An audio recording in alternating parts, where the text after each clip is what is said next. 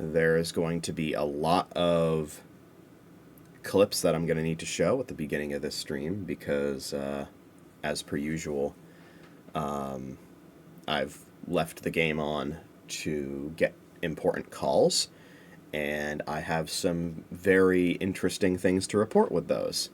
We're going to kind of probably try and speed through those recordings because there are a lot of them, and they're just kind of there to show what happened, because anytime I perform an action in the game that changes the game state, whether it be the EXP my Pokemon have, the items in my inventory, or whatever, I want that to have some form of proof. So I recorded every instance of it. But we're going to try and speed through that, because we'd be all here all day if I didn't. Okay, so we're back at it with the backlog. Let's get that audio going. A lot of things to talk about. A lot of updates to provide. So let's get right into it. Hello, pals. I am JoeDan54. And we are back at it with the backlog. It is Pokemon Crystal. And Derek says that he'd like for us to have a nugget, but I have a feeling this call has long since expired. Because I haven't been at my PC in a while. So this call has probably expired. Spoiler alert, this isn't the first time that's happened. There's at least one other recording of me getting a call from Derek to say he has a nugget, and then I go and talk to him, and he doesn't have a nugget for me. So, yeah, alright. So, let's see here. Let me go into my recordings folder and see what we have, because there's so much. Oh my god, yeah, we're gonna need to speed through these. So the last time I streamed was on the 25th. So let's see here.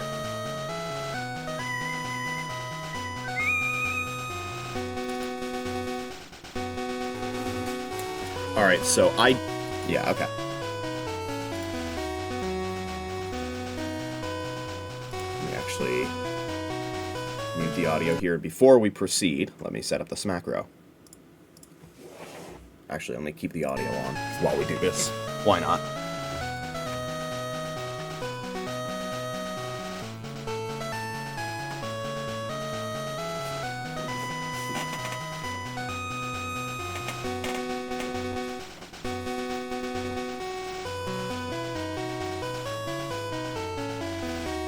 Makes it a little less awkward. Okay. Now then. Alright. Okay, man, come on. There we go. Okay. I believe it's this scene that we want. You'll notice something slightly different, potentially, about my stream layouts. I'll explain that once we're done going through all this. Alright, so I just finished my Geometry Dash stream. Very successful Geometry Dash stream, by the way. I beat 3 demon levels, including an insane demon that I learned and completed in under an hour. Yeah. Plasma Pulse. By the way, and right I'm fully caught up with VODs on the VOD channel. We finally get a call from Pokefan Derek that's worth answering. I'll talk about that in a bit, too. But yes, Pokefan Derek got us answer a call from him. And by it's been so long, I mean, I've literally never answered a call from him that was important. Yeah. This is the first time that he's given me a nugget. I guess I'll have to look that up real quick.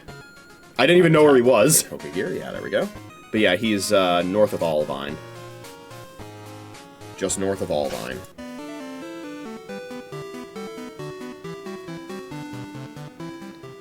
We're gonna have quite a few of these nuggets to sell, and some star pieces as well.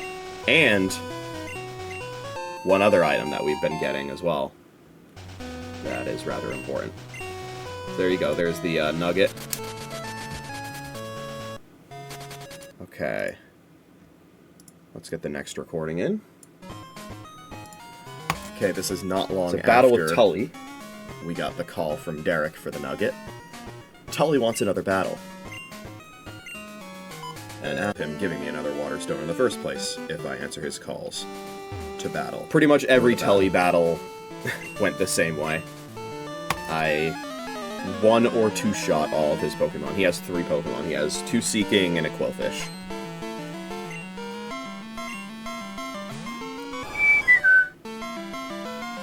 This is capture level 50, okay. The VLC lag is very annoying.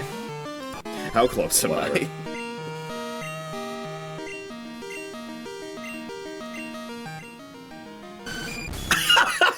Level 17. 17 is all I need.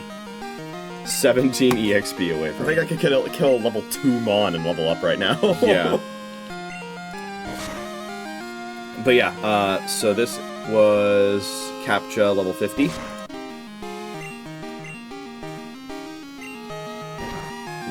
Battle animations on. I should probably turn those back on, huh? We'll get to that when we get to that. But I believe my entire story team is level 50 now, from all of the fights that I did between now and the last time I streamed. Alright. I think the rest of this was just me picking what Pokemon I should... I guess the next one use for battles next, with Jose and Tully. Alright. And any other next recording? Trainer battles. Guess what? Tully wants another battle. Yeah. So I think Tully basically calls me, like, all the time around Sunday. Sunday, he goes crazy.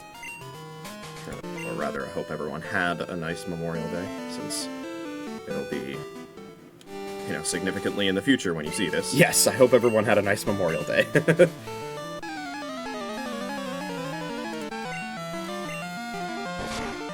See how much these sludge bombs do. The rollout's probably why he came in. He saw the super effective one. Ooh, bad Quick Claw. The Quick Claw's screwing me over. It'd be like that. You don't want to get a Quick Claw in the second turn of a of a 2-turn move with a semi-invulnerable turn like Dig. And that will do it. There you go. Let's see. What's next? Alright. Tully wants another battle. Another battle with Tully. So surprise, surprise. Also, you know what? F it. If I get a call in-game when it is Monday night in-game, I'm gonna go to Mount Moon Square. This is important. And pick up a Moonstone there. Probably... Doesn't quite kill. It's okay. Does Area DDoS level up in this? We're fine. Everything's fine. Area DDoS levels up from this. Okay, there you go. The question answered. And what Pokemon we'll be using in battle. While 1. Alright. We got another battle. This time with all the times that I went over to interact with Jose, I have heavily optimized the, get to it. The movement over to him. While 1 will, you fly over to New Bark. We're gonna rock a repel. If you do this exactly right, and get ever so slightly lucky with the first few water tiles, it takes 1 super repel. And I've used quite a few of those over the course of these recordings. But yeah, basically, you surf over. This is before I heavily optimized it. Go into Tojo. In order to encounter Jose, you need Whirlpool. And the Mon that I have for Whirlpool is the same Mon for Waterfall, so... Go up the waterfall, go down the other waterfall. And Tojo falls there, come out the other side of the cave. Surf across some more water. Go through the grass.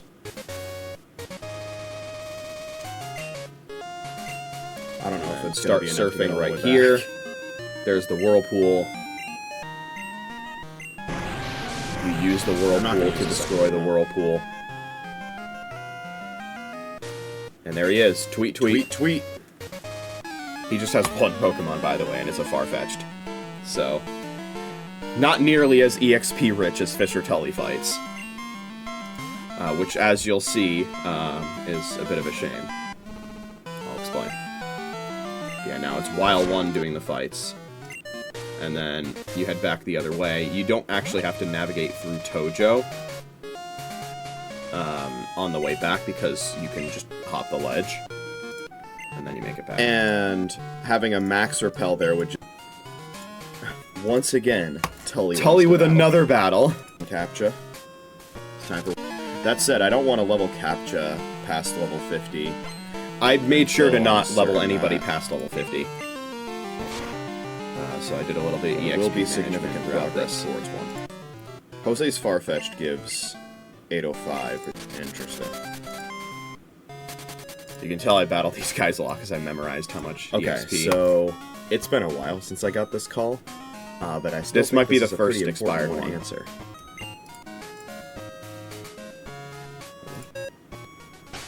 In game right now, it's 7:22 p.m. Now let me check something real quick. Oh, right. So this is me checking the time and then realizing I wanted to delay this recording. And here's when I actually go into it. So it's about to hit 8 p.m. in-game. Wanted to wait until it was 8 p.m. in-game for this, for reasons that you will see in just a moment. First, before we, okay. Fisher Tully just always wants to call me, I guess we're getting a second call. This one's not meaningful, though. Jose should still want to battle us, but before we actually go and battle him, there's something important that we should do. Okay, what am I doing here? Am I getting flash drive into the party? We'll get flash drive. Yeah. Important here. There we go. You can also see there's an egg in my party, I believe. Okay. At least one egg. Let's go ahead. Hatched over the course of these recordings. So I should try to make sure I'm not skipping too much from New Barktown, as we usually do, to battle, show off the egg hatching. Jose, and because of how close we are to leveling up, I'm actually not going to repel until we get an encounter. We'll kill this encounter with Wile 1, and this plus the Jose experience should get Wile 1 to level 50. Yeah, I saw my next my EXP that Wile 1 needed to level up was like now just a little bit more than what the Farfetch'd would give. So repel goes up now.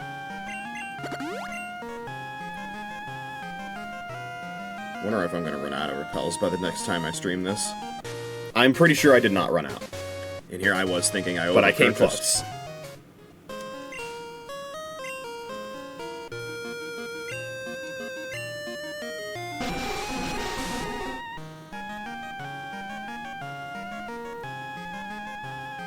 Anyway, so I'm making my way over to... We get rid of the Whirlpool. Over to Jose. He's still online. Perfect. And he still wanted to fight. I believe we are currently considered to be in Kanto, despite the fact that the Johto Trainer battle theme is playing. Yeah. You have to be on, like, Kanto proper for the Kanto battle to theme to play. I don't know if any Kanto battle themes play unless you're in Kanto proper. There's the level up. But yeah, there's your growth to level 50. Tweet.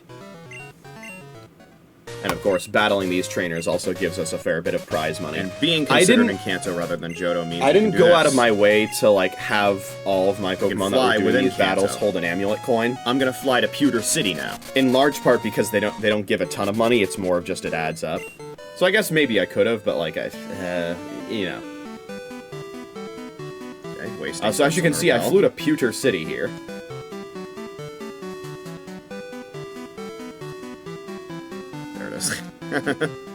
Oops. And I didn't know where to go. And we're gonna make our way to Mount Moon. We're going to Mount Moon. Because on Monday nights, starting at 8 p.m., there should be a surprise waiting for us here. Mount Moon Square. It's at the top of Mount Moon. Well, get a little cutscene. The Dancing Clefairies. Drown your pains with the metronome blues. You may not like the result, but you know that it's true. Cute little cutscene. And now, during this special window of time each week, we should be able to come over here, break this rock with Rock Smash. This is apparently the only breakable rock in Kanto and Gold, Silver, and Crystal, according to Wikipedia. We break it, and inside of the rock should be a moonstone. There we go. This apparently, by the way, is a repeatable method of getting moonstones. It's perfect. I'm pretty sure we still need one more. And I did not... And this is listed under reusable slash renewable. I did not get another moonstone after this methods of getting a moonstone. So the next time that it was Monday night, I should be able to do exactly this. It was again Tuesday morning in real life, and whenever I need another moonstone, I could not do this on Tuesday morning because I started my new job this week. So you know, we took choose the next Pokemon that we want to raise to level 50. Binary tree out of here. Put him in the front. Alright, next recording. Another fight with Fisher Tully. Fisher Tully is calling.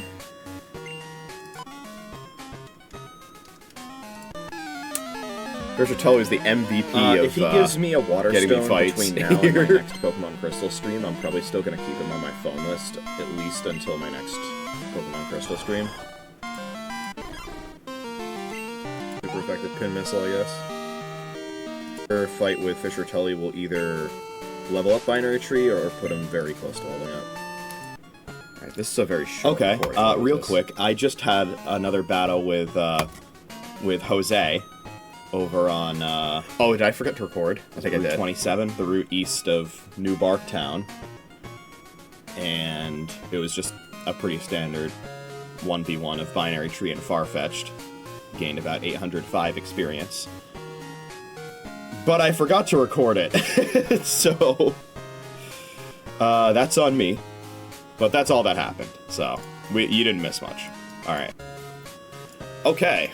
This time, I'll actually remember to record this I think one. During that recording, Fisher Tully wants to battle. Or what I thought was a recording, and this should be a level up for Binary Tree.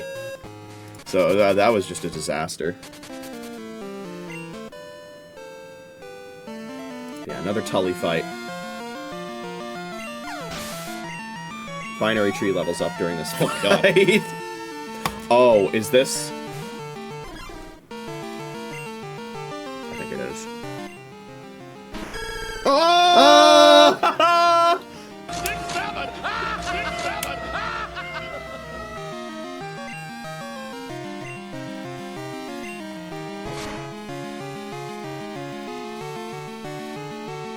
Oh! The crit!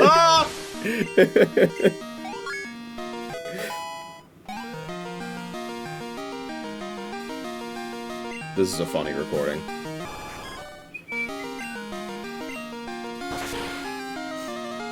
Doesn't this crit too? No, okay. Alright, battle complete! I don't remember if I would have needed that body slam crit to kill the Quillfish. I think I did.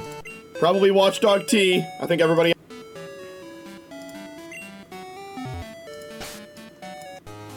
Alright, this is like 10 minutes after the last recording. Tully wants a rematch. Tully goes crazy, man. Dog T does here, considering... Yeah, we're totally fine.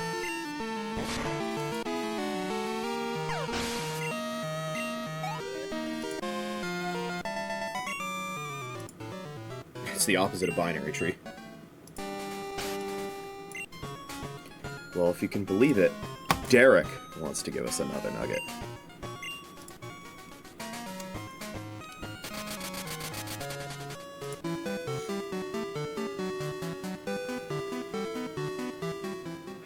Okay. This is the dialogue he has when he gives you a nugget. I think there was another recording I showed earlier where there's still so many left, man. Alright, Derek is looking to give us a nugget. It's been a very long time since I actually got this call, so I don't know if he's still gonna give it.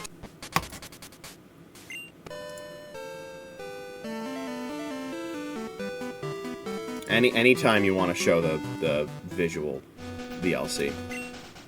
VLC, please! Unfortunate. Oh, wait, no, never mind.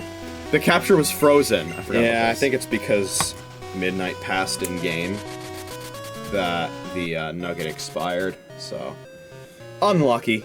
Did I realize? I think I realized. Oh, okay, the 3DS capture apparently was frozen that whole time. It's okay, you didn't miss anything. Okay, this time we do need to make sure it's all recording, and it is. This should be the last water stone that we need. And then we'll have all the water stones we need to complete the decks. Yeah, at this point, following this recording, we now have every single evolutionary stone that we need that is dependent on receiving calls from NPCs.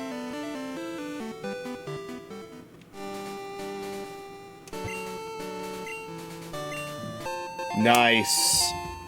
Oh, that's so good. Fuck yeah. That is every water stone we need to complete the Pokédex now. Okay. We have a nugget available to us. Let's see, did this one expire? Is this time? Yes, okay, awesome. It did not. There you go.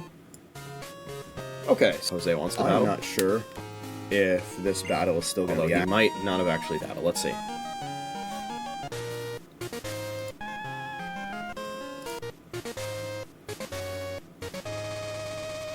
Alright, let's see.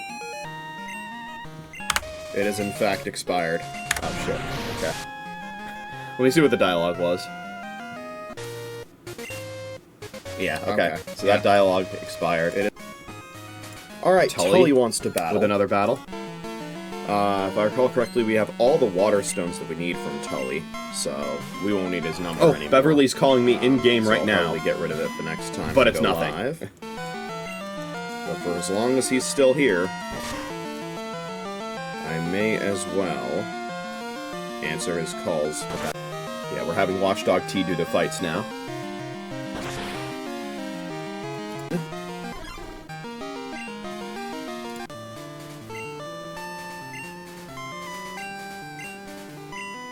Now we'll go back to Goldenrod. And I will heal.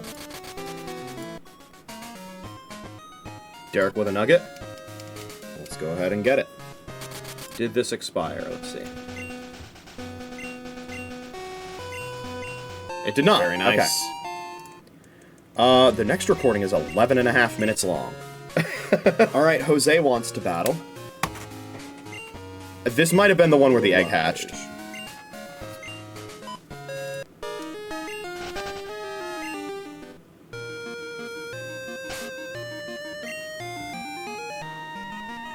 Just wanted to take a few steps before using one of those. Oh! There it is. The egg is hatching. That's right, surprise! It was close. I guess we ought to check on the daycare, huh? That's Cleffa. So there you go. It's very cute.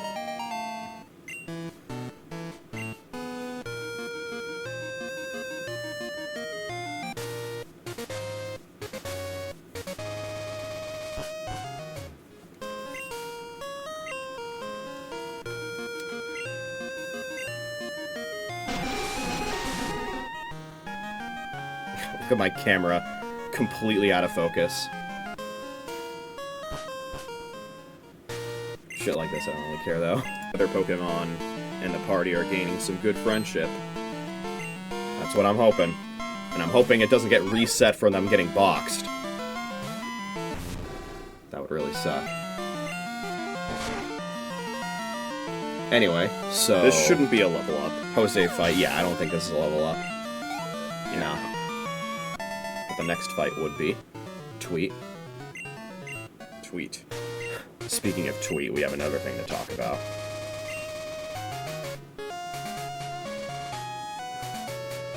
I should probably, also show what time it is. Right now it's 2:46 p.m. in-game on a Friday. It's 2:46 a.m. on Saturday. In not all of the recordings, but a good portion of them, I do also show the time in game. You can always assume that it's 12 hours offset from what it is in real life, which, funny enough, I don't know if you can really see it when it's this small on my stream, but the Switch capture that I have for this macro, since it's on the home menu, it also shows the real life time.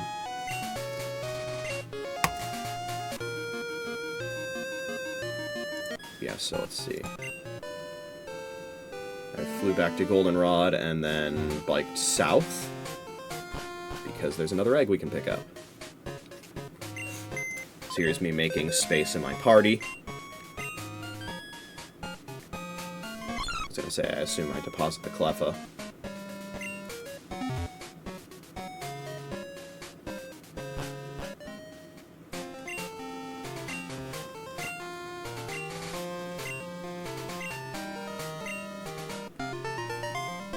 It's a new egg. It's like the computer parts store. I was gonna say, that's the Jinx, I think. So yeah, this will be a Smoochum. That's a Smoochum egg. I don't know if that one hatched. Probably not. But I think Jinx is done being a lovebird for now. Yeah. She was in there for a while. That level, it's grown by 1. I have no room for it. Okay.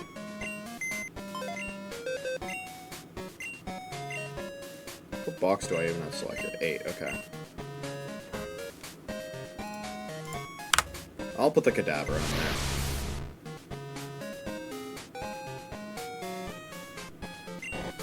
I've been theory crafting a bit more in the battle tower, by the way.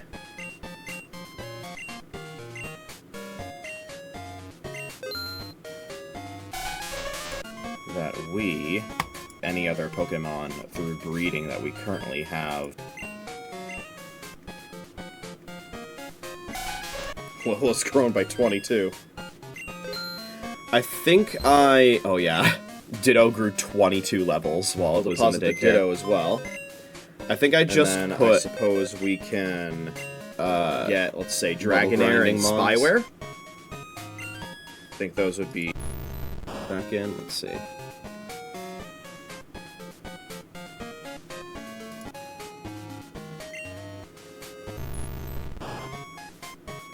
Yeah, so I put Spyware back in. Actually, hold on, this is important. Pokemon to put back in the daycare. They both need to gain quite a few levels. So it was level 31.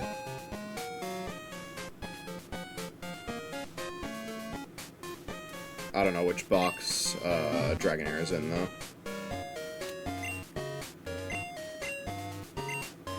Yep, level 31. Okay, so by level it's grown by whatever. Its level will be 31 plus the amount of levels it's grown by. So that's good to keep in mind. We'll do linear search. Because we do not want its level to exceed 40. This might take a while. If its level exceeds 40, we can't do the repel trick with it for roaming legendaries.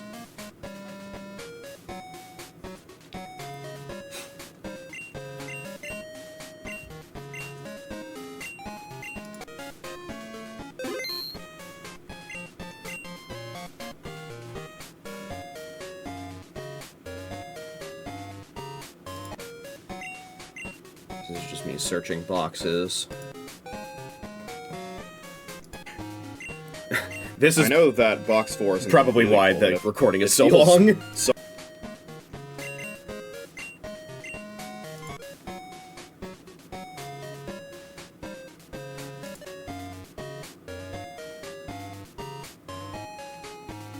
there it is.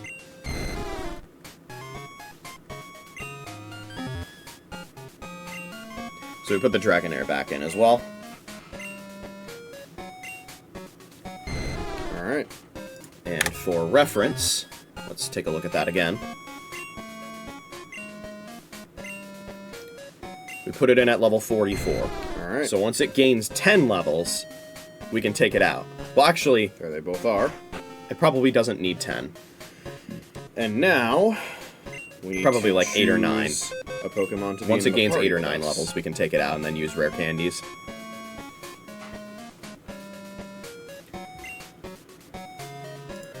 what am I doing now?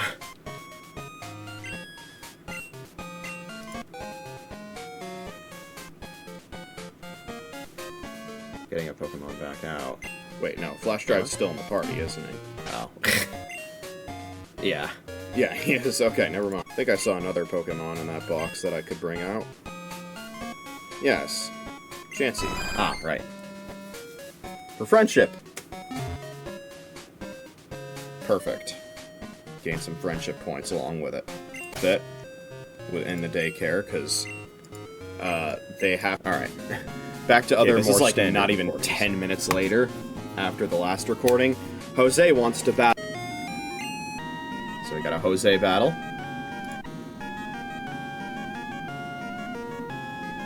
At some point I'll probably compile all of these recordings together in like a Google Drive or something, I don't know. The amount of times I've heard these songs at this point. Yeah. I still need to add them to my library. Tweet, tweet. So we do the battle. Upward tile input, so I just kind of rolled with it. I don't know if this is going to be enough to level up. Let's see.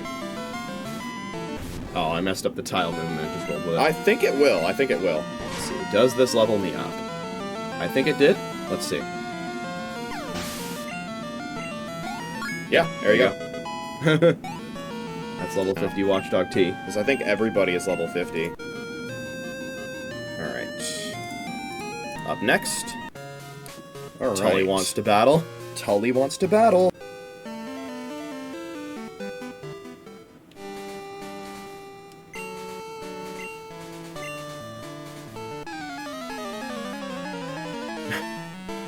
Alright. Don't worry, there are only 8 more after this. I haven't changed my lead. At some point I will. Like, can you tell? Can you understand why I'm skipping through these? And yeah, at this point, everybody was level 50, so I just And I will record was getting the again when something XP interesting on happens. mons that weren't close to leveling up. Okay. Looks like there's a nugget waiting Beverly for us. with a nugget.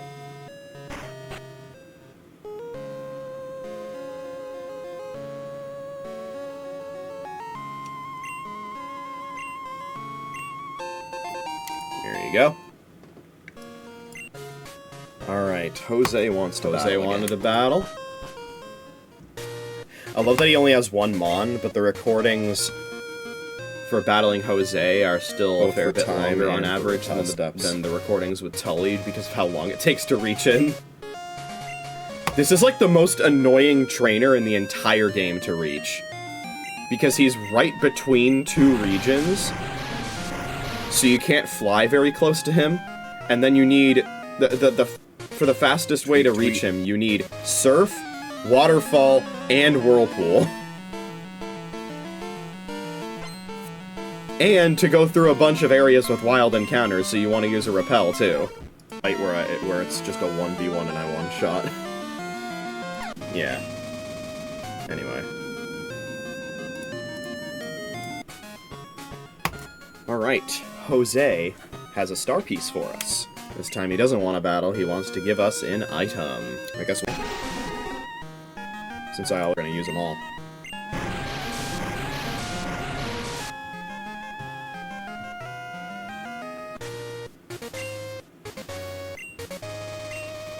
There we go. Nice. We're gonna have a lot of these to sell next time I stream this. Yeah. Hopefully we should see, that number go up for the money. Alright. Tully wants to battle.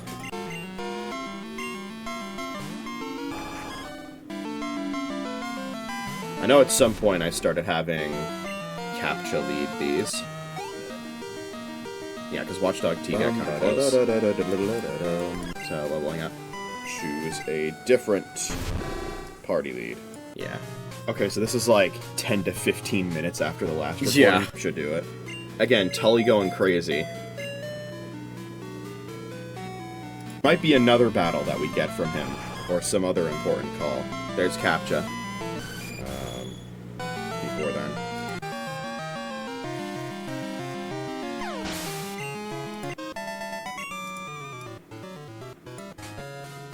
Tweet! Jose wants to battle. Tweet. Let's beat up his Farfetch'd again. Yeah. 2 more after this. Let's see if Steel Wing one-shots. I don't remember if it does or not.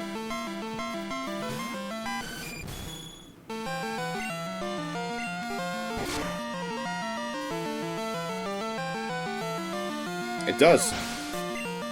There you go. Tweet.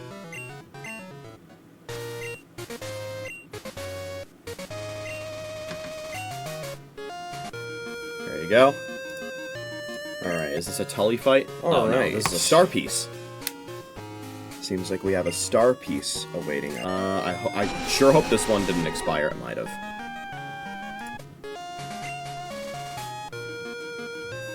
Alright. It expired. No, he won't. Fuck. In fact, now that I think about it, I feel like I remember... I feel like I remember that same thing happening with Derek. Yeah. But there's... Okay. I will probably be live, showing this off live. Yes, that is exactly what I am doing. Did this one expire too? Tweet, tweet. No, it didn't. Okay. This is the last one.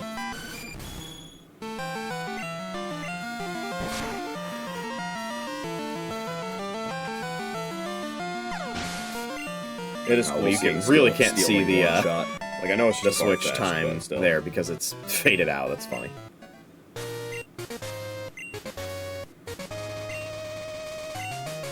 Alright. Well, that's all of them. Okay. Well, with that all done, we can finally go to gameplay. I wanted to show all that off for the sake of transparency.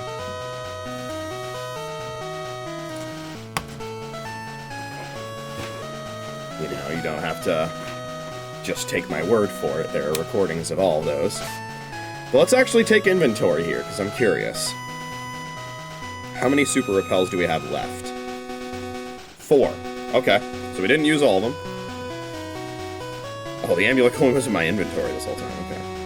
There's the water stones. 5 nuggets. There's the moonstone and a star piece. That right there is almost 30,000 Pokédollars worth of items that we can sell.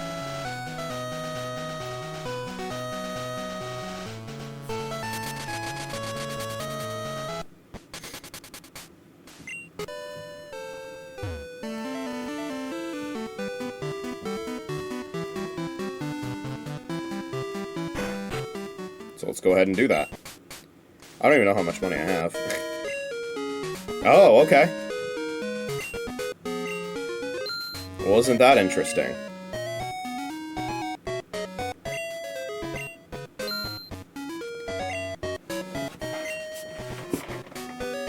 You see, that's very interesting, because there's something that we can do now. Because, if I am not mistaken, that is enough money in the form of Pokédollars to purchase Porygon at the game corner.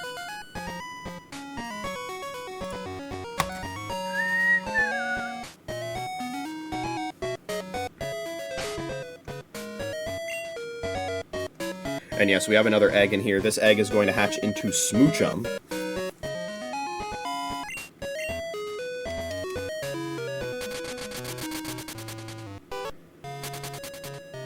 In any case, though, so let's just go over some quick updates, and we might as well step grind while we do that.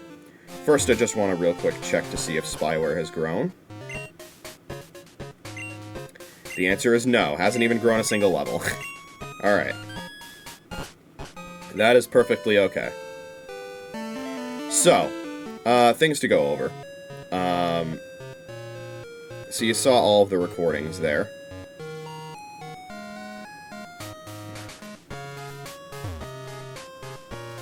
But then the...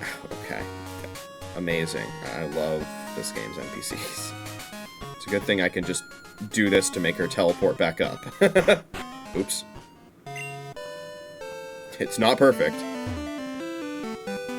Okay. Anyway, so, yeah, two main things to go over. Firstly, I mentioned how, yeah, I only got one Moonstone out of the Mount Moon Square thing, even though 2 Monday nights have passed in-game. The reason is, it still has this 12-hour offset. Like right now, it is 9:56 a.m. on a Saturday, and in-game, it is 9:55 p.m. on a Friday. So that means I'm 12 hours ahead, which means Monday night is in-game is Tuesday morning in real life. Eventually, we'll fix that. Yeah, so the issue is, because Monday night is Tuesday morning, I would have had to go to Mount Moon Square on a Tuesday morning. And this past week, I was not able to do that because on Tuesday morning, I was in the office because I started my new job this week. And it's keeping me very, very busy. I like it so far. The commute sucks ass, but everything else about it is pretty good. So yeah, there's that. That also means that, yeah, my stream schedule is going to be a little weird in terms of the times that I do my streams, but it's probably not going to change the amount that I do. At least I'm going to try and make that be the case. I still plan on Friday night / Saturday morning stream, Saturday night / Sunday morning stream, and then a third stream on Sunday. But that third stream is going to need to happen earlier on Sunday nights than it's been in the past.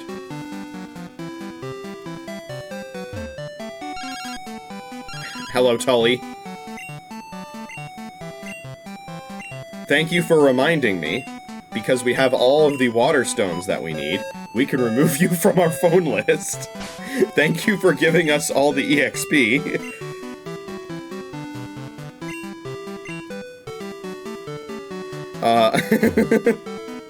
And then the other update. You'll notice there was a certain difference in my stream layout on the recordings, and also all past streams, compared to how it is right now. For those who figured it out, and for those who didn't. That thing is the fact that I am no longer showing my Twitter handle on stream. And I am instead showing the handle for my VOD channel on YouTube. One, because I think that is obviously very important. And, like I said, I have now finally caught up with all VODs on the VOD channel. I've been behind on getting the VODs on the VOD channel, I think like the entire year, but I've finally caught up on all of them. So I put the last weekend break from streaming to good use. And I'm hoping that I can continue to keep caught up with all of the VODs. And hopefully it'll be a little easier for me to do that now, since I won't have a massive, be massively backed up with them to do them with, so that's good. But yes, I'm not showing my Twitter account on stream anymore, and that's because I don't plan on using that account much anymore. And the main reason for that is the site has kind of devolved into being hardly usable anymore when it comes to the way that algorithms are making terms of service decisions. More specifically, my account was wrongfully suspended twice over the past week. I submitted an appeal on the first one. It was then restored, and 2 minutes later, after I liked a single post it immediately got suspended again. And this morning, I submitted another appeal, and it's back again. And frankly, at this point, the only reason I want that account back is for my bookmarks, which you cannot access when your account is suspended. So at this point, I'm probably just going to be archiving all of my bookmarks and then just not using that account anymore. And so, yeah. I'm probably also not going to be including it in video descriptions anymore. Because it's not needed. It's not necessary. So yeah, those are the updates on that front. How's the Smoochum doing, by the way? What is its description? It moves around inside sometimes. It must be close to hatching. Well, that's good to hear, isn't it? That might have been the initial state of the egg since the baby Pokemon. I'm not sure. I don't know if all of them were like that. But yeah, let's take a look at the decks again for a quick refresher on how we're doing here. And what we need to do in order to complete the rest of the decks. So, as mentioned before, the Kanto starters, I'm going to be transferring their final evolutions from Yellow and breeding for them. To get their Stage 1s and then evolving to get their Stage 2s. And I'm probably going to be doing that not too long from now, stream-wise.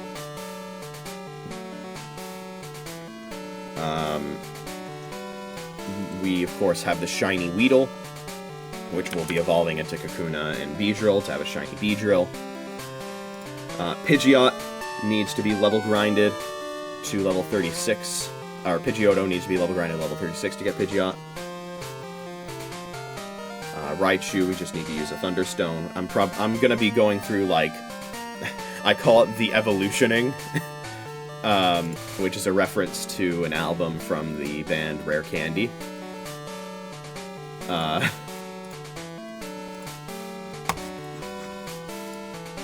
yeah, the evolutioning is the part of the dex completion process where I just go after specifically evolutions of Pokemon, like, all at once. And just go after everything that I can't catch, but can get through evolution. And that's when I'm going to use all of my evolutionary stones. So that's why I haven't used my Thunderstone on Pikachu yet. Same thing goes for Nidoqueen, that's a stone evolution. Nidoking, that's a stone evolution. I'm going to take an inventory of my Moonstones. Like I said, I'm pretty sure I still need one more. Pretty sure I have 3, I need one more.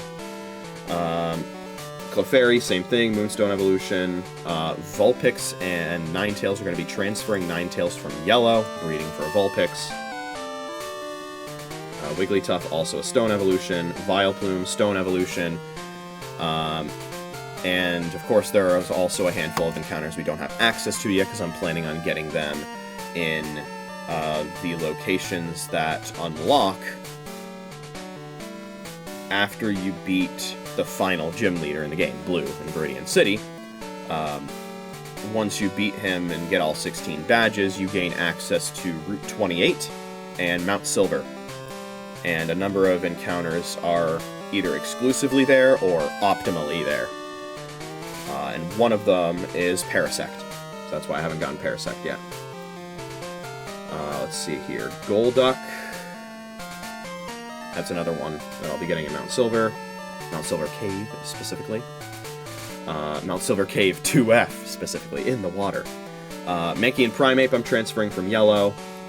Arcanine is a stone evolution. Poliwrath is a stone evolution. Alakazam is a trait evolution.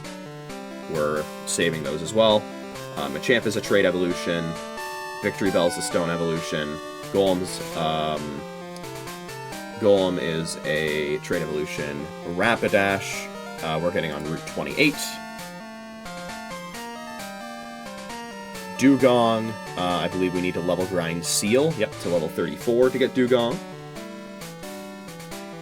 Cloyster is a stone evolution. Gengar is a trait evolution. We, of course, have Spyware the Haunter currently in the daycare. The plan is to keep him in the daycare until he reaches around level 39, level 40. And then take him out. And evolve him into Gengar. And then use the Repel trick to try and get the roamers. Exeggutor is a stone evolution. Hitmonlee and Hitmonchan, you level it up, level a Tyrogue up to 20, and then you have to deal with the whole nonsense of the stats. That's going to be real fun. We might have to use some stat boosting vitamins, which are very expensive, so we'll see. There are those Hitmons. Starmie is a stone evolution.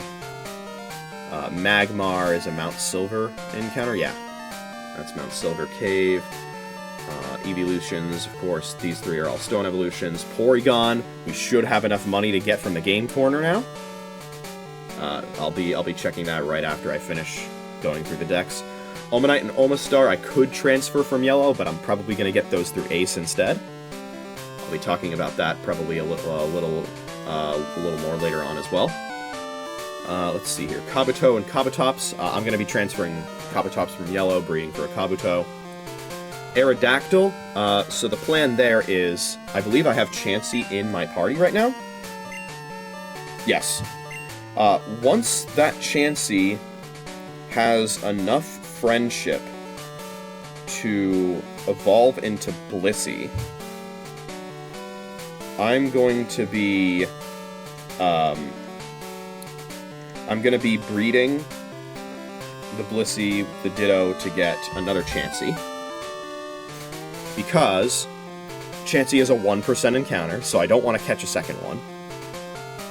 We just want to breed for another instead. We'll be patient, wait till it's a Blissey, breed for another. I think that's better, because it's a 1% encounter. And it's hard to catch, too. It has a low catch rate. So, yeah. But basically, there's an in-game trade where you can trade a Chansey to get an Aerodactyl. And that's the only way to get Aerodactyl. So, there's that. Now, let's see. The Kanto Legendary Birds we're going to transfer from Yellow. Dragonair we currently have in the daycare, level grinding that. The goal is to get it up to level 55 for Dragonite. The classic pseudo-legendary requires a very high level to reach the final evolution. We're probably going to get it up to like level 52 or level 53. And then we're going to use rare candies to bring it up to 55. That way we get the most out of our use of rare candies, I would say. Now, Mewtwo and Mew, we are transferring both of those from Yellow. We're going to be using Ace to get the 2 Johto starter evolutionary lines that we did not already get. Let's see here. Lydian is a morning-only encounter. So, at least I'm pretty sure it's a morning-only encounter. Let me make sure. I spelled it wrong, but I still have to wait for the Cloudflare verification. Yeah, it's exclusively morning.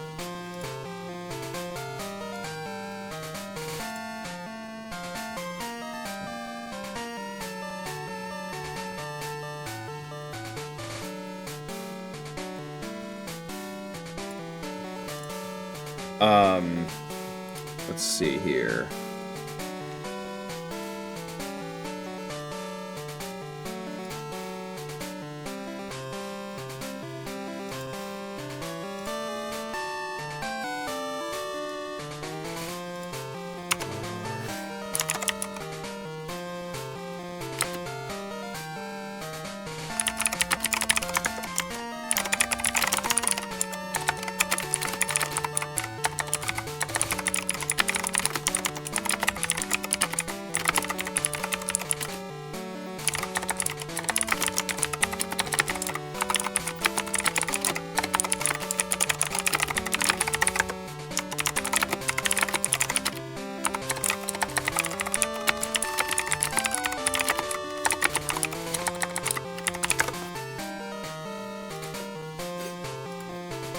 Togetic is a friendship evolution.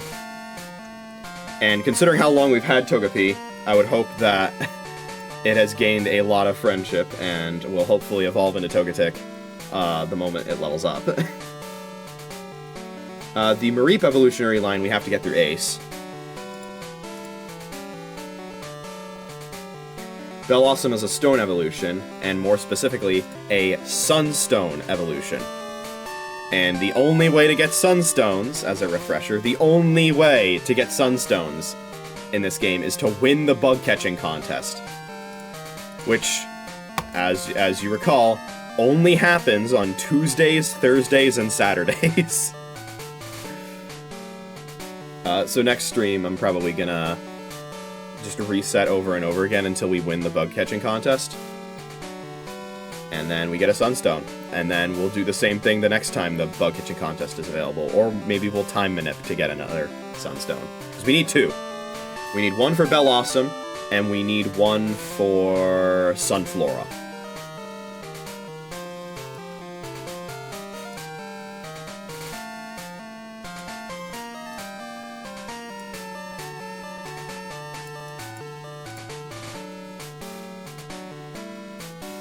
Jumpluff, we need to level grind Skiploom to level 27 to get Jumpluff. There's Sunflora right there. Espeon and Umbreon are time of day based friendship evolutions. Slowking is trade with an item. I believe we do have... Yeah, we have both King's Rocks that we need at this point, because you can just get one of them from an NPC. And then the other one I stole from a wild Slowpoke, and there was a really funny interaction I had where my Crobat, which I was using as my Thief user, it stole the King's Rock, and then it flinched with Thief. Which means that the check for the held item, the check for the held item, like King's Rock flinch, happens, because the idea with the King's Rock is that a Pokemon holds it, and then it gives its moves a flinch chance. So what happened was, I used Thief, stole the item, and then was now holding a King's Rock. Then the item check in-game happened, saw I had a King's Rock, and rolled for a flinch, even though when I actually attacked and did damage, I wasn't holding the King's Rock. Very funny interaction. Pokedex 200. That's Unown. Wait, no, it's not. It's Misdreavus. Okay. I was gonna say, we already have Unown, don't we? Misdreavus is Mount Silver Cave. Let's see here. Girafarig, we're getting through Ace. Fortress, we need a level grind Pineco up to level 31 to get that. Steelix is trade item. It's an item trade evolution.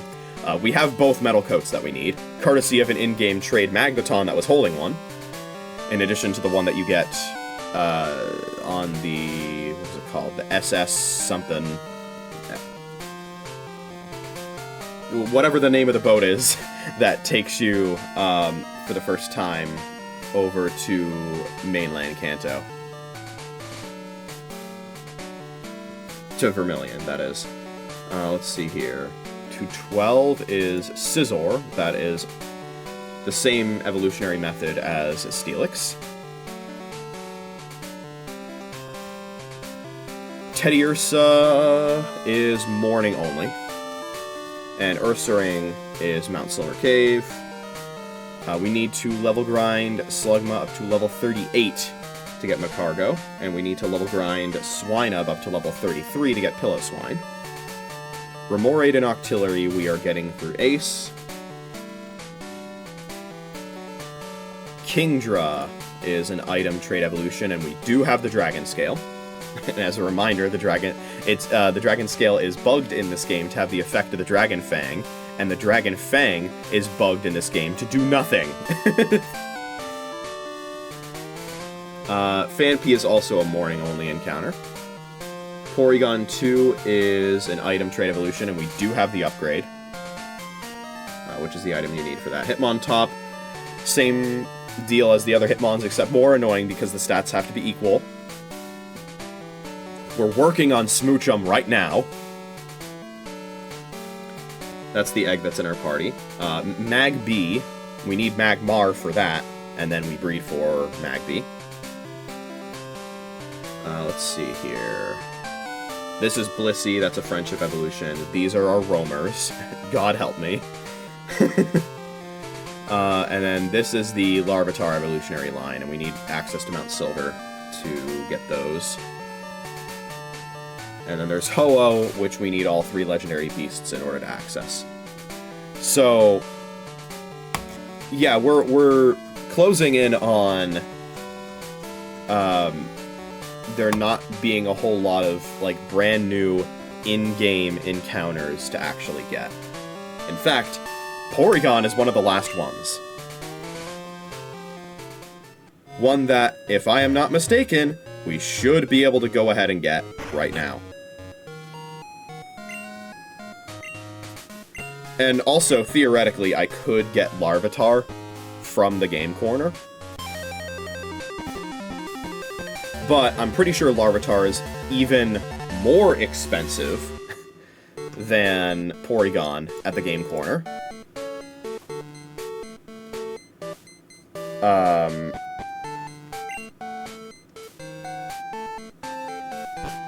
And yeah, I don't think I'm gonna have the money for it. But if I did, it would probably be worth it, because I think the level that Larvitar comes in at the game corner is potentially higher than the level that Pupitar or Larvitar appears in Mount Silver. So it would save time on level grinding. I am, of course, also planning on using my rare candies on the Pupitar to help with the grinding. Okay, anyway. Let's go over to Celadon.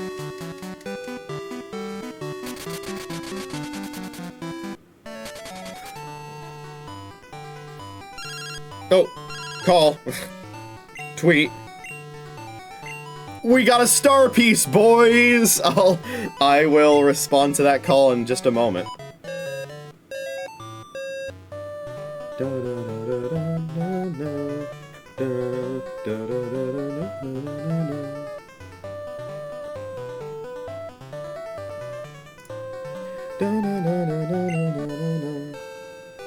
But yeah, I did the calculations, and so Porygon at the game corner.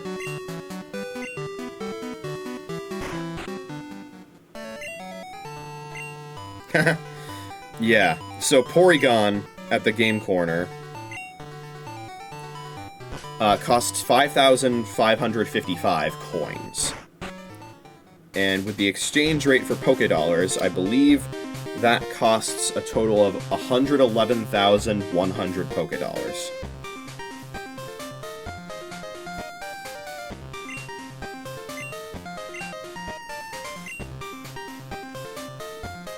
So I currently have 0. And, well, I think we actually need to go slightly higher because you can only get them in increments of 50. So let's see here. That's why you always gotta use the ceiling function when you're considering this. But yeah, so it's 1,000 Pokédollars for 50 coins, which means it is 20 Pokédollars to 1 Game Corner coin. And using that exchange rate, it does indeed cost 111,100 Pokédollars to get 5,555 Game Corner coins. But, of course, the smallest amount of... the smallest increment that you can buy them in is 50. So if we consider that, you actually need to get 5,600 Game Corner coins, which costs 112,000 Pokédollars, which is still not a problem.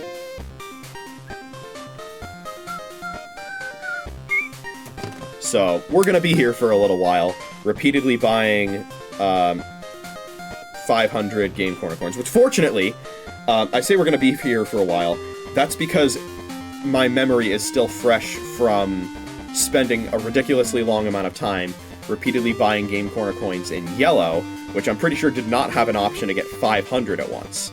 Only 50. So I was just menuing for so long, constantly, over and over again. It was awful. So getting 500 is going to speed up the process along substantially.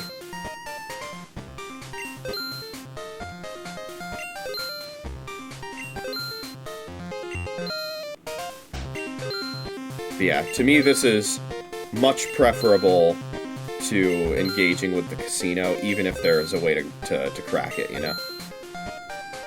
Alright, so now we have 5,500. We need to now purchase 50 twice.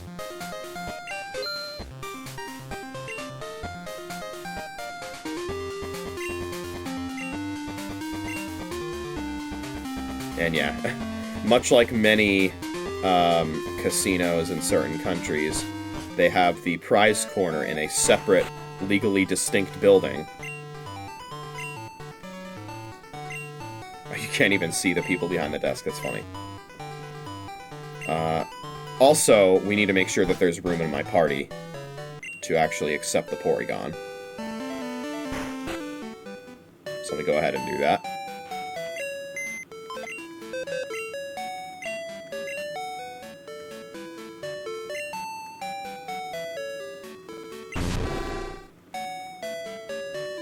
We know Watchdog T is not holding the amulet coin. I think it might be holding the charcoal.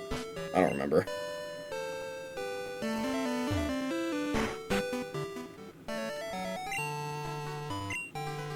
Alright, so that's not the desk we want. We want this one. Okay. There it is, yeah. So the options are Pikachu, Porygon, and Larvitar. Now let me see regarding Larvitar once again. So Larvitar...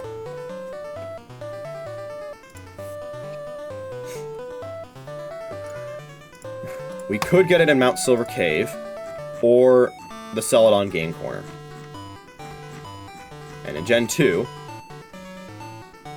the Larvitar that you get from the Celadon Game Corner is level 40. Keep in mind... so it evolves into Pupitar at level 30, which means the moment that Larvitar levels up once, it becomes Pupitar. Keep in mind, Tyranitar is reached at level 55. And Larvitar, and by extension, take a look at Pupitar as well. The highest level that you can encounter Larvitar or Pupitar in Mount Silver Cave in Crystal is 20. So that saves 40 levels of grinding by purchasing it at the Game Corner. So that's definitely an option we're leaving on the table. But the priority is going to be getting our only option right now, or getting the Porygon, and the Porygon you can only get through the Game Corner. So, oh, and it shows you the Dex entry. Cool.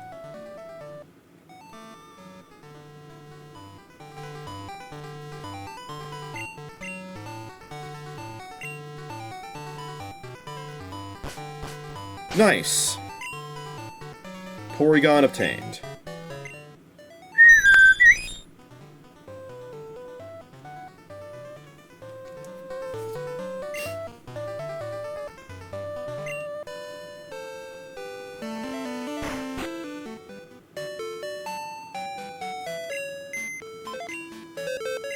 So let's deposit that. We don't need it in our party anymore.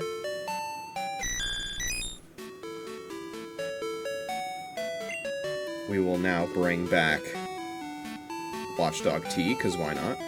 Actually, let's bring back Sleep Max. So I have plans for Sleep Max. Which I will discuss just a moment. First, let's head over to Jose, since he has a star piece waiting for us.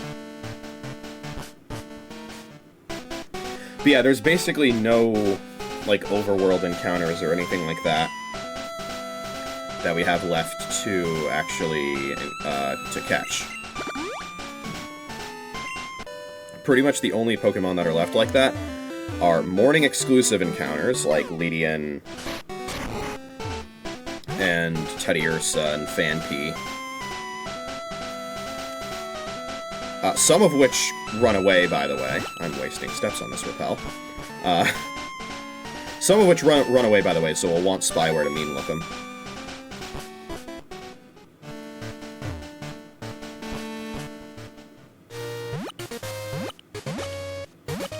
And then the only other ones are, I think, the roamers. There's Repel's effect wearing off.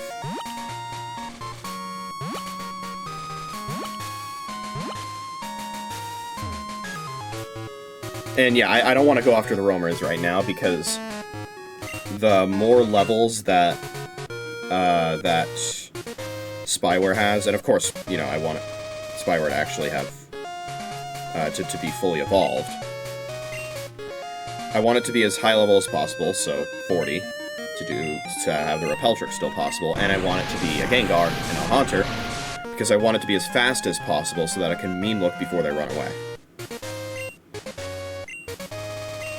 There's the star piece.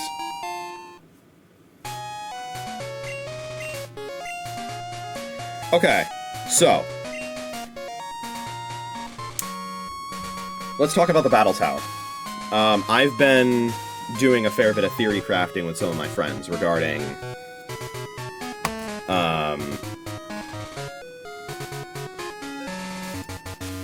I've been doing some theory crafting regarding what I could potentially do in the Battle Tower. Because again, the Battle Tower in this game, there are a lot of things about this Battle Tower that make it totally different from other battle facilities.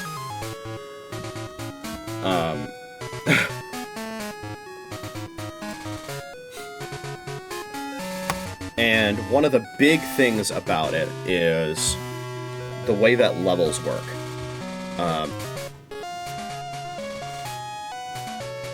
They didn't really have ways of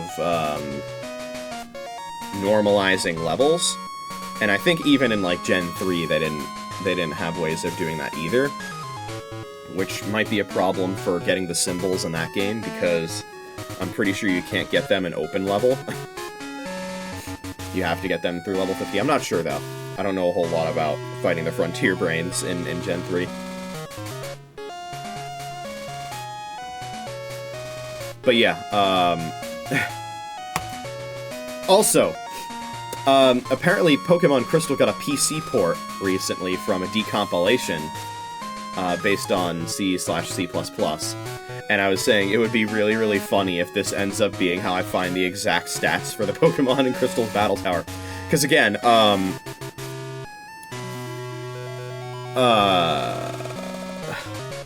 the thing about that is there's no damage calculator that I've found online that has saved sets for the Pokemon in Crystal's Battle Tower. Which is a bit of an issue, because I don't know... I'm pretty sure they have fully maxed out stat experience. I'm pretty sure. But I don't think they have maxed out DVs. And I don't know what their DVs are. I just kind of have to guess based on ranges that I see from their damage. I don't think they're fully maxed out, but they're close. And so yeah, we were talking about potential strategies for cheesing the Battle Tower. Because again, as a review, my goal for the Battle Tower is to just get a 7-win streak once. That's it. So,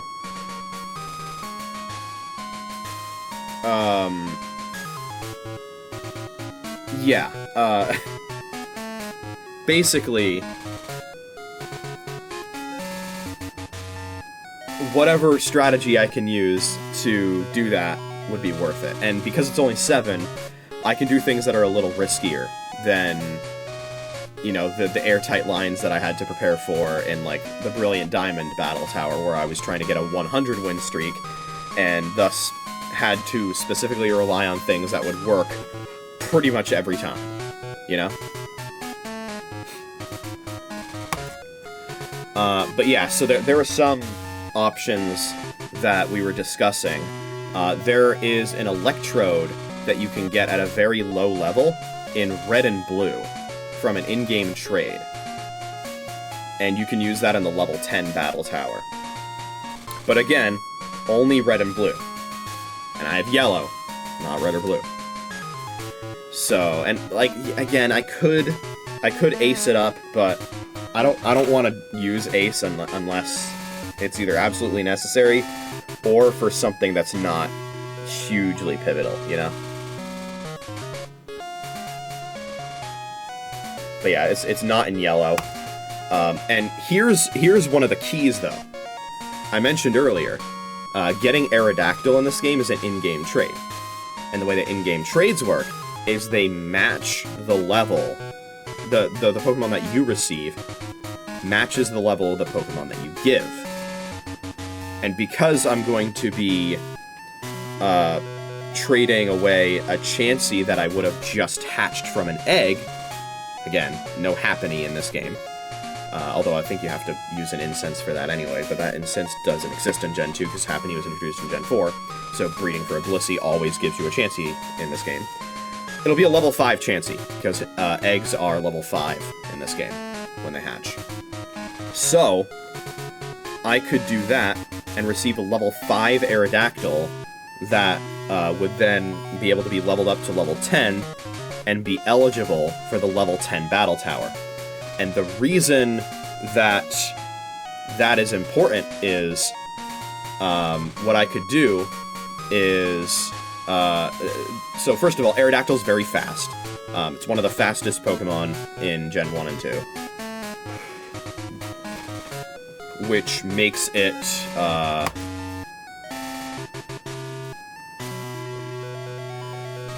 which makes it... I forgot what I was saying. Because I was looking through the text. But basically, one of the... So, yeah, basically, it being fast makes it very useful, I think is what I was saying. Because you can, you know, just get a very important move off before your opponent does, even if you're frail. So, the other thing is, I can transfer, or I can trade the Aerodactyl over to yellow that I got in Crystal. And in yellow, it can learn Dragon Rage via TM.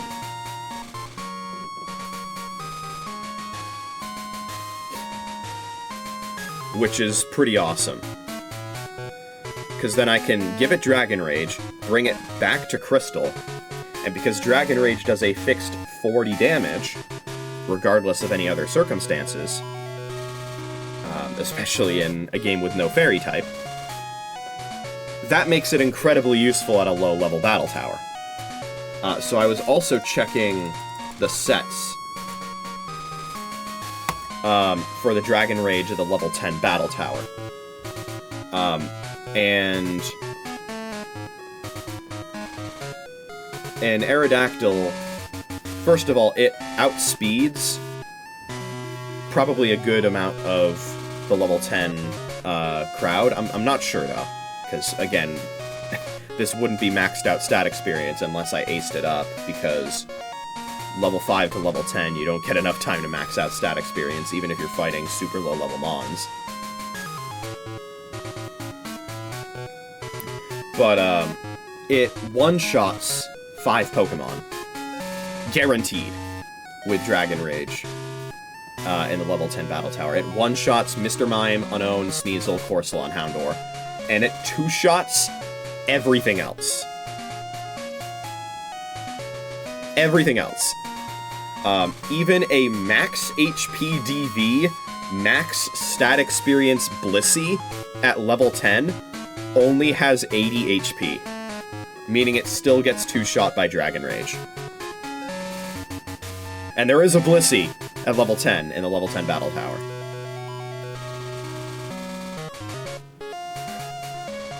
And yeah, stat experience grinding is extremely tedious, but I might have a trick up my sleeve for it.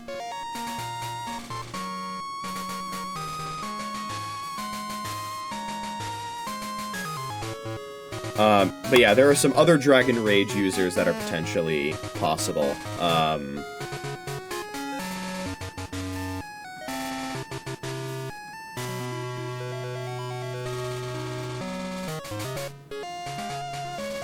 yeah, a lot of the Pokemon at level 10 have Toxic in their moveset, which is interesting. And I do wonder how likely they are to go for Toxic if they don't see a kill on Aerodactyl. Yeah, Aerodactyl, very fast, it outspeeds almost everything. If you're exclusively looking at base stats.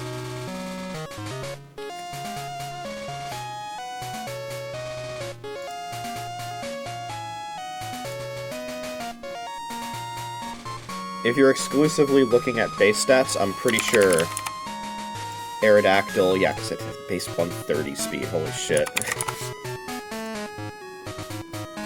It speed ties Crobat. Electrode outspeeds it. I'm pretty sure it's faster than everything else, especially when you consider specifically the Mons that are available at level 10 in the Battle Tower. Which also includes an Aerodactyl.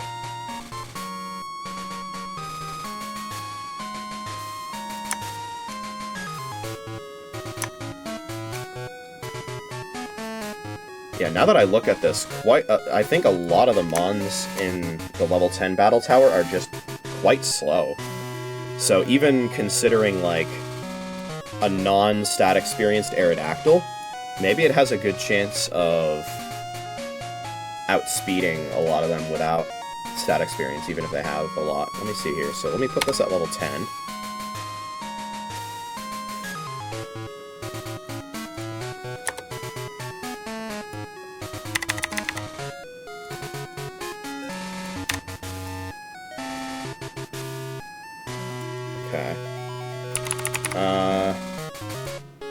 Like, for example, Snorlax, which of course gets two-shot by Dragon Rage at level 10. It's a slow Pokemon, and yeah, Aerodactyl outspeeds it. But Snorlax has Surf at level 10. And let me see here. Surf does not one-shot a level 10 Aerodactyl with no stat experience, unless it crits.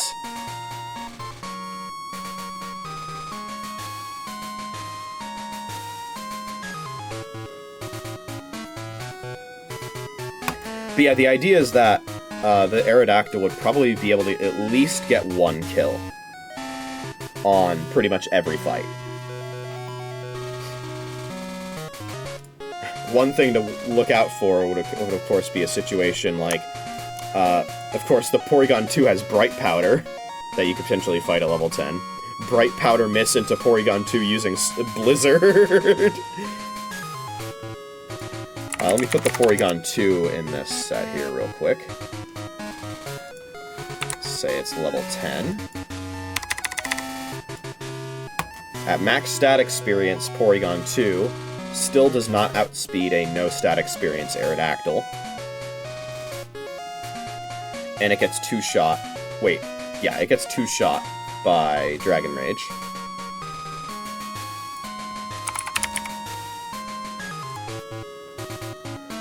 Even without stat experience, Blizzard can kill, and with stat experience, Blizzard almost always kills. So we would probably have to hope for Blizzard miss. But we're also dealing with Bright Powder, so we could miss ourselves.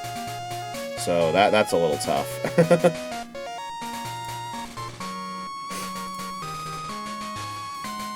Let's see what else we have here. There's a Focus Band Wobbuffet with Destiny Bond. I guess, bro. I guess.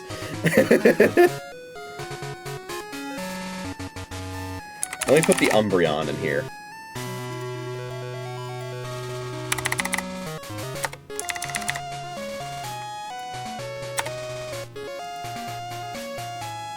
The Umbreon has Iron Tail and Shadow Ball. Physical Umbreon? Interesting. Iron Tail doesn't kill unless it crits. And of course, it's not guaranteed to hit. Then there's Jolteon.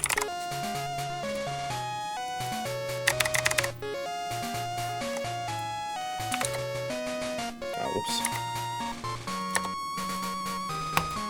Oh, Jolteon has the same speed stat as Aerodactyl. Okay. So with stat experience, that does outspeed Aerodactyl. And probably kills with Thunderbolt. Yeah, even without stat experience, Thunderbolt is a guaranteed kill.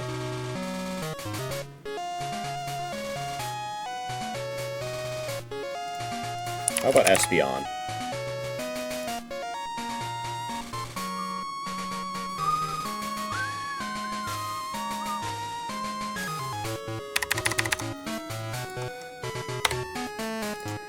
With stat experience, Espeon does outspeed Aerodactyl by 2 points. Let's see here. It has Psychic on its moveset.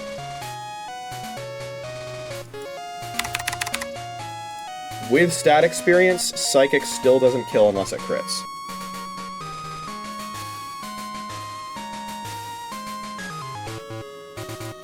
How about Lapras?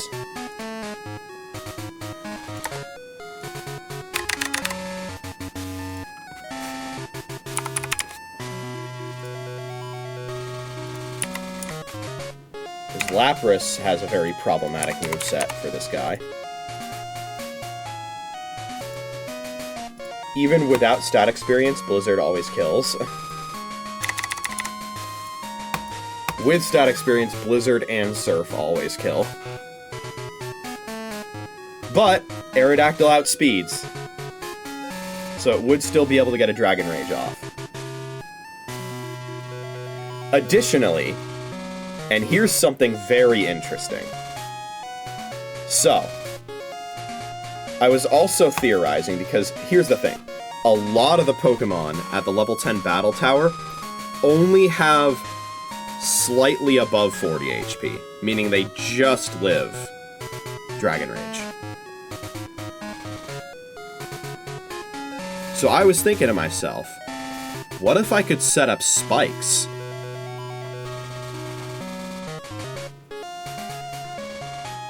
Now, Skarmory doesn't get spikes at all, by the way, which is pretty funny. There is one Pokemon, well, two, that can get spikes at level 10. One of them is Smeargle, obviously. Another one is Quillfish, which also has the benefit of resisting water and ice.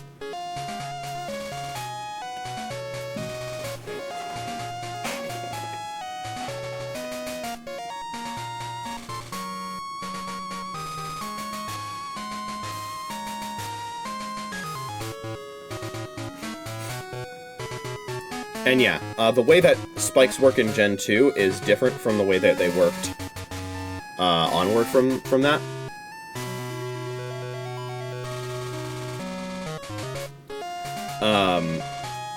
Basically, you can only set up one layer of spikes. Rapid Spin removes them, but I don't think any Pokemon on the level 10 Battle Tower has Rapid Spin. Flying-type Pokemon do not get hit by spikes, of course, so enemy Aerodactyl would be immune. I don't know if any other Pokemon on the level 10 Battle Tower would be immune, though.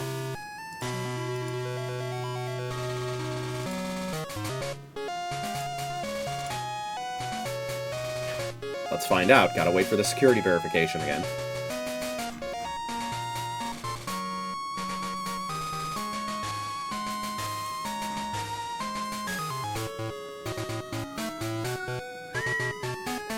Where's my tab, man? I got a tab at Zanzibar. Tonight is where I'll be. I had a tab open for, like, you know... Oh, wait, hold on. I think I put it in a different window. There it is. Okay. So yeah, enemy Aerodactyl would be immune to spikes. I don't know if any other Pokemon on the level 10 Battle Tower is immune to spikes. Yeah, Aerodactyl's the only flying type in the level 10 Battle Tower. But yeah, you set up one layer, and it does 1/8 of their damage. Or 1/8 of the HP. So let me go back to King Lair Calc.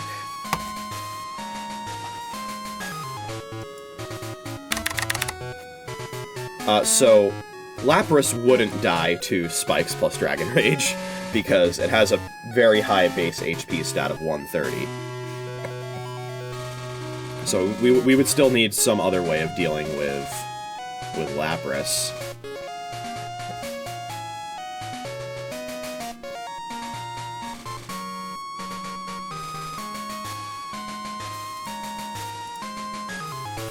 Not sure what that would be, actually.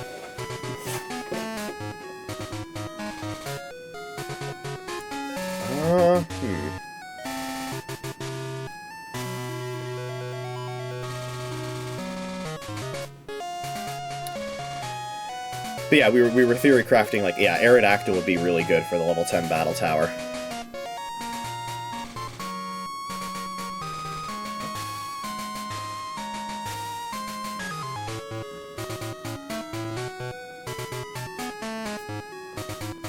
Also, yeah, shout out to the Snorlax set. It has Headbutt as one of its attacking moves. The other two, Snore and Surf. With no rest. The Snorlax does not have rest, so it can't put itself to sleep. And it's holding a Miracle Berry, meaning that the first time it sleeps, it'll wake up anyway.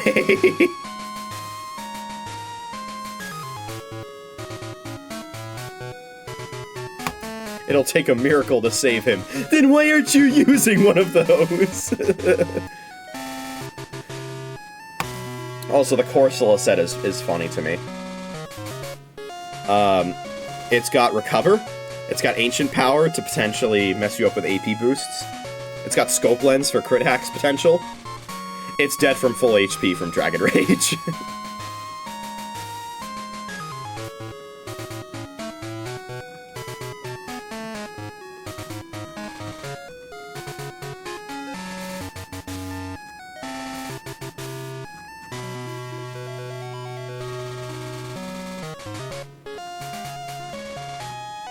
And yeah, the bot, the shiny hunting bot, is currently on its final Pokemon it needs to get for Huan Split, the 3rd C-Dot. So we're gonna be here, it's gonna be hunting that specifically for a very, very, very long time. Keep in mind, the 2nd shiny C-Dot, I believe, took a year, like 1 day over a year, to get. So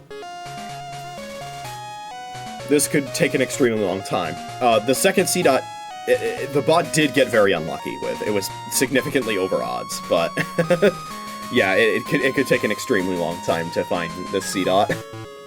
This shiny C-Dot. But that is the last, like, huge roadblock it has to completing the entire Professor Oak Living Dex. Once it finishes Swan Split, there are the Mons that can get through Waterfall. And then he can fight Winona in the Pokemon League. And then it's going to be about post-game shiny hunting, which involves a lot of Safari Zone, which is going to be rough, but once the 3rd C-Dot is caught, they'll be in the home stretch. But yeah, the idea here is that I might end up abandoning my level 50 squad for the Battle Tower. And there are some motivating factors to do that. First of all, the level 10 squad might just be better. I don't know. I sadly can't know, really, until I have the Aerodactyl, which I don't plan on getting for a while. And the fact that there are a lot of single-use TMs is a little rough, too.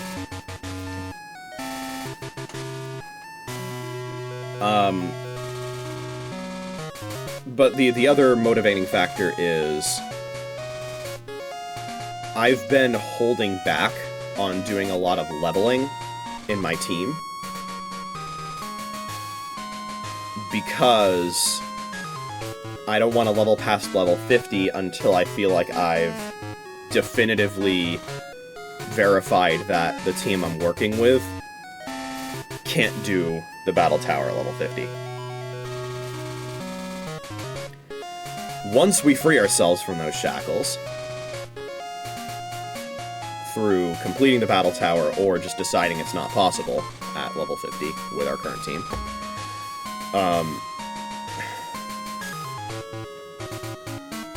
we can level our team, obviously past level 50, potentially do higher level Battle Tower if we wanted to do that, but also level my team up to the level I want them to be at for the 16th gym leader.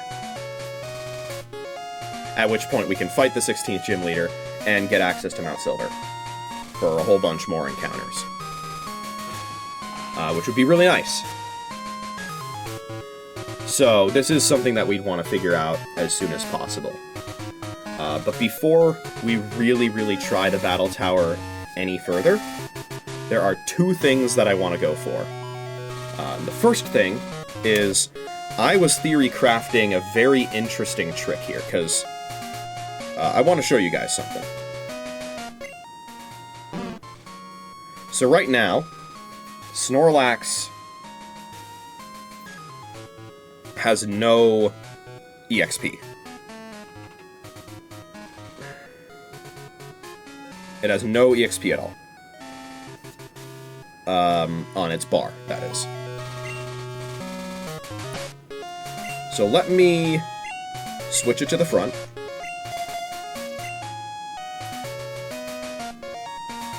And let's exit here. And we'll battle any encounters that we get along the way getting back to mainland Johto.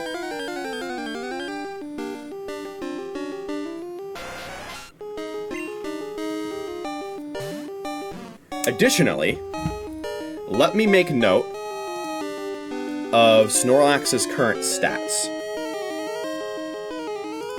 This is potentially going to be very important here.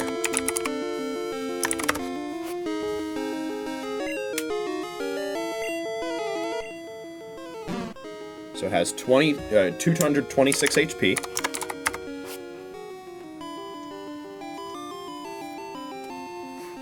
$127 attack.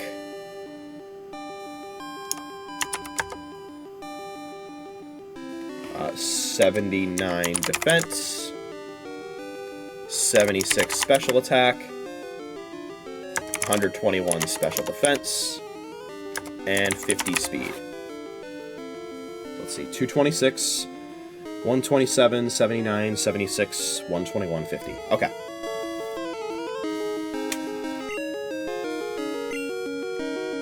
Alright, so let's kill this guy. I still don't have battle animations on, but that's fine. Now the EXP bar is visible. You can see it there. So we know we've gotten experience now. Let's keep going.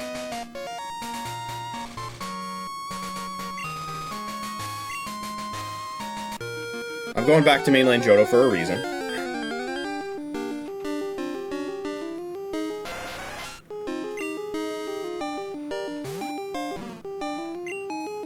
So there's something I want to show off and also something I want to test.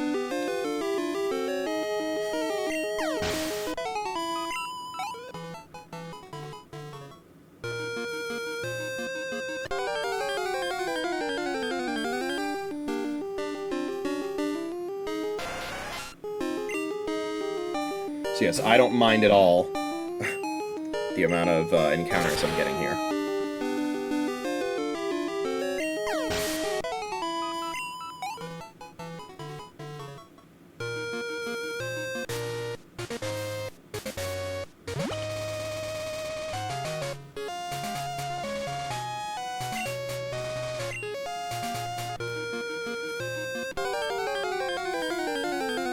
This is all part of the plan.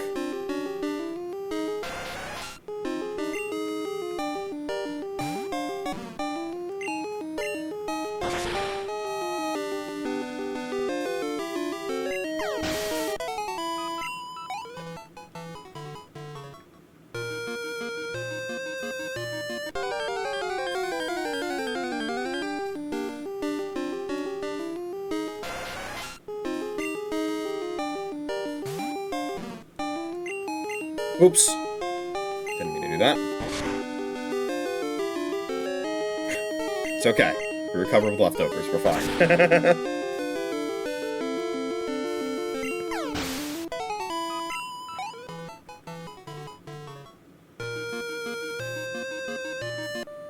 Okay, we're back in mainland Johto. I'm gonna fly over to Goldenrod. I'm also gonna sell the star piece that I currently have in my inventory.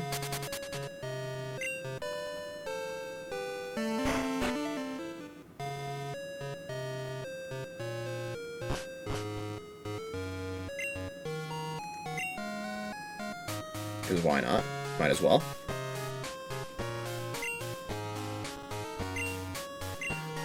Help build our money supply back.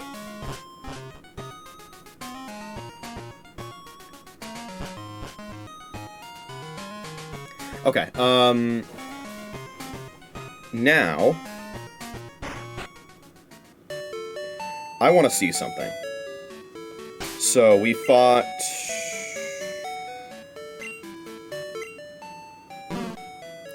not very many. Tentacool probably fought like 4 or 5. So I'm just gonna save here real quick. This probably isn't necessary, but we might as well. Also, look at that ridiculous amount of time in game right now, because we've been leaving the game on. Which I don't usually do with games anymore, but it's been kind of imperative for us to do it with this game. So now the idea is, this might show something off. It might not. But we're gonna deposit Snorlax now.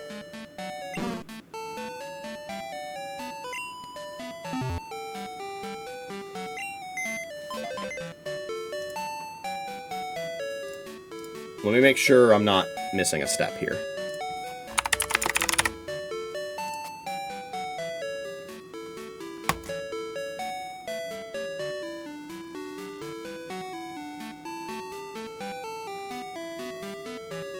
Yeah, okay. That should be all I have to do.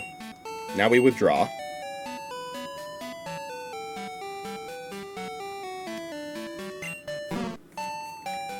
Now let's see if any of its stats are different.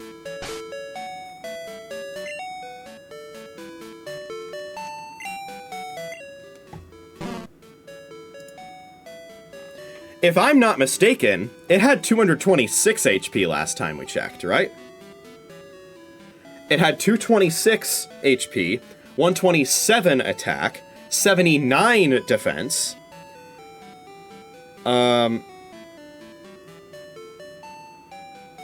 76 special attack, 121 special defense, and 50 speed. It now has considerably more. Well, considerably more. It has at least +1 in every single stat now.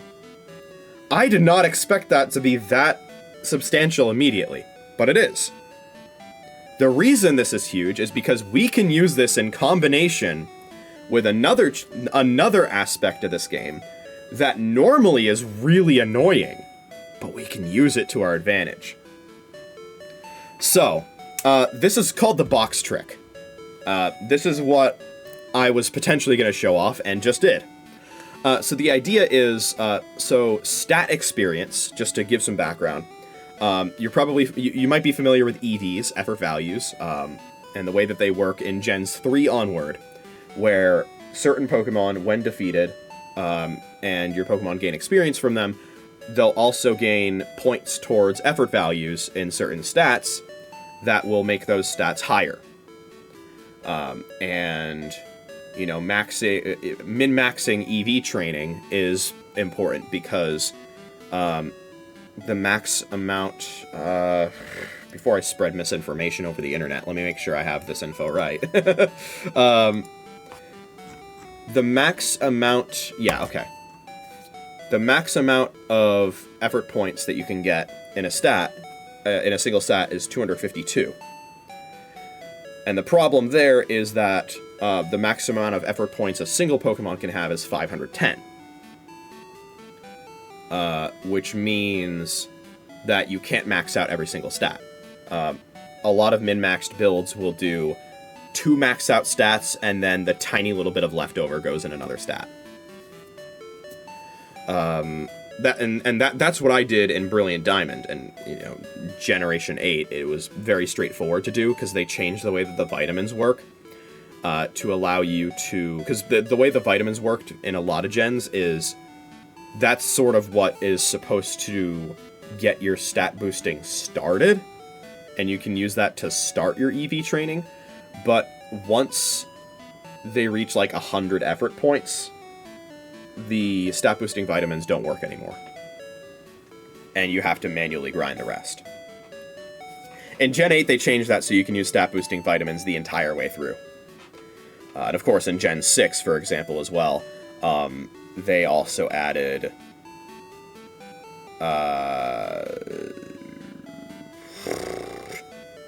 they added super training, that's what it was. Which I did a fair bit of for the Battle Mason when I was playing X. On the backlog. But yeah, so the idea there is you can't max out every stat. With the stat experience system that existed before Gen 3, you can max out every stat. And in order to be competitive in the Gen 2 Battle Tower, you kinda need to max out every stat. Except maybe for whichever offensive stat is the one you don't use. So in Snorlax's case, I'd want to max out everything, except maybe for special attack.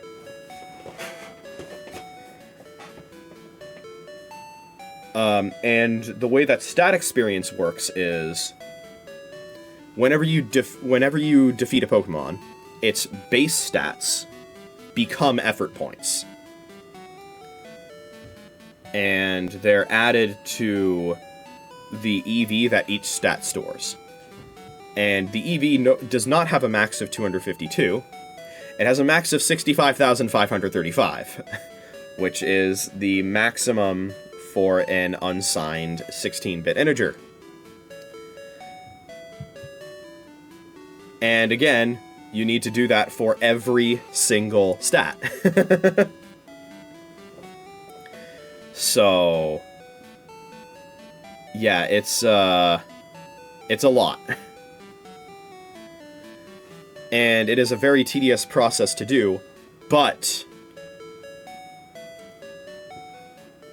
but I would be probably willing to do it, but the problem is I couldn't do enough stat experience grinding over the course of a single level for Snorlax for it to actually max out without it leveling up. But there is one trick that we can do in combination with the box trick that should allow us to keep Snorlax at level 50 for as long as we want.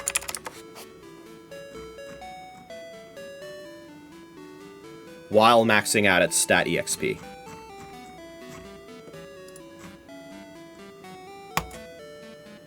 Because, at least according to this Bulbapedia article, in Gen 2, when a Pokemon is taken out of the daycare, its EXP bar should go back to the minimum of whatever its level is. effectively resulting in it losing EXP in the daycare. So, what we can do is repeatedly battle Pokemon, weak wild Pokemon with Snorlax. When it's close to leveling up, we deposit it in the daycare, we take it out of the daycare, we reset its EXP bar, and then we can go again. It's perfect. But we need to verify that that actually works. And I don't know if it does. So we're gonna try and figure that out. But I don't want to lose experience on the Pokemon that are currently in the daycare, because I actually don't want to lose the EXP on those. So let me see here. Oh, excellent. Okay, perfect.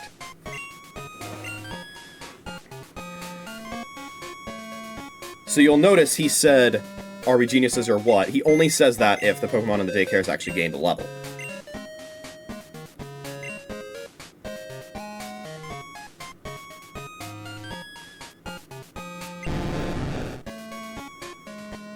Let's make some space in our party now.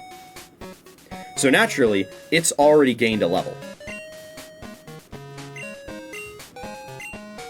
It's grown by 1. Meaning that the "Are we geniuses or what" thing would not have changed from the first time that we just saw him say that to now. In other words, it would have leveled up since I first talked to him a little bit ago, then would have gained more EXP from me walking. As you'll see, though, or at least as you should see, this should be a level 32 Spyware with an empty EXP bar. There you go. So, if we now deposit Snorlax into the daycare,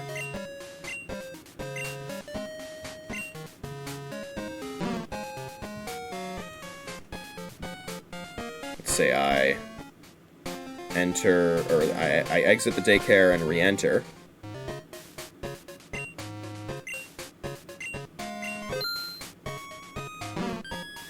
We get Sleep Max back.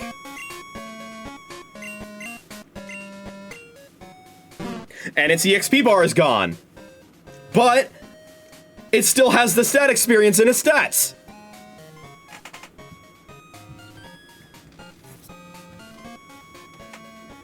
So, confirmed, we can use this trick to grind as much stat experience as we want from Sleep Max the Snorlax. It's perfect.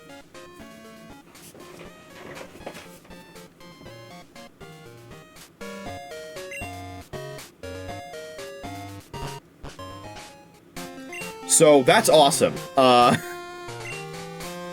glad that we were able to confirm that there. That said, of course, every time that we place Snorlax in the daycare and then immediately take it out, that is going to cost 100 Pokédollars, which, depending on how many times we do that, that could add up. I think when I was doing some calculations on the stat experience for Snorlax, the amount of stat experience that it would take to max out everything from in the location that I was potentially going to grind stat experience, I think it would have brought it up to like level, I don't even remember, like level 57 maybe? So we'd have to deposit it quite a few times. I did not mean to do that. Oops. Well, that's minus 100 Pokédollars. I meant to put Spyware back in.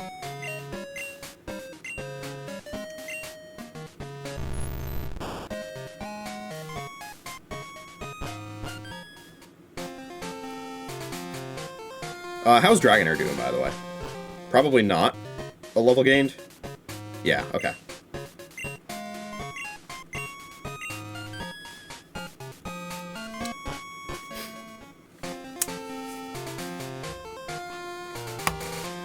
So let's see here. Now that we know that we can do that, which is awesome, the next thing that I want to do is look into Ace in Gen 2. because this is going to be important to get a number of Pokemon that are impossible to get in Crystal otherwise. I was looking this up a little earlier this week, but I was doing so on my phone, and the websites and guides I was looking at to do...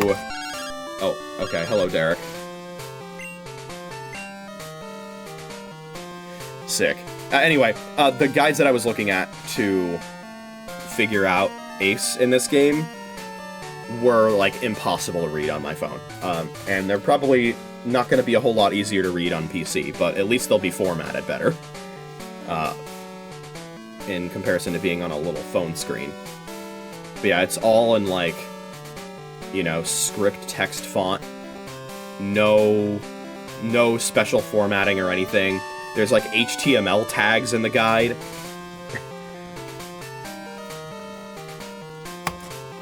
This was written in 2018. It looks like it was written in 1998. Despite the game not existing in 1998.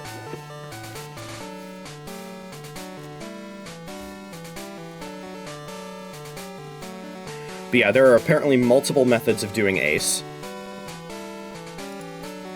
There's one little part that makes me a little concerned, though, which is that I think one thing that you have to do in order to set up Ace initially is...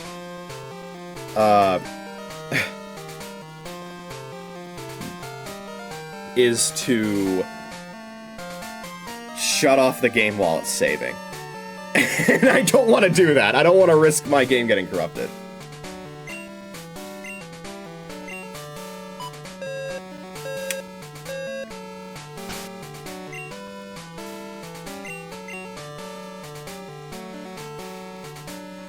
In any case, though, let's get this nugget.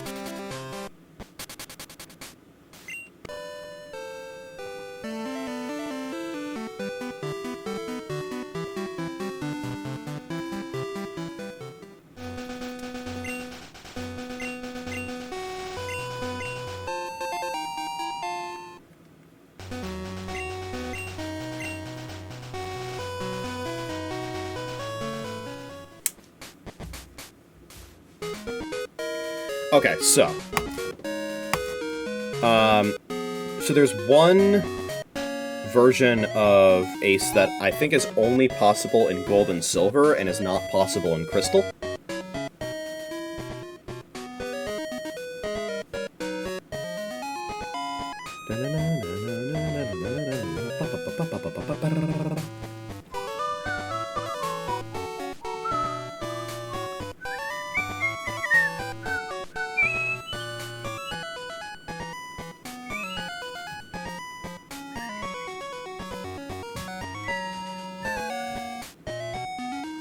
Okay. The first Ace method that's listed here has other Ace methods as prerequisites, so we're gonna skip that. But yeah, one of the options is something called Bad Clone Ace, and I'm pretty sure in order to get a bad clone, you have to shut off the game while it's saving.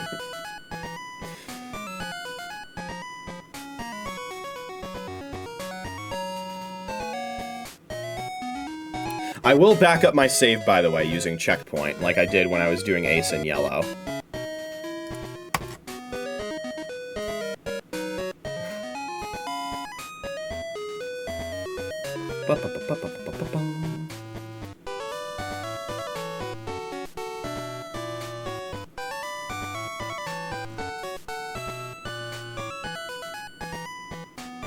Yeah, there's a payload that's listed on this guide that allows you to trigger the Celebi event.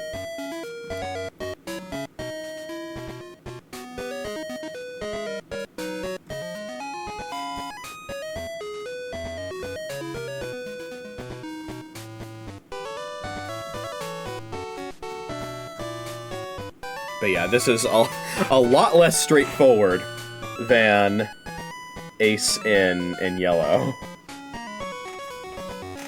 Which makes sense, but, you know.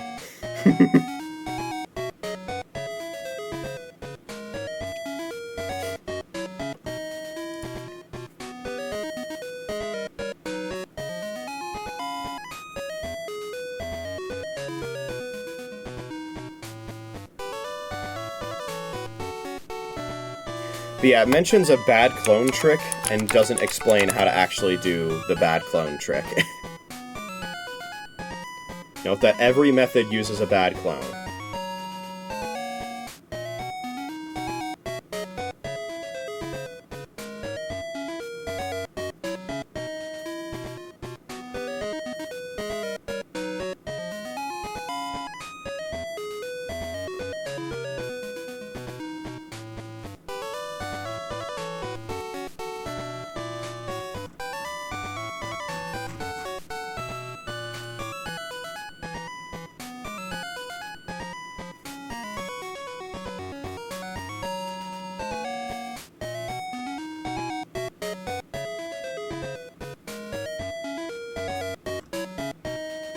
Yeah, there aren't a whole lot of resources about this, too. It's a little tough.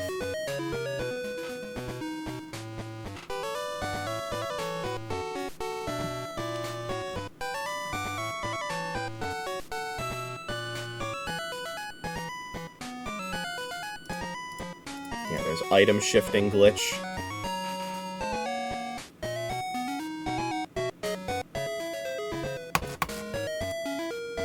Although I don't know if that works in Crystal.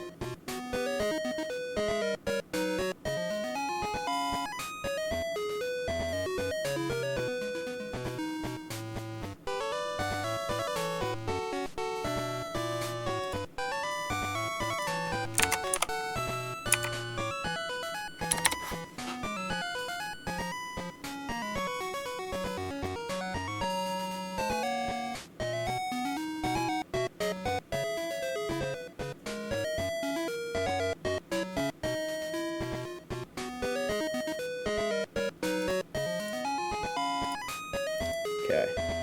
Bad clone. The bad clone glitch is a natural glitch in Gold, Silver, and Crystal that allows the player to obtain a glitch Pokémon known as a bad clone, which in turn enables many game-breaking glitches. The bad clone glitch is named as such because its procedure is similar to the Gold, Silver, Crystal cloning glitch, the only essential difference being the reset timing. It can happen by accident when doing normal cloning. Broadly speaking, the term bad clone includes two kinds of glitch Pokémon, a real bad clone and a friendly clone.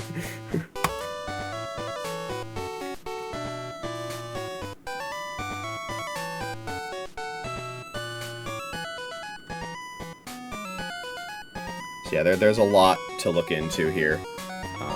And I think what I'm going to do now is I'm going to take a quick BRB, and while I'm away, I'm probably going to do a little bit more wiki diving to figure out what to do here.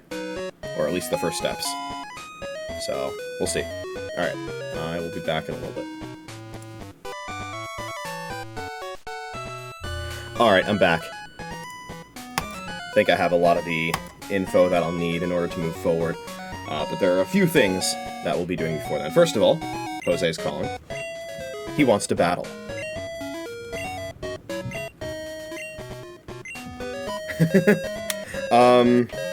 Is Snorlax still in the front of my party? No, it's not. Okay.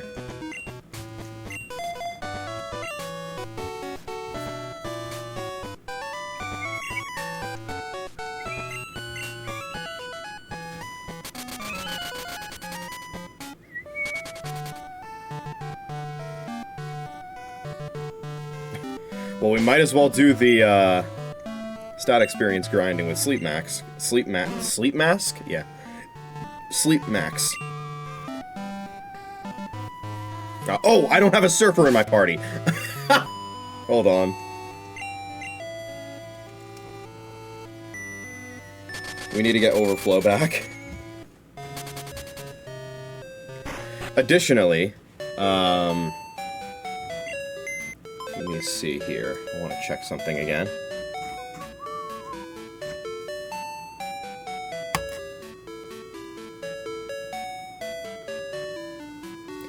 Basically, while I was away, I was researching ace setups. And it does indeed involve having to time a reset during saving, which I do not like, but apparently that shouldn't corrupt the game. It might not work correctly. The trick might not work correctly with the reset unless it's timed just right. But if it's timed a little wrong, that just means you have to try again. That's the only bad thing. There's one other thing that makes it a little awkward, but it shouldn't be too much of an issue. But however, there's actually two things that make it awkward. One is, I need a Spearow. Alright, sorry about that. Should be back now. Once again, it's not my usual time when I stream, so runs the risk of interruptions. So, I'm gonna go ahead and get Overflow. I was talking about a couple things that make potentially going for Ace a little awkward. One of those things is that we need to catch a Spearow. Now, I already have Spearow registered to my Dex, as you can see right here. But the way that I registered Spearow to the Dex wasn't by catching it. It was by getting it as a gift from an NPC. And now, normally I don't think that would be an issue, but that gift Spearow is no longer in my possession. Because it was part of a side quest where the idea is that the Spearow is holding a mail item, and you bring the Spearow over to the NPC's friend, and he gives you some other item or something like that. Or you give it to him, and then you go back and you give him back the Spearow, and he gives you an item. And I've already done that, so I don't have a Spearow anymore.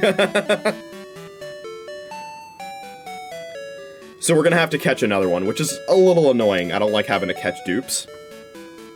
But it's okay. Spearow is not a hard Pokemon to catch, so that's fine. The other thing is... also, I find it fitting that it was Spearow with the mail in that side quest, because this Ace setup heavily involves using mail. And that's mail, M-A-I-L. So anyway, the other thing that makes this awkward is...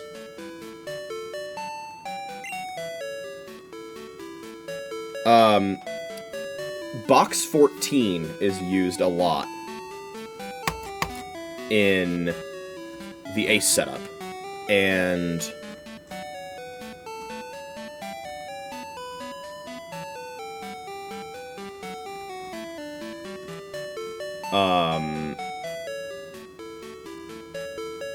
and it basically, box 14 needs to initially be empty. At least I think. And right now...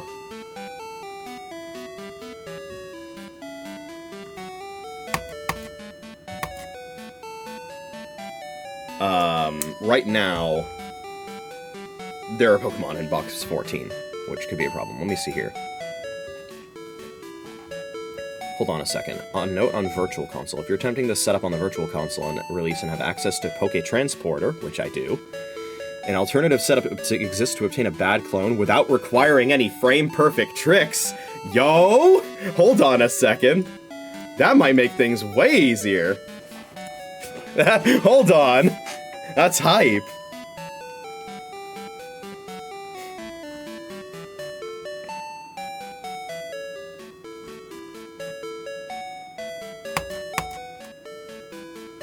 We'll still need a Spearow for this, but... We'll cross the bridge of emptying other boxes when we get there. But yeah, it seems like there's a glitch we can use using Poké Transporter. Very interesting. But we're actually not going to be doing that right now. Firstly, we're going to be withdrawing Overflow. And going to fight Jose. Now the thing is... there's a problem. I'm pretty sure midnight just passed in-game. Yeah. That'll come up in a moment as well. Which means I'm pretty sure that that battle request with Jose has expired.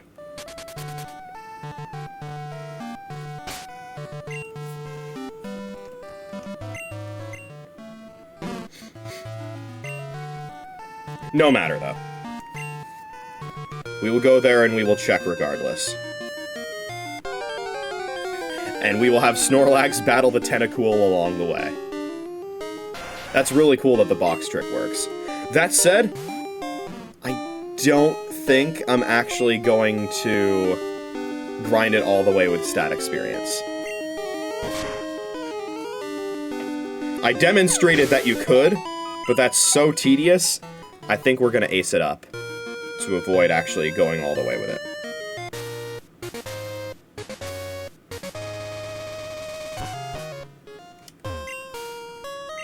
The answer is because I can, and I'm not using any external tools. Well, I'm not using any external tools that directly impact the game, like, you know, like an action replay or something. Technically, I am using external tools, but there are things like a damage calculator, or something that gives me a code to reset the time. Which, spoiler alert, is one of the things I'm going to be doing before I go to Ace. But we're getting ahead of ourselves. Hello, Noctowl.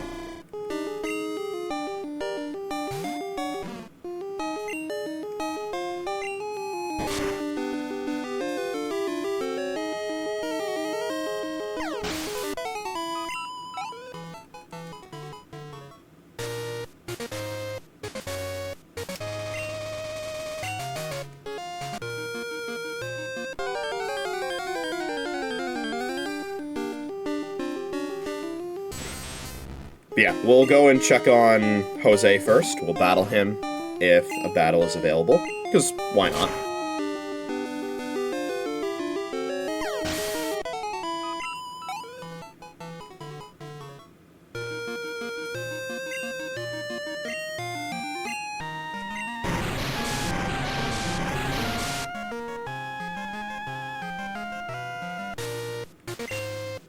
Yeah, there you go.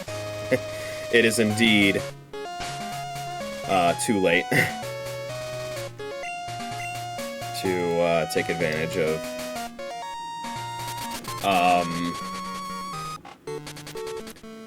Jose's battle challenge, because midnight happened. But fear not. Wrong way. Let's take the magnet train over.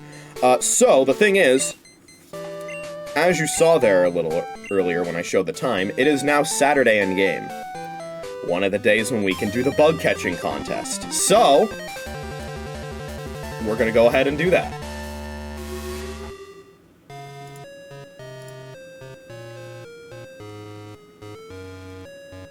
Now, we already have all of the Pokémon exclusive to the bug catching contest. We also have every Pokemon in the game that can be caught in the bug catching contest already.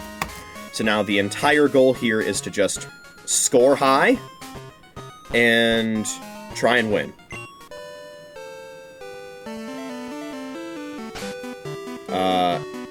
We're gonna want Spyware in our team. But Spyware needs a little more time with us. So you know what? We have an egg in our party. Let's wait until it hatches, at the very least, and then check on Spyware to see if it will have gained a level. Again, keep in mind, as we demonstrated with Snorlax, when you withdraw a Pokemon from the daycare, its EXP bar gets reset to the minimum at that level. So if we withdraw Spyware right now, it'll lose EXP, and we don't want that. So let's wait until it gains a level, at the very least, ideally, and we will check again on the daycare for the first time once the egg currently in our party hatches.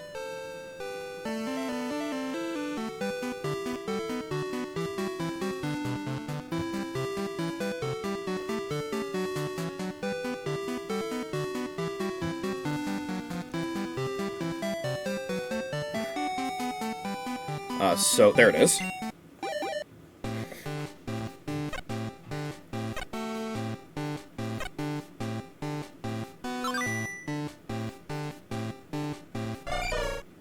And there's Smoochum.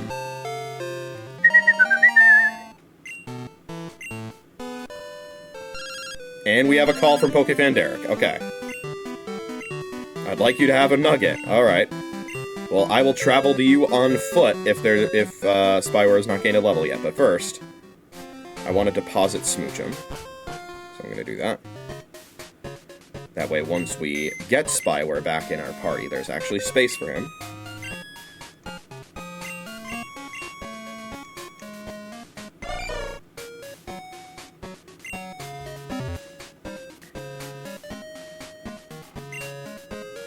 Okay.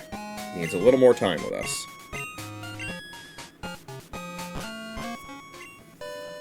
I'm curious what the national park is going to look like with the bug catching contest active, but, you know, not, you know, participating in it. Just, like, walking through there. I'm sure it doesn't look any different. Maybe there'll be, like, bug catchers there or something.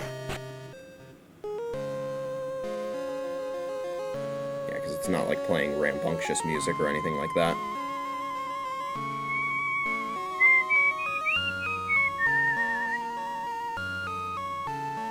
I don't even think there's a northern entrance, is there? Or northern exit, which I guess could also be an entrance. No, there isn't. Enter the National Park for Nothing award.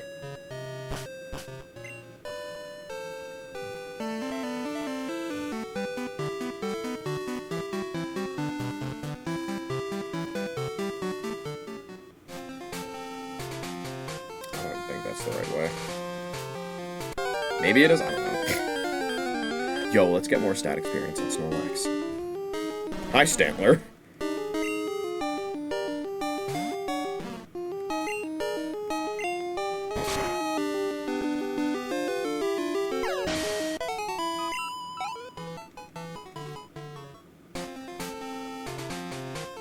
Fuck.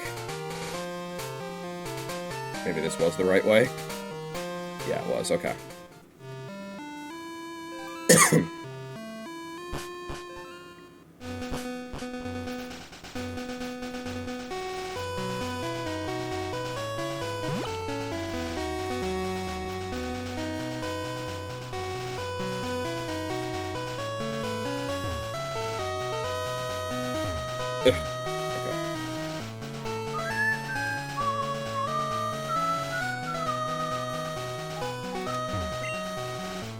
There it is.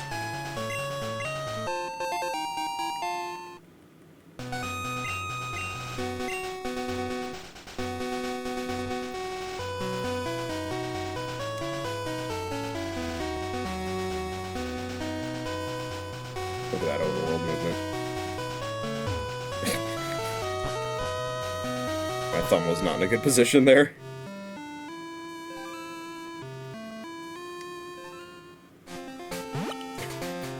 Actually stopped me in my tracks there.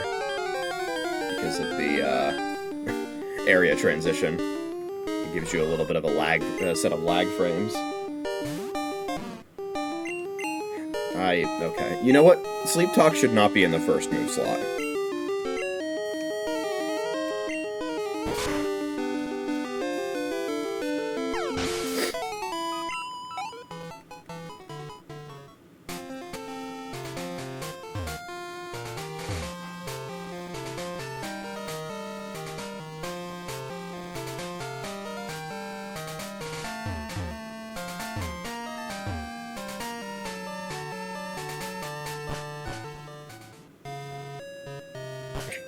It's annoying how it dismounts you from your bike. Specifically in the gates to the national park. Maybe it's because of the bug catching contest, I don't know. Something in the code made them be like, yeah, you can't use your bike here. And specifically here. Let's go sell that nugget.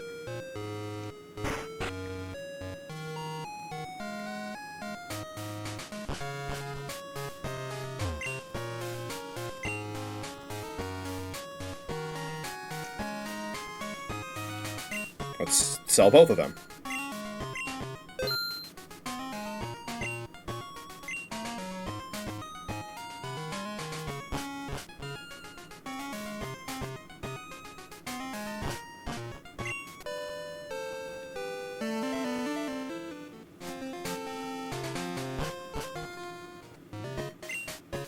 Fuck, okay.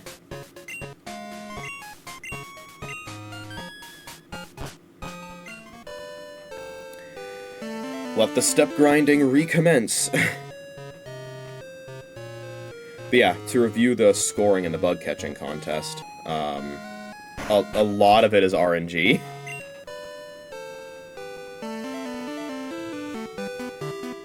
But some of it is in our control. Basically, we want to catch a Pokemon that is high level and also high statted. The optimal catch is a level 14 Scyther.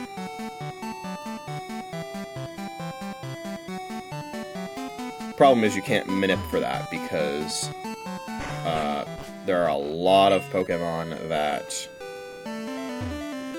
are higher level than it.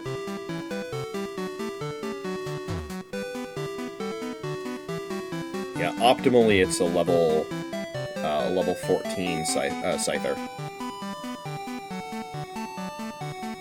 With DVs that the game will appreciate. I think it's like the even numbers will give you bonus points, and the odd number DVs won't.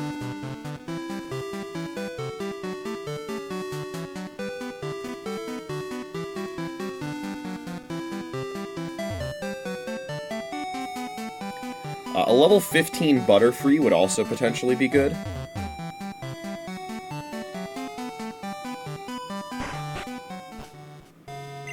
Level 15 Beedrill as well has potential. If we manage to catch a level 14 Scyther, I'm probably just going to end the contest right there. Because in terms of what's within my control, that's the best chance I have. Also,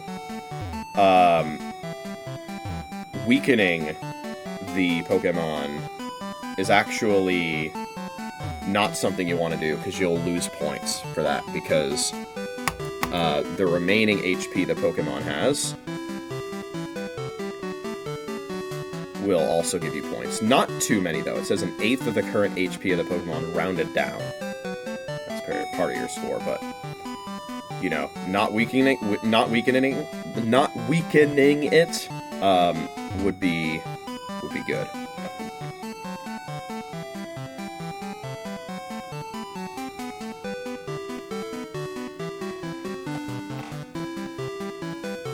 We can, however, status it. That's fine. So Hypnosis is probably the play. And battle animations being turned off is a good thing, because that'll save us time. I also wonder if you get kicked out of the battle if 20 minutes pass and you're like in the middle of a fight, or if it'll let you complete the fight.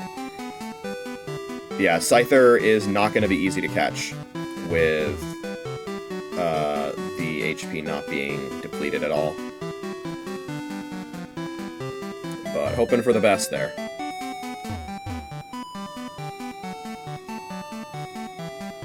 Yeah, it cuts the DVs in half, rounds that value down, and then if that is an odd number, you could potentially get a huge variance of points. Like, for example, if the defense DV rounded down results in an odd number, you get 16 points. And if it doesn't, you don't get any. Like, it's ridiculous.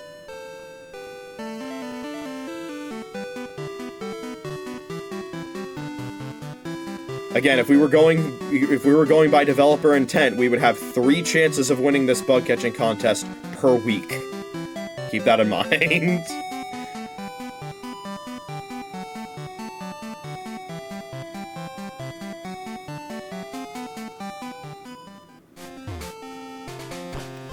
How are we doing? Nice. Okay.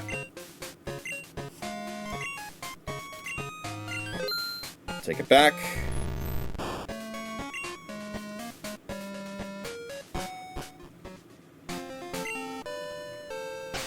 We'll put it in slot 1 as well.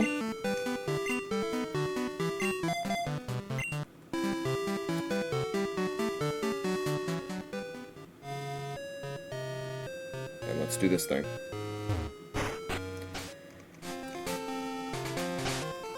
We will save the game. Wait, this is not the gate that we want. You can tell because I'm actually on my bike.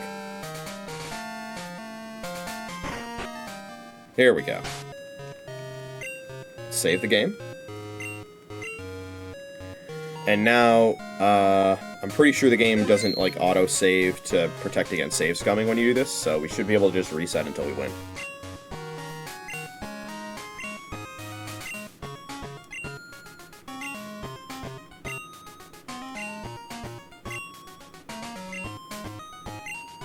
That is okay.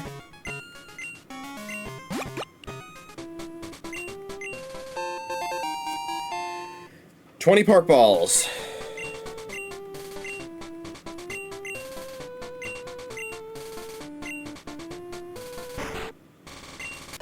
Alright. Good luck. First grass tile? Yo! No way! It's only level 13. But still, that's crazy. I didn't hypnosis. Damn it. Dude, imagine.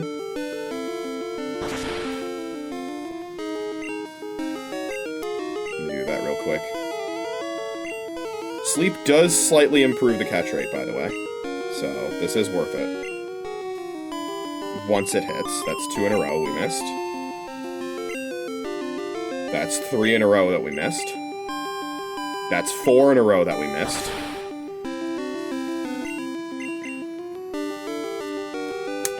Missing hypnosis 4 times in a row, by the way.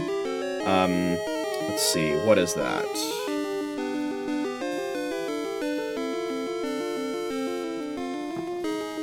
That's a 40% chance 4 times in a row. That is a 2.56% chance to happen right there.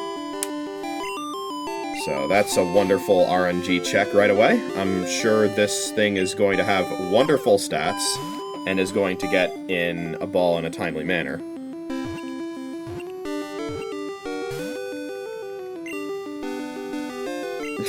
I was about to say, I'm sure it's gonna stay asleep too. Alright, time to hit another hypnosis. It was incredibly easy the first time, I know.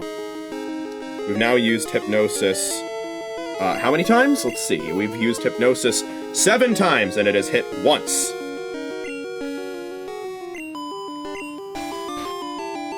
Don't you guys love RNG checks?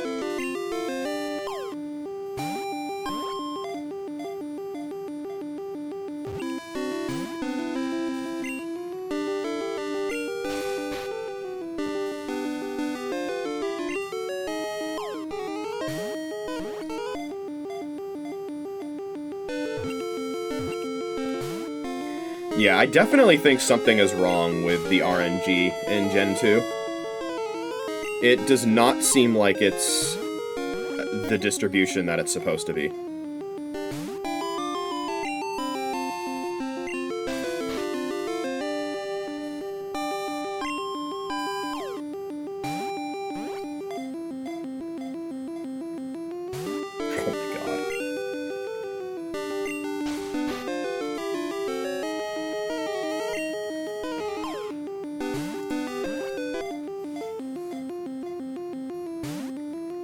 Not even wiggling.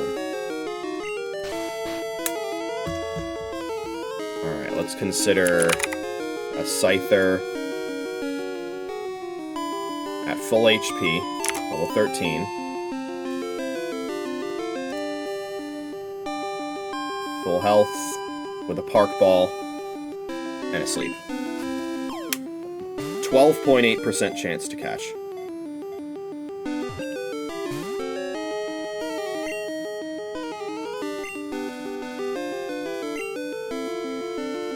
We've used 8 Park Balls. 7 of those were when it was asleep. Okay, that's another miss. That is another miss. We have used Hypnosis 10 times and hit 2 of them in a move that is supposed to have 60% accuracy.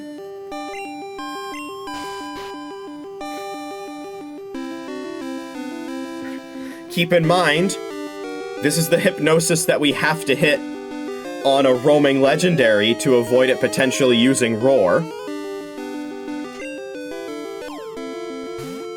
And so far, my chances of my rate of hitting Hypnosis with this Haunter has been worse than the listed percentage for accuracy of hitting an Oko move. My actual accuracy so far in Hypnosis during this fight is worse than the listed accuracy of Horn Drill.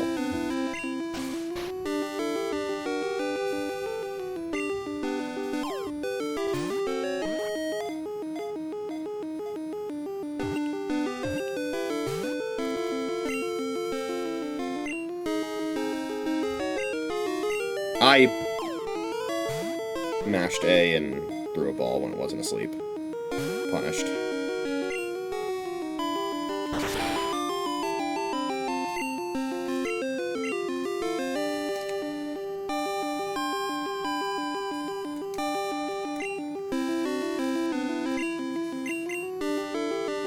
Okay, can Scyther hold Bright Powder? What is happening?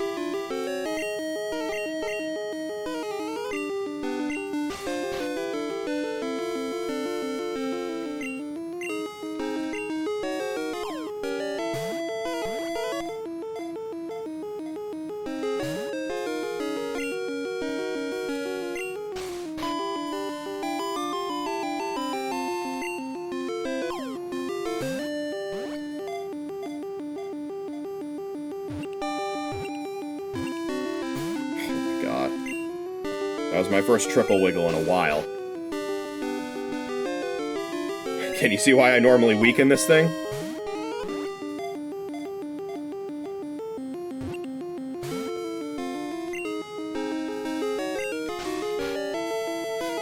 The 95% threshold for a sleeping full health Scyther, by the way, is 22 of these Park Balls. So even if we used all three, or even if we used all of them, we wouldn't hit the 95% threshold. And we also wasted 2 of them on it not being asleep, which gives worse odds. If it is not statused, the odds drop from 12.8% to 8.9%. So, definitely quite a bit worse.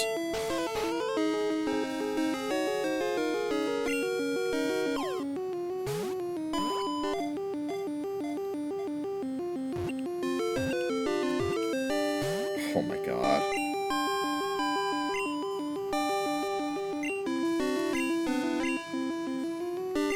Finally! A first try Hypnosis. I forgot those were possible.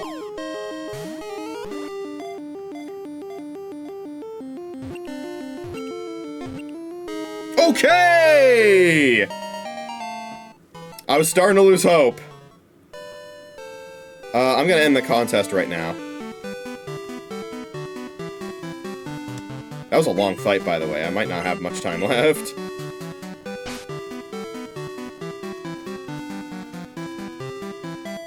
Quit and be judged, okay. Let's see. Did we win? Alright, let's see. Oh my god. Who beat me? Who the fuck beat me? Alright, that was 326 points, by the way. I don't know who beat me. Let's see.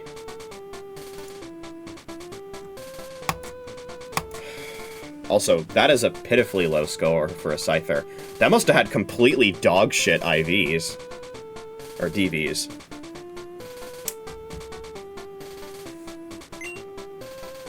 Placing second was Bug Catcher Josh, who also caught a Scyther. This is the only Pokemon that could have possibly beaten me with that score, by the way. 330. And the winner was Cool Trainer Nick. Didn't he win last time?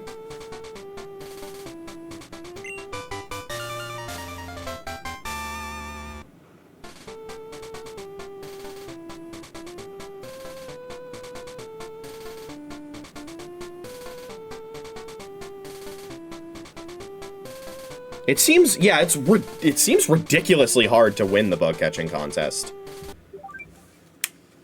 Which, again, you have to do in order to get Sunstones. Alright, let's try again.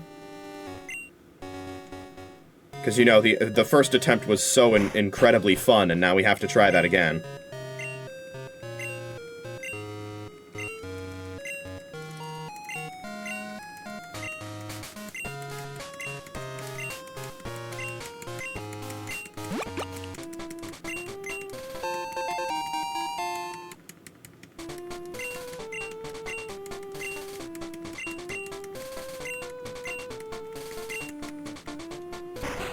That was like an entire minute or two worth of dialogue before we could get in. Also, keep in mind, that was like first grass tile, immediately got what I want. So...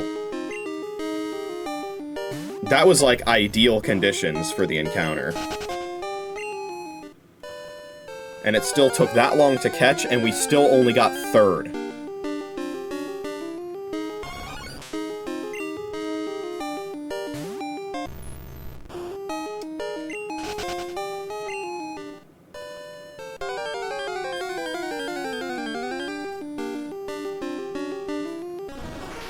Paris.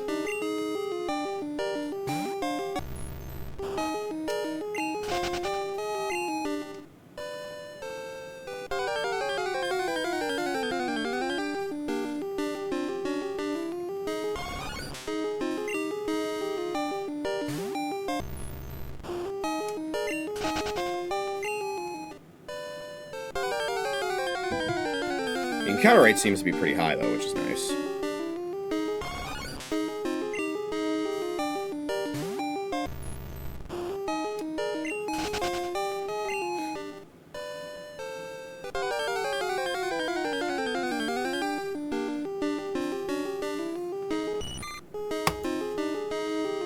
Yeah, keep in mind, so there are 10 NPCs that can potentially show up in the bug catching contest.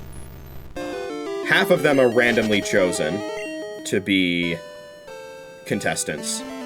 And each of them randomly chooses one of the 3 possible Pokemon that they could have get judged.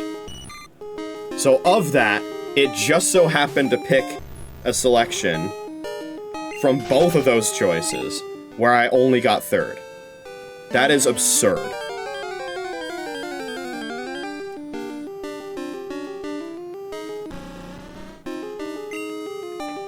Interestingly, I don't see any...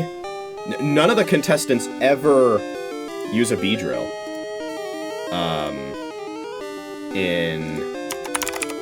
Okay, cool. Can you respond to my fucking mouse click, please? Thank you. None of the contestants ever use a Beedrill.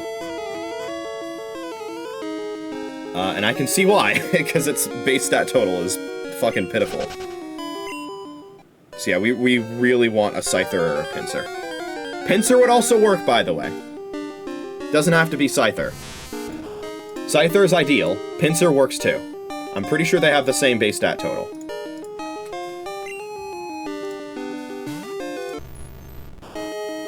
Pinsir is base stat total 500. Scyther is base stat total 500.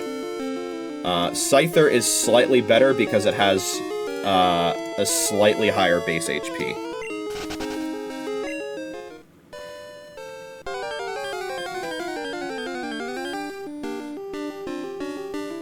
Hello, Pinsir. Alright.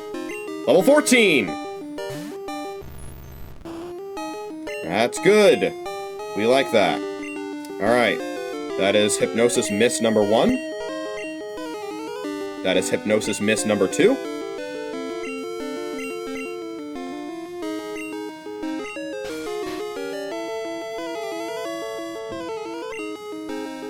And now we begin the park balling. We found what we want. Now we need to catch it. Oh my god! Oh my god! No way! Alright, well, that's insane. Let's play the rest of the contest now. That's gonna be hard to beat. Level 14 Pinsir?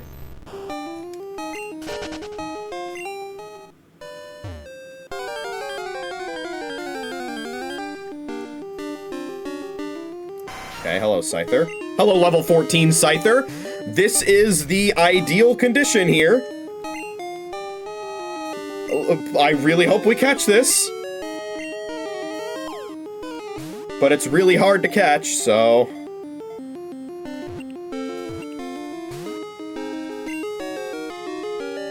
we need to make sure we only throw park balls while it's asleep.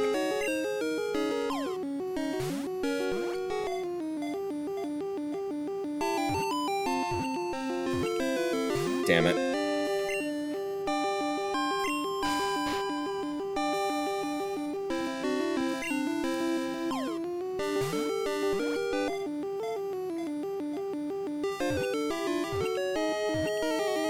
Oh my god!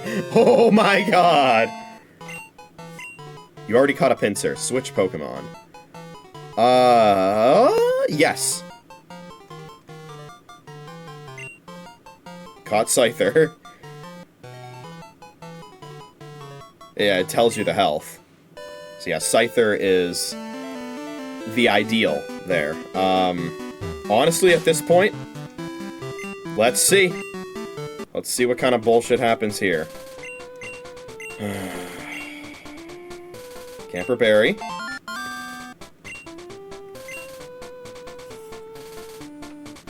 Again, keep in mind, developer intent, you try this 3 times a week. How could I have possibly gotten beaten here? Score was 349 points. It's Cool Trainer Dick again.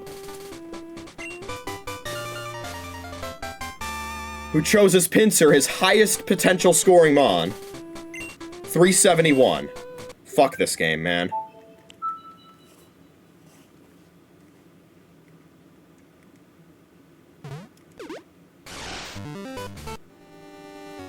Where's that tweet that some fucking Gen 2 defending drone was like, oh, just use a Bellossom or whatever?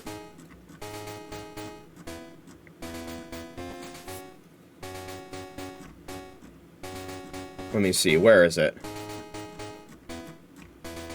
Yeah, there it is. The lack of Johto Pokemon is an over-exaggerated issue. You are a grown man. Go use Bellossom. I'm trying!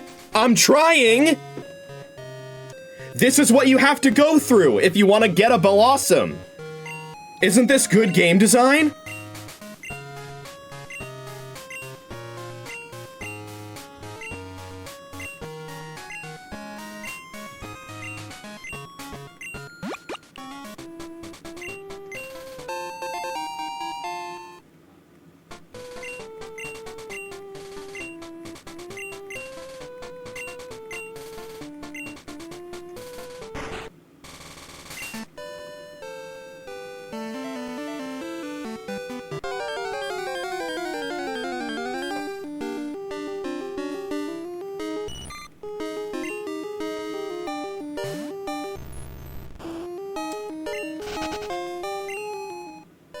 Again, I want to point out, that was quite literally the ideal condition. A level 14 Scyther. You can't get better than that. In terms of what you can directly see. And I still lost. Okay, Hypnosis Miss number 1. Hypnosis Miss number 2.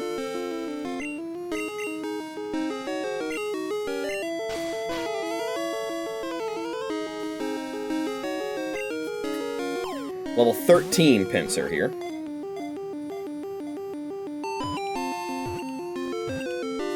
Oh my god, the Pinsirs are so cooperative.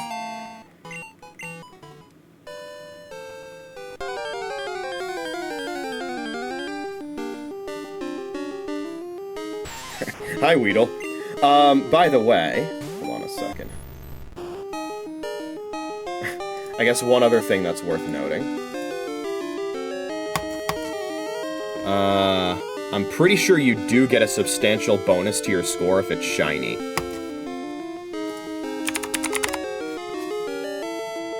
Oh, okay. Not necessarily, but if it is shiny, all of the potential point bonuses you can get from DVs are guaranteed to be given.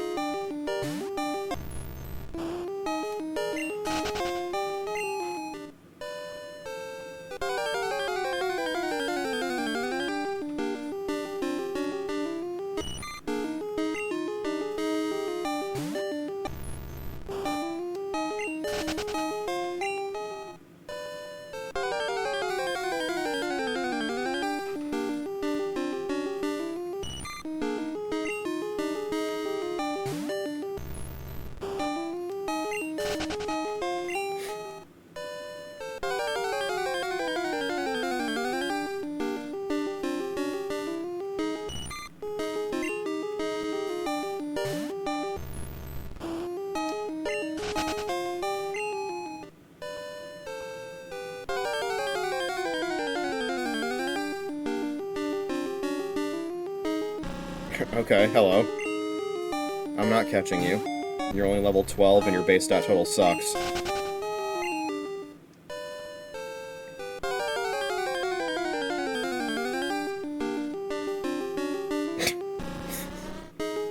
I'm not catching you, you're only level 15 and your base stat total sucks.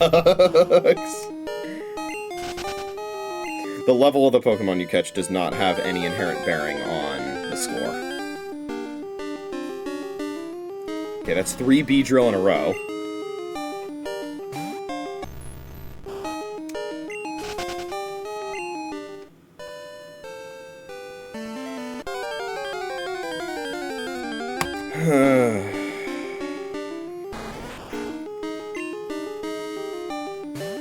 Really hope I get something else, because I don't think I'm winning with a level 13 Pinsir.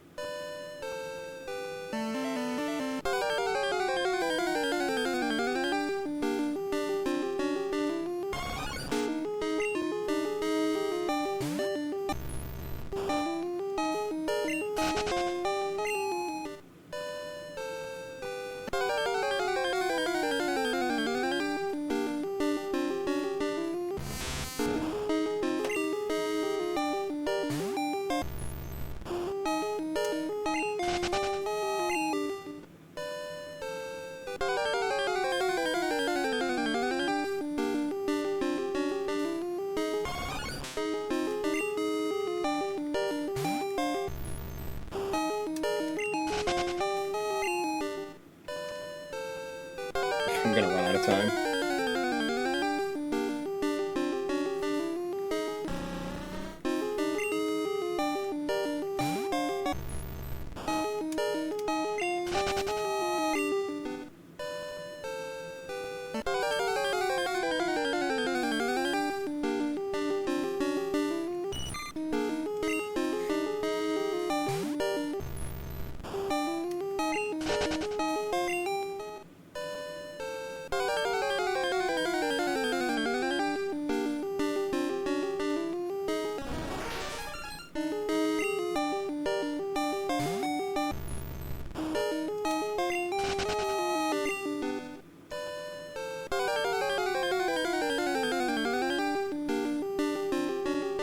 Ha! I'm pretty sure this has the same base stat total as B-Drill. Right? Let's see. Okay. Once again, it did not respond to my mouse click, so I had to do that twice. Bulbapedia's search bar is one of the search bars of all time.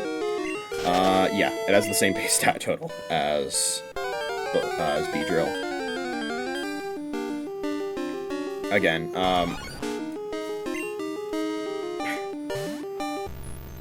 Butterfree and B-Drill have base stat totals of 385. Scyther and Pinsir have base stat totals of 500, so they're a lot better.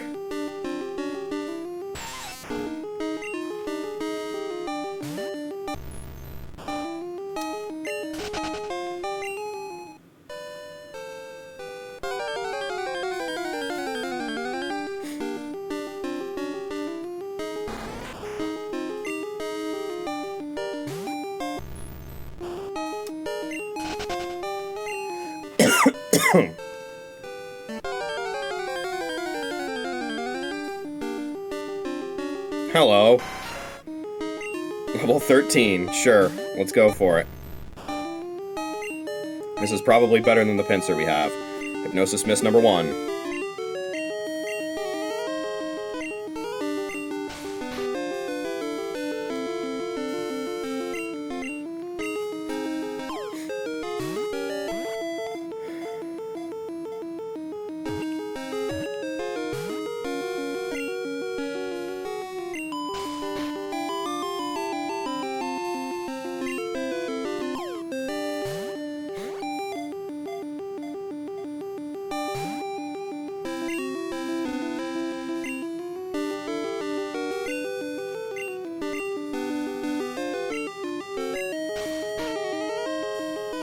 First try Hypnosis.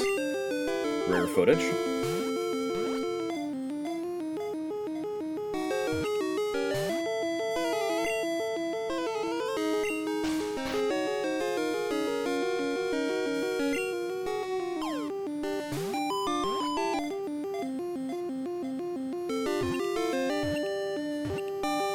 Okay, alright.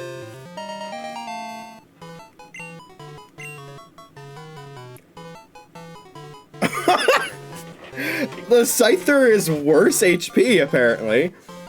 No, we're gonna stick with the Pinsir, then. You know what? Fuck it, let's do this. I just want to see how this is done. Let's see. Is Cool Trainer Dick gonna win again? I probably got 3rd. Okay, Josh got 3rd. Sandy. Oh. Please? Potentially. Potentially. Potentially. Potentially. Yeah, let's go! Fucking thank God.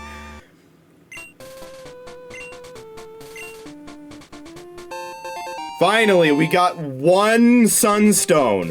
One Sunstone.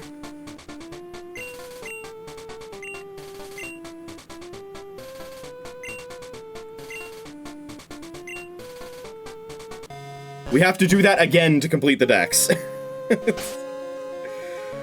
Oh my God. That was horrendous. This is also something to do in Heart Gold and Soul Silver. I do wonder how the scoring works in Heart Gold and Soul Silver. Let's see. In Heart Gold and Soul Silver, the level is actually part of the scoring. Then, yeah, the IVs are part of the score. There's also a rarity factor. Nice. And then, yeah, HP relative to maximum. And shiny is not something you want to actually aim for if you're just maximizing points, which is kind of funny. So yes, we have one Sunstone now. We still need to get one more.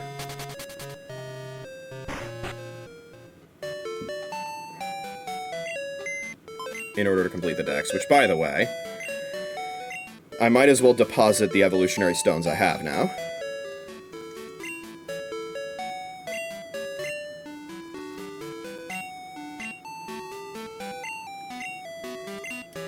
And let's save. I'm shocked I won there. That was what should have been, in theory, my lowest scoring game there, but I just happened to win. Because it does not reward actual skill or strategy. Oh man, what a terrible mechanic. What a terrible minigame. You are a grown man, go use Bellawesome, by the way. You're a grown man, go use Bellawesome. Remember those words every time you're going through that shit. The fact that I'm gonna have to do that again. Good lord. Anyway, at this point, I would say it is time for me to bite the bullet and go ahead and start using time manipulation a little more freely. This isn't super relevant anymore, but it's relevant for a couple things. Firstly, there are a few morning exclusive encounters we don't yet have. Ladian is one of them. Let's see, what are the other ones?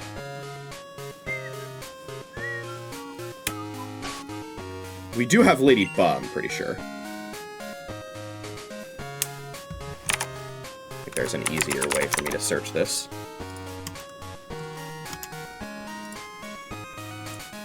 Yeah, okay, so Lady Ba is one of the morning exclusive encounters. No Gen 1 Pokemon are morning exclusive, okay. Let's see here. Yeah, we have Lady Ba. Then Ledian is morning exclusive. Teddiursa is morning exclusive. And Phanpy is morning exclusive. And I'm pretty sure we need Ledian, Teddiursa, and Phanpy.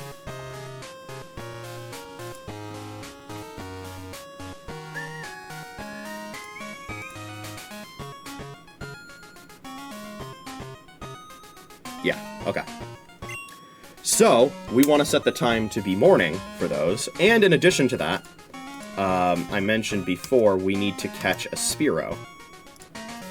But the Spearow that I got was a gift from an NPC, and I no longer have that Spearow. So, we're gonna need to catch another one.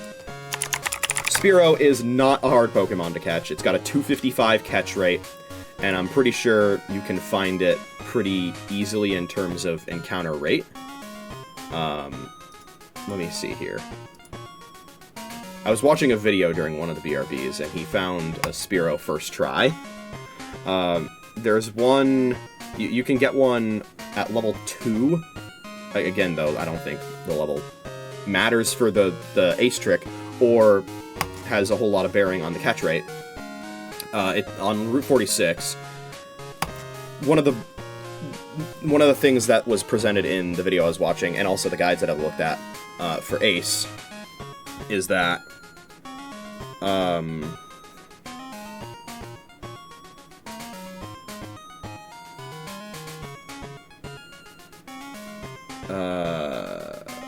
fuck, what was I gonna say?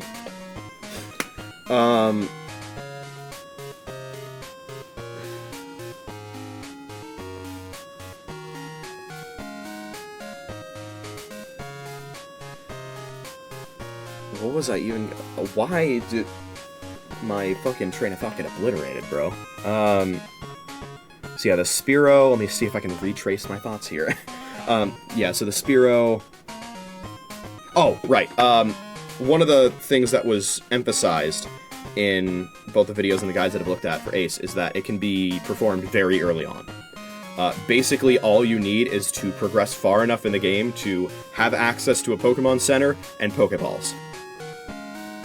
You have access to those things, you can do Ace. I'm, of course, much farther in the game, which is actually kind of a detriment, because I need to make sure that there's a PC box that I have that has never been completely full, which I'm, like, 100% sure is true for at least one of the boxes. But we might run into some other awkward things later on. We'll see, we'll see. It doesn't matter which box, by the way. That said, I think there might be some other ways that we'll be doing things, regardless. But regardless of what way we do, in all the ways that I've seen to do Ace, we do need to get a Spearow. And the thing about Spearow is... oh. It looks like you might be able to get it through headbutting trees. But there's also, you know, morning, daytime, and all that. So let me see here. Let me drag this over here, and let's compare encounter rates. Because we might as well spend as little time in the casino as possible, right? So it's 30% in Route 46. Not bad. Let's see if we can improve that.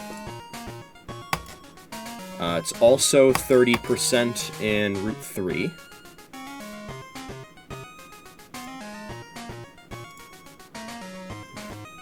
It's 30% in Route 4. Welcome back, spreadsheet stream. It's 30% in Route 7.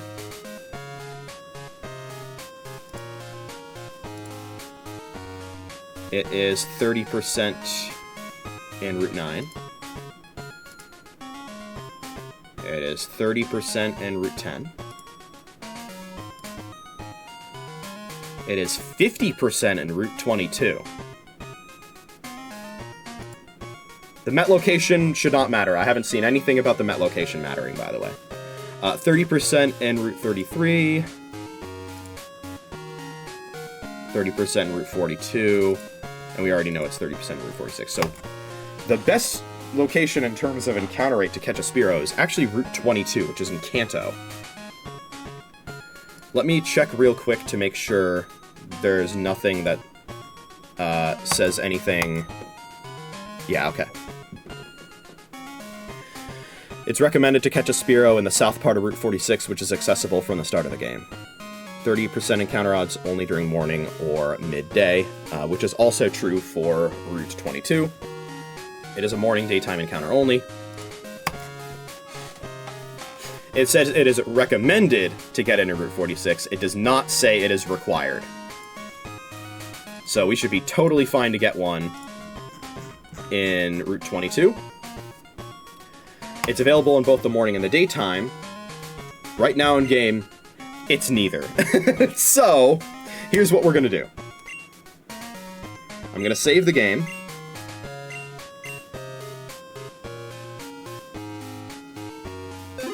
We're gonna make note of the amount of money I currently have. 50,319.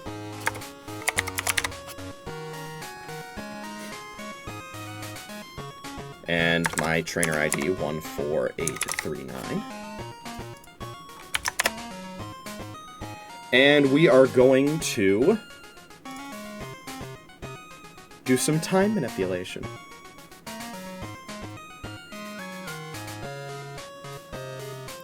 And it will once again not be to the accurate time, but that's okay. Okay.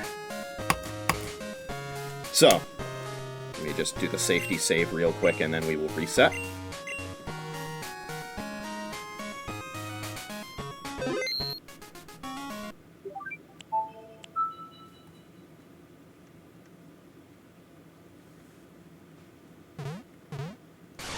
Alright, so let's see here. We do down, select B, release down, and B. Hold left up, Let go of select. There it is. Okay. Time for the clock reset. We need to enter the passcode. But first we need to generate it. 5319. Which is actually less money than the last time I did this, but that's because, you know, we cashed in at the game corner. Okay, password should be 01432. Password okay.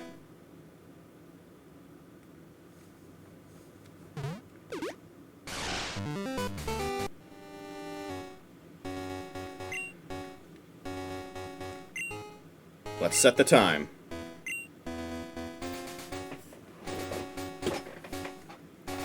Time of day doesn't really matter. I'm gonna set it actually to, let's see here. Yeah, I'll set it to Tuesday. Why not? And next stream, which will ideally be later tonight, we can open that stream by trying to win the bug catching contest again. And once we win it again, we never have to do it again in this game. Let me make sure I have the correct info on time of day, so I don't set it to something that isn't actually morning.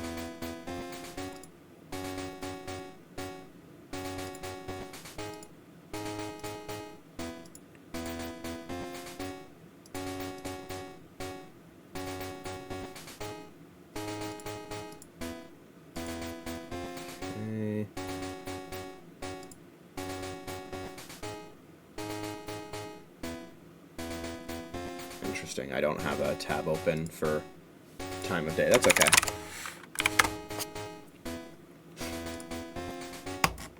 Okay, so in Gen 2, morning starts at 4 a.m.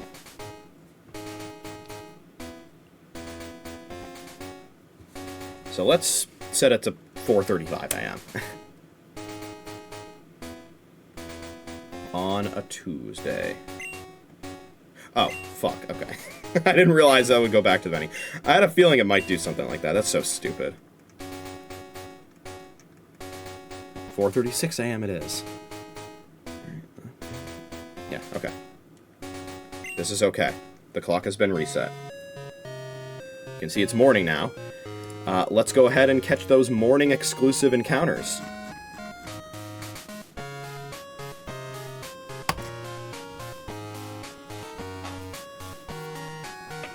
First of all, the current box that we have selected, how many Pokemon are in there?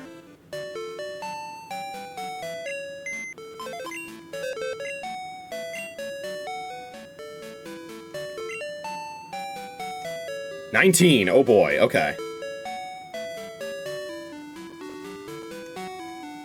Yeah, we definitely want to change to box 9 then.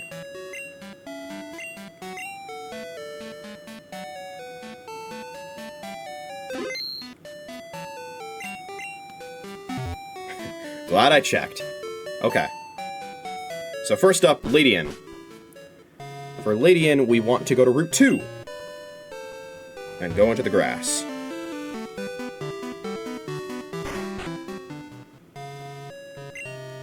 That gives us our optimal positioning to obtain Ladian.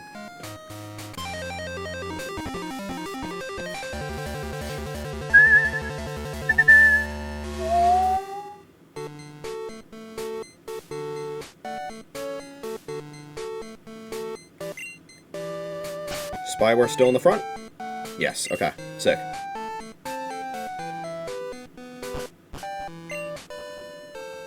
I should have put a different Pokemon in the daycare in his place. Oh well. Alright.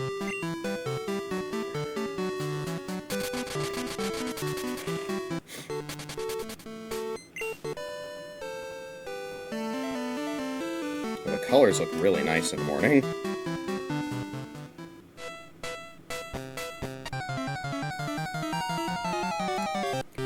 And we're right near Route 22, so we might as well catch a Spearow while we're there, too. Hell, we might run into one while we're here.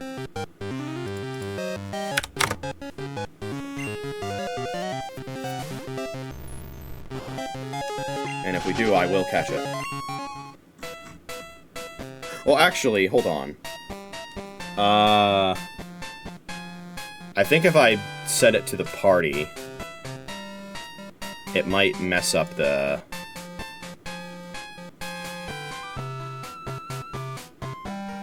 glitch. So, actually, if we run into a Spearow, I'm not going to catch it yet.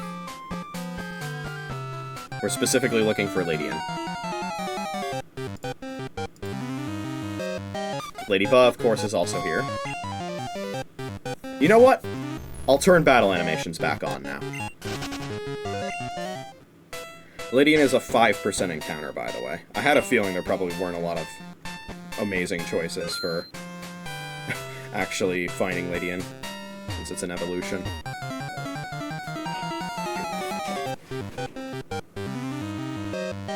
Could I, in theory, repel Manip for this?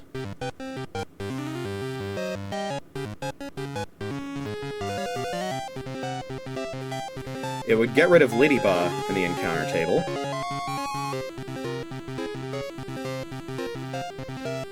It would get rid of Pikachu in the encounter table.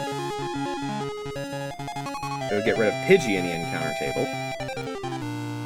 It would get rid of everything except for Butterfree in the morning encounter table. Which would turn the 5% encounter into a 33% encounter. That sounds like a pretty sweet deal. Only thing is, I need a Pokemon that is level 7. I think level 6 also works.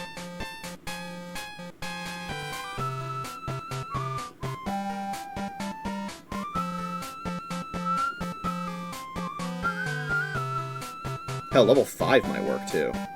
Level 4 would not.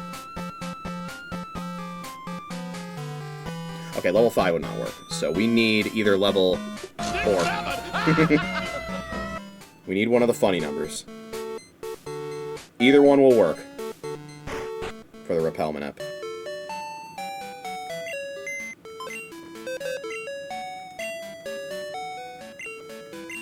So we'll just do a linear search and search for a Pokemon with one of those levels.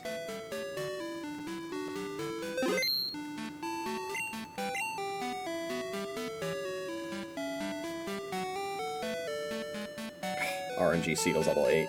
Damn. I was thinking, isn't... oh, okay, perfect. Oddish is level 7.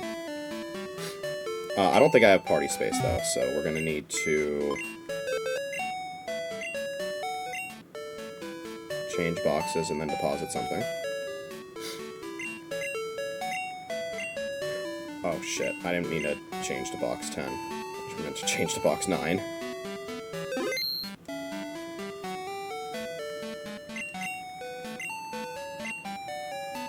Okay.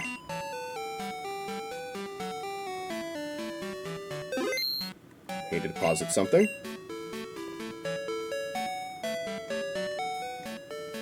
I'm gonna deposit Overflow. Then we'll go back to box 1, and we will withdraw Oddish, and we will Repel Manip using Oddish. And then, before we actually do that, though, I'm gonna make sure to change boxes back to box 9.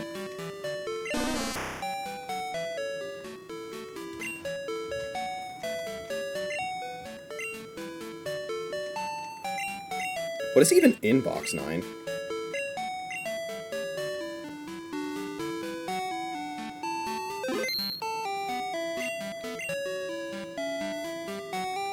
Two eggs, an Eevee, and a Gyarados. Okay.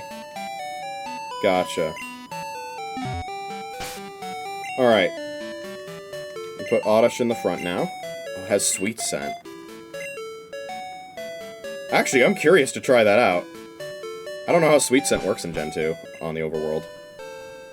I know I remembered seeing the bot use... The bot in Emerald for the Professor Oak Challenge Shiny Living Dex was using Sweet Scent when it was Repel Manipping underwater. And I don't know why. Maybe I should check the FAQ. Okay, so if I Sweet Scent, does the Repel Manip still work?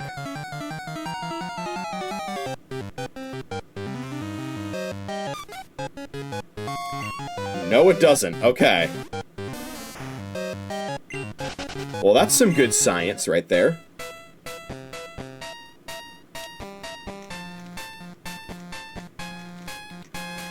Sweet Scent ignores Repel completely.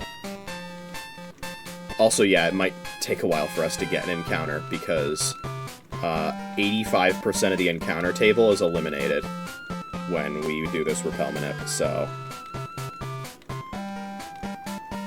we're just gonna be doing this for a little bit. Alright, 1 and 3 for Lydian. 2 and 3 for Butterfree. Might not be able to run. Shit. Shit! I might be dead. I should have switched. Okay, we're fine. I wasn't dead to crit, which is good to know. Okay.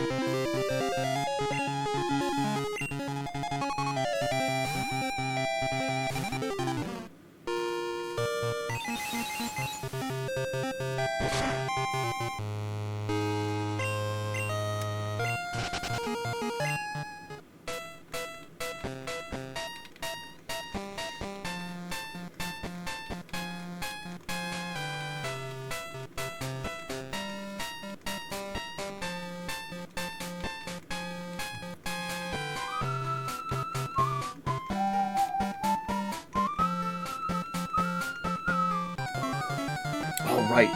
CTWC is happening right now. Oh, there's Lydian! That was another thing I was meaning to bring up, is that the Classic Tetris World Championships is happening this weekend. I was watching the qualifiers last night. It was pretty hype. I was actually watching a little bit of it before I left from work yesterday.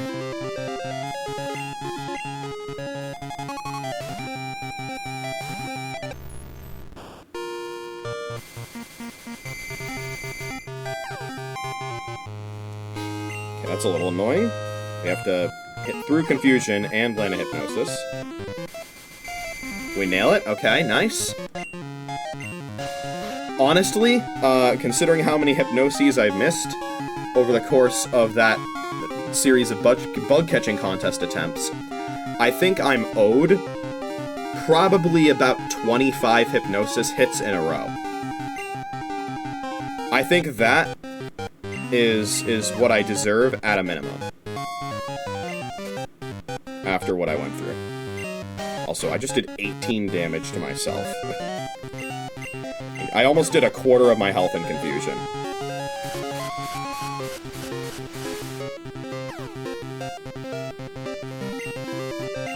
Okay, nice. Lydian's catch rate... running low on Ultra Balls, shit. Is 90. So this might not catch. Fuck. But it's not too bad, so shouldn't take too many. Hit yourself. Thank you. That's quite valuable, because that's basically the only way I have to safely have it get damaged.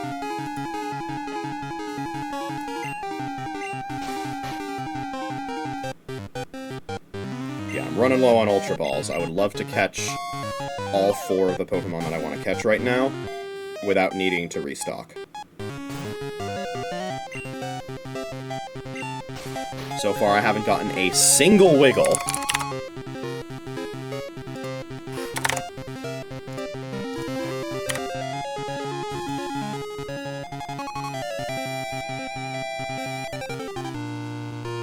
There's my HP bar scale.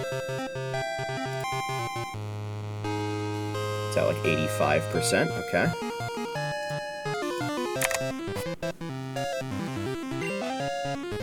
Should be 35% per ball at this HP range.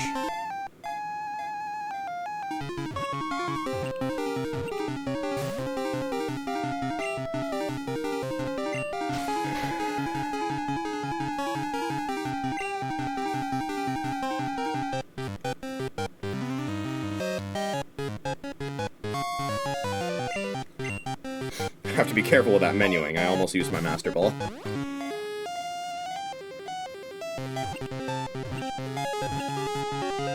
Okay. Nice.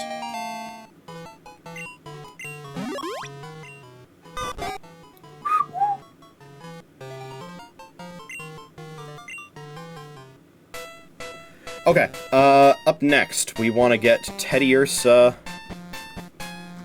and Phanpy. Phanpy is Route 46 in the morning, in the grass. Teddiursa, of course, also morning only. Dark Cave, Route 31 side. Okay. So, we want to leave Kanto for now. Thank you, Oddish. You did great.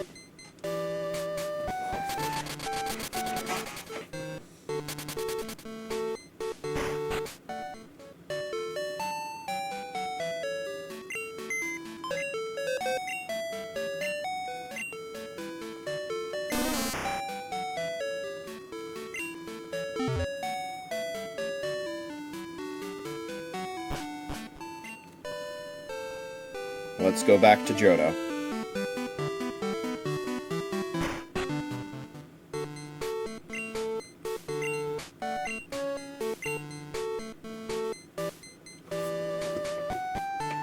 And let's take a look at the encounter tables here to see what we're dealing with. Oh boy. Okay, so Phanpy is a 5% encounter in the morning in Route 46. But I guess there were no other good places to encounter it. I believe it also is a Pokemon that can run.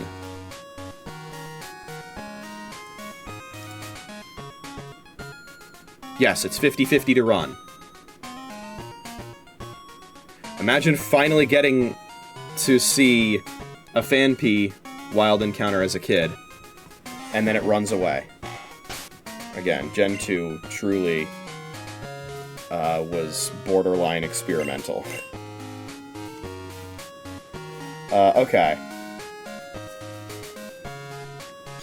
Can we repel Manip? No, we can't, because it's at the minimum level range of the entire encounter table. So it's just a raw 5% encounter with a 50-50 to run every turn, but that's okay, because we can lead with Spyware and click Mean Look on turn 1, and then all of our woes about it running away, at the very least, are gone for the rest of the battle.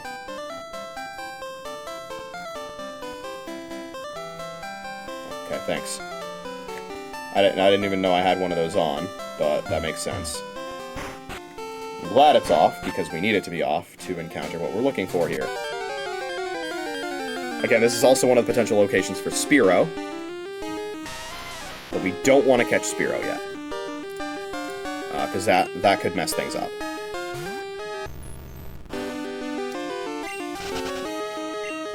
So we're going to be here for a while. While we're here, okay, I'll check Dark Cave as well. See how we're doing with Teddiursa.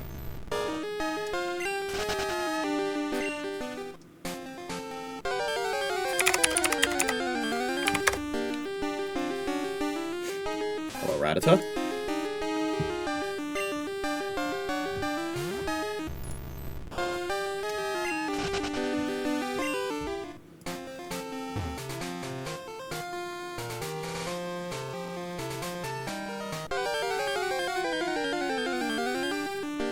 Teddiursa is also a 5% encounter.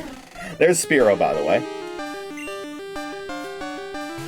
Because we're in Johto, by the way, there's also the possibility that we run into a roamer while we're in the grass here. We could just randomly run into one of the roaming legendaries.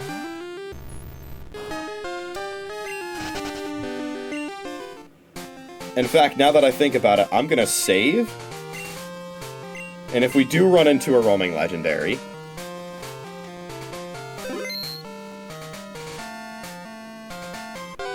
I am actually gonna try and go after it. Hello, Phanpy!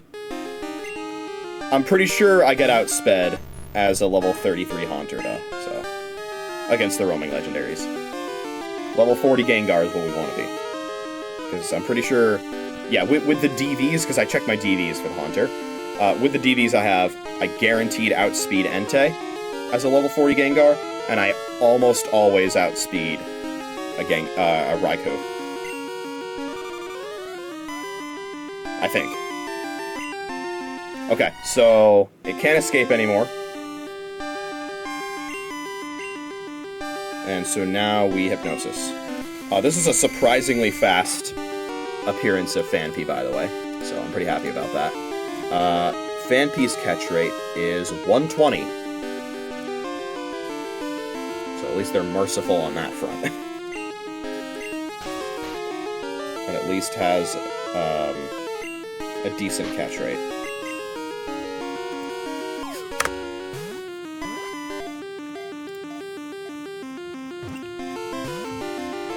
Only gonna afford me one wiggle on that first throw, though. Now that I think about it, I might as well confuse Red.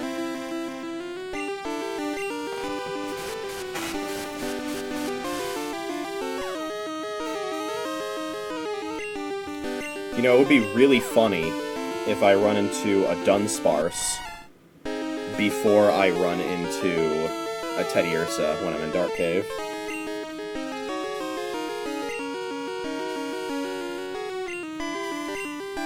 Okay, instant snap out is crazy.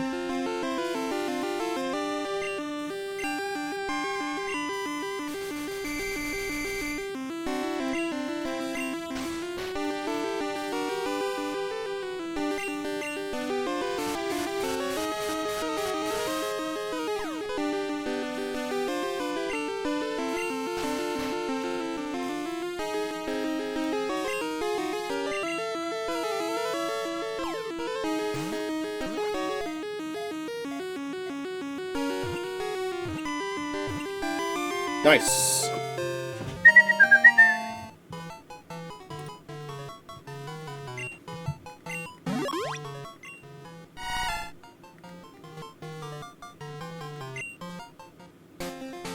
think that's in my party now. Yeah, it is, so we're gonna want to deposit that. And up next, we'll be going to Dark Cave, where we once again will not be able to repel Manip. It's just gonna need to be another raw 5%.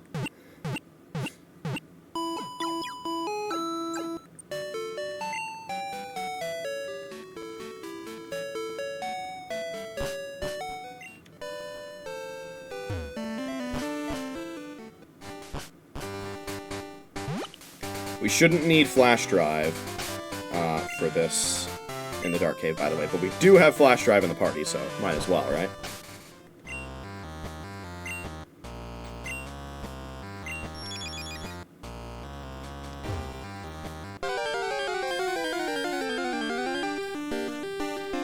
Oh my god! Please tell me I'm leading with Spyware still. Okay. Teddiursa, I'm pretty sure, is also a runner. Yep, it's also 50-50 to run. We mean look to prevent that from happening.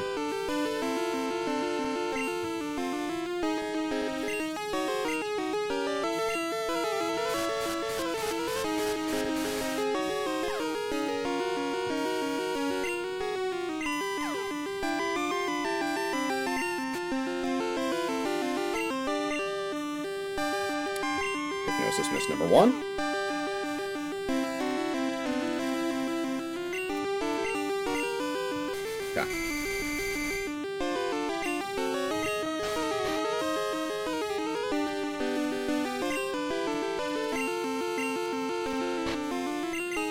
I can't imagine this thing having a low catch rate. Yeah, it's 120, same as Phanpy. I guess in a way they might be designed to be analogs of each other. I'd have to check the base stat totals, because that would be the giveaway.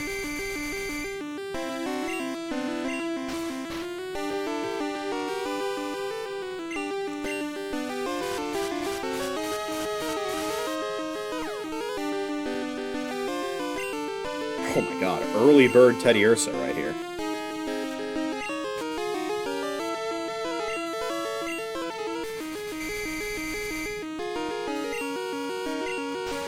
I don't think it's safe to confuse Ray anymore.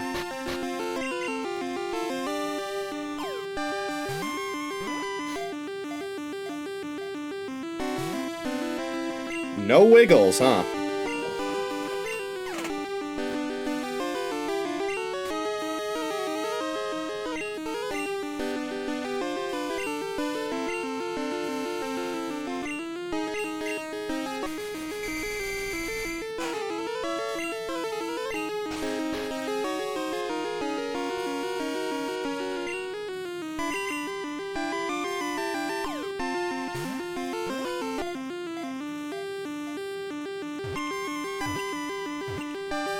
Okay, nice. That is all of the morning exclusive encounters.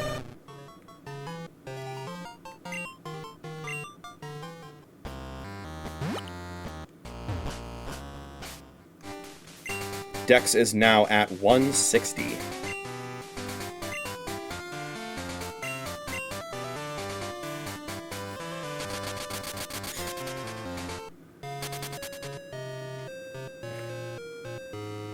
Alright, now I will deposit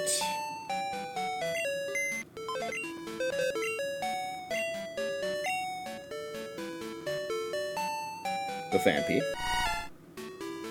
Now we have space in our party. Now, we're gonna get ready to go for Ace. Very curious to try this out. Let's see here. So, in order to do this setup,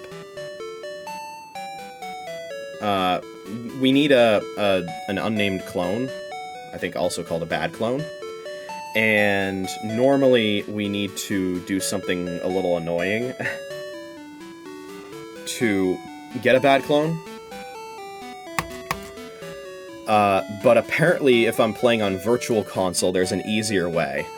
Supposedly, at least according to the guide that I'm looking at, the reset timing for getting the clone is frame perfect. So if we can avoid doing a frame perfect timing, that would be amazing. So now we're going to catch a Spearow. I would imagine something within the game's data related to Spearow is required in order for the Ace setup to work. It's specifically Spearow. Okay.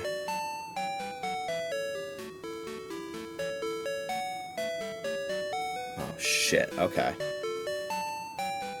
I'm looking here. It's... you know what? Maybe I should look through all of these steps before I do anything. So firstly, we're going to need to empty box 1 completely. That's going to be annoying. We put the Spearow in box 2 and fill box 2 completely with any other Pokemon. These Pokemon will be used during the setup and run a chance of being corrupted, so ensure you can afford to lose these. Damn.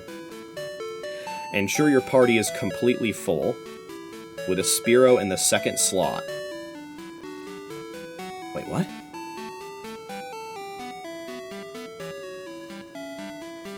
Wait, what? But it says put the Spearow in a PC box, so why would the Spearow be in my party? I'm confused. I don't get it. I don't understand. Is the Spearow supposed to be in my party, or is it supposed to be in the PC? Already this guide is very confusing.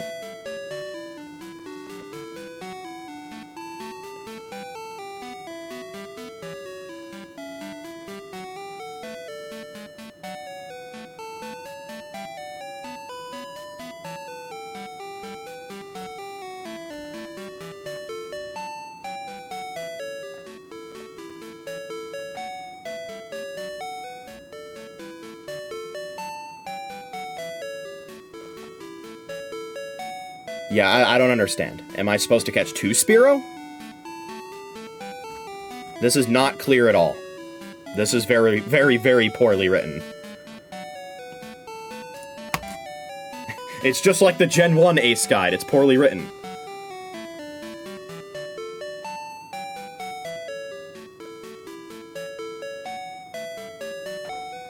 Let's keep reading, see if there are any clues. Setup will turn the first party Pokemon in... Turn the first party Pokemon in an unterminated name Pokemon. You mean into an unterminated name Pokemon? Not in an unterminated name Pokemon? So we have unclear instructions and typos. The Spearow will be used during the main setup, as opposed to other setups. Give a potion as a held item to the party Pokemon in the last slot. Set box 1 as the active box, which is the empty one. Then we use Transporter. Deposit the Pokemon holding the potion into box 1, and then save the game. Okay. Deposit the Pokemon from the 5th slot into box 1. Close the game without saving. Open Poké Transporter, and transfer the contents of box 1. Transporter will not transfer the Pokemon holding the held item. This is intentional. Okay. Transporter will attempt to transfer the Pokemon that was last deposited. Allow it to do so. Open the game. Box 1 should still contain a Pokemon, even though the change box menu believes that there should be 0 Pokemon in box 1. Use Move Pokemon without mail to move the Spearow from box 2 into the topmost slot of box 1. Use Move Pokemon without mail to fill box 1. Move additional Pokemon from box 2 to the topmost slot of box 1 until you can no longer add additional Pokemon. If everything was done correctly, a Spearow should now be in the second to last slot of box 1.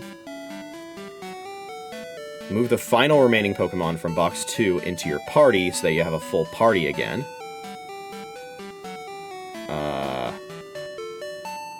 Okay. With a party that is completely full, go into the wild and catch any Pokemon. This will be sent to box 1, overloading the box.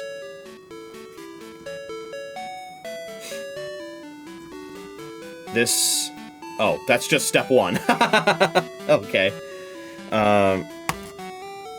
And then, step 2, go into any Pokemon Center, open the PC. Change box names so they match the images shown below. Okay. Any box names left as their default in the images are irrelevant for the setup, do not need to be renamed. Go to the second floor, stand in front of the PC. There's some tile movements, I remember this from the video I watched. Open the start menu, press A on the first party Pokemon so you get the option to look at its summary. Don't actually open it. And you can close the menu. Withdraw triggers Ace. Scroll down to the bottommost slot. If everything was set up correctly, withdraw menu should automatically close, putting you back in the PC's main menu. What? Okay. Check the party screen. If the first Pokemon's nickname was changed to a single question mark, the setup worked correctly. Don't open that Pokemon's summary yet. And then we restore box 1 back to normal by using a potion up to where the game brings up the party screen. This will prevent unterminated name Pokemon from crashing the game. Restore box 1 back to normal. Release the 2 topmost Pokemon from box 1. Directly deposit. Don't use the move option. Any Pokemon that doesn't have a glitched name from your party to box 1. Box 1's functionality is now restored back to normal. But what if I don't want to release the 2 topmost Pokemon from box 1?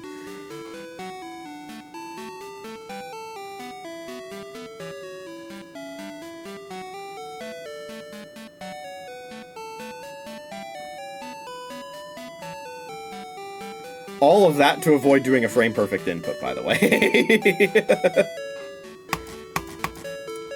It's probably still worth it.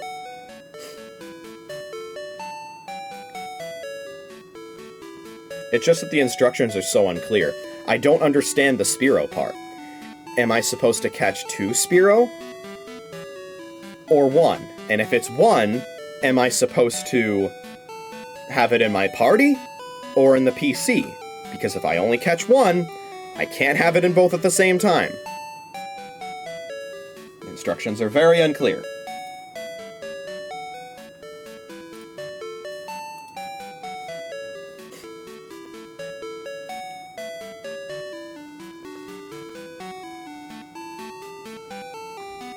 Let me see if there are any videos of people doing the Poké Transporter bad clone trick.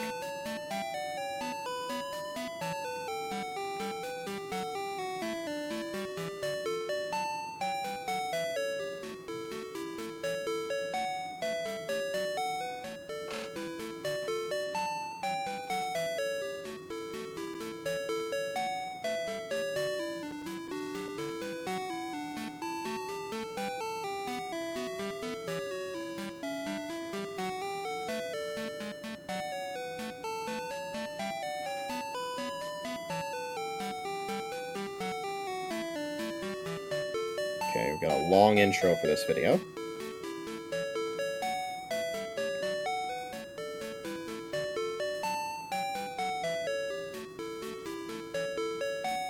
Okay, this looks completely unrelated.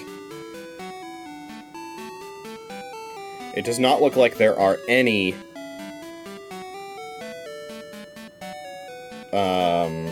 It does not look like there are any videos of people doing this. And if they are, they're buried because it's impossible to search for it without getting unrelated videos.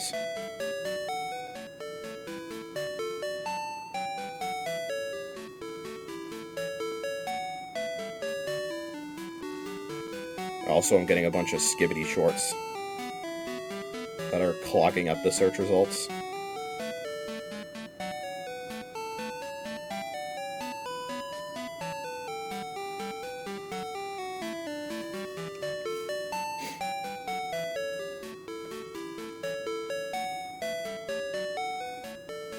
This is really fucking annoying.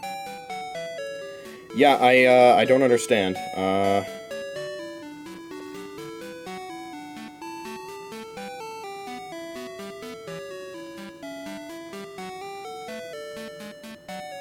Yeah, there are no relevant search results. I have no idea what I'm supposed to do. I don't understand if I'm supposed to have Spearow in my party or in my PC. Because again, it is not clear at all what I'm supposed to do.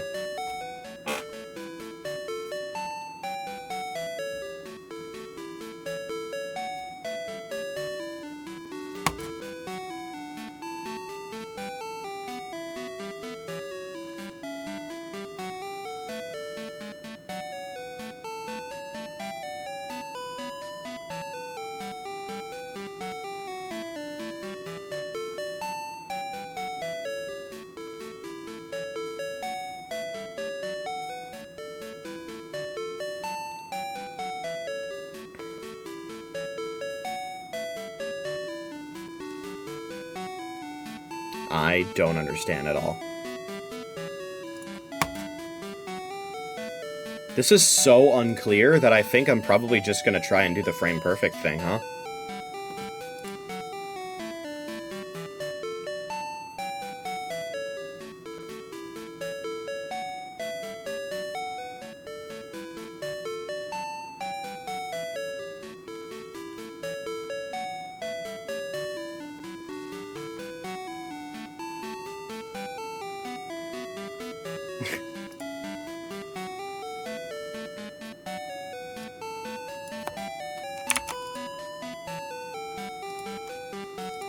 See, one more Google search.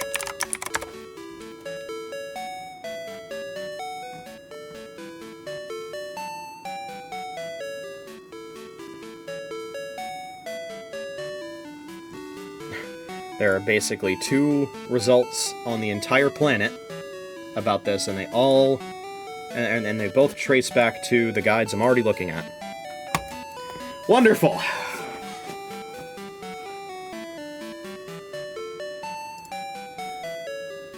There's probably one person on the planet that actually knows how to fucking do this trick, and they don't know how to write instructions.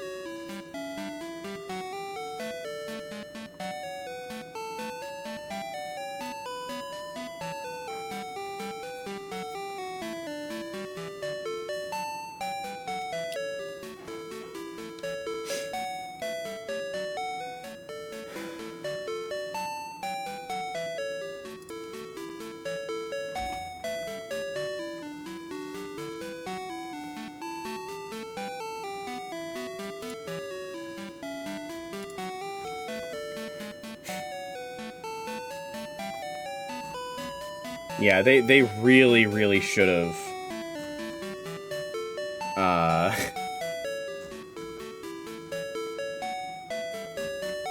And yeah, there's a different setup, but it only works if box 1 has never been full before, which it has, so...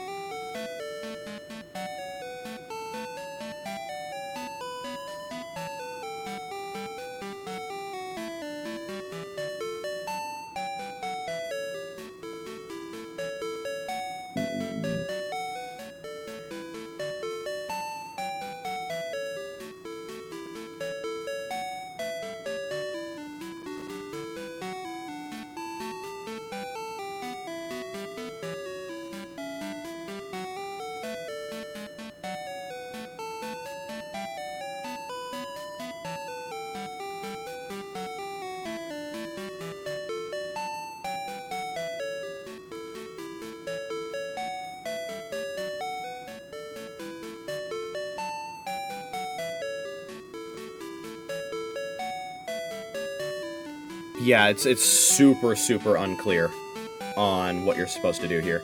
Do I need to catch 2 Spearow? I don't get it. I really don't.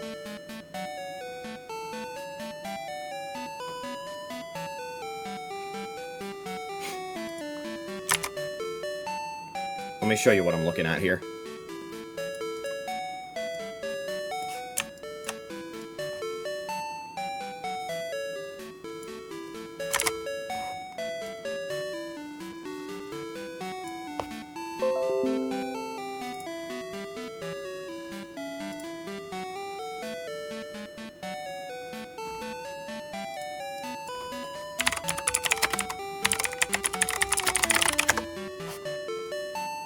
Alright.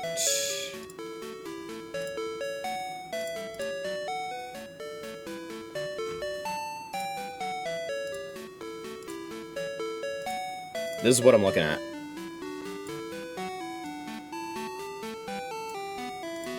Steps 2 and 4 seem to contradict each other.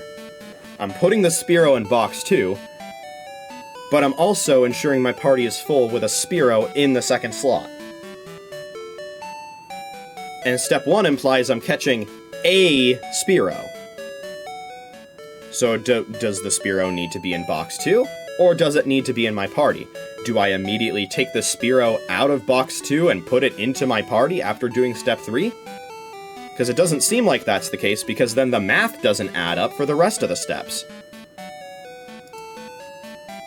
Doesn't seem to make sense at all.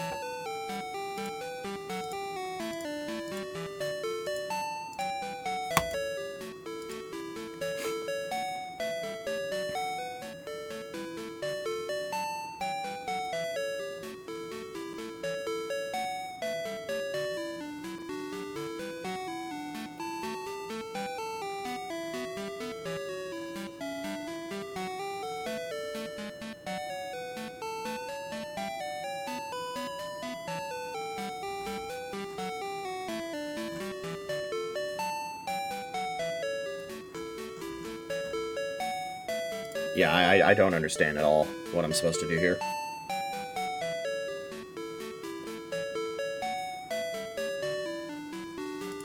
I feel like it's better for me to just try and hit the timing.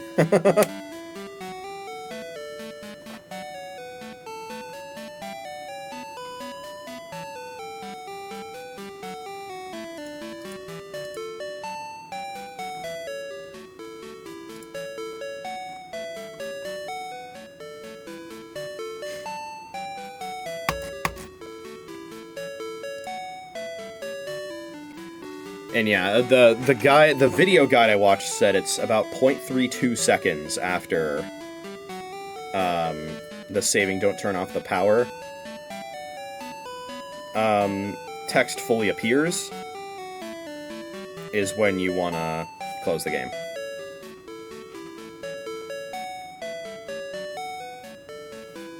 Which means that's almost a third of a second.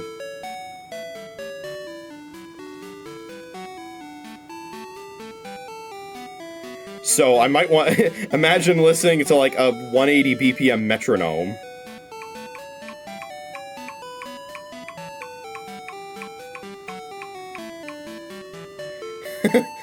To fucking hit that timing. In any case, so let's see here.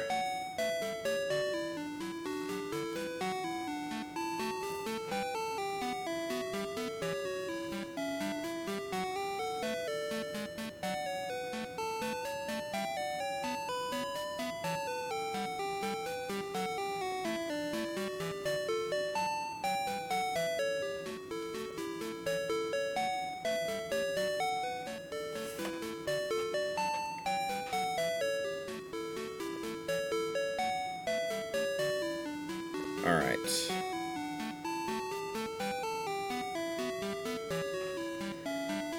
The setup is so fucking convoluted. So here's what we're gonna do, alright? Oh, okay, awesome. That's great. Thank you, Beverly.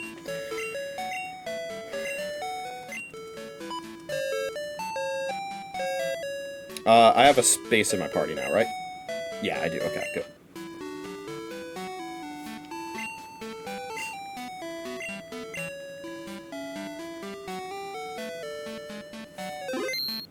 So here's what I'm gonna do. Before we proceed, I'm gonna go to checkpoint.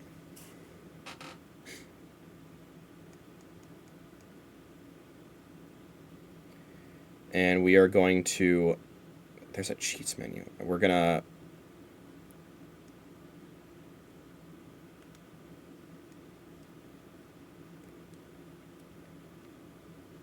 It took multiple attempts for the L button to work there.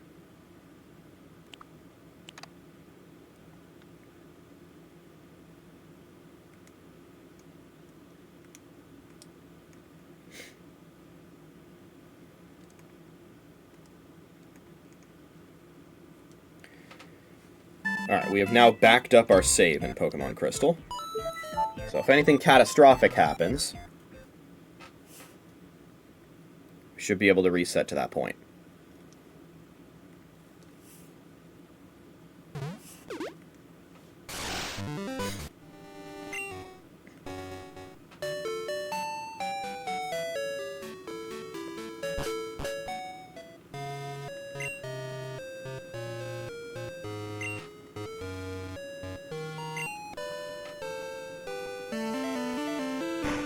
That's not where we want to go.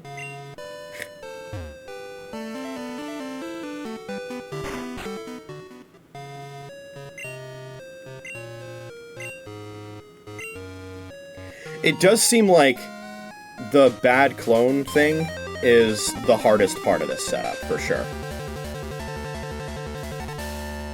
Like, my options are either follow instructions that make no sense, or hit a frame-perfect timing.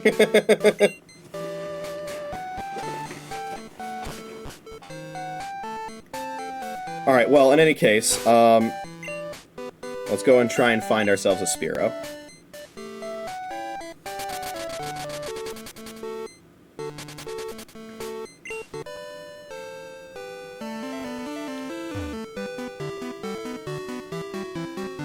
As mentioned previously, this should be the best location to find a Spearow. It should be 50-50 to find one.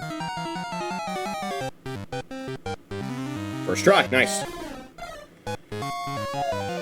Spearow has a very high catch rate, so it should be relatively easy to catch.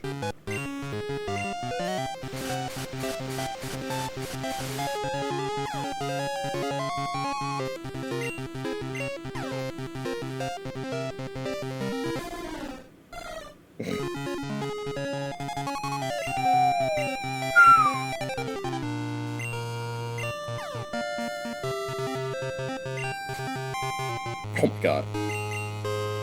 Hit this shit, please, man. Oh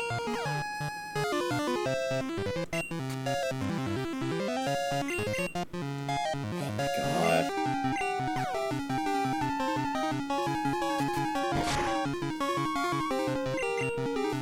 Oh my god, that's 4 in a row.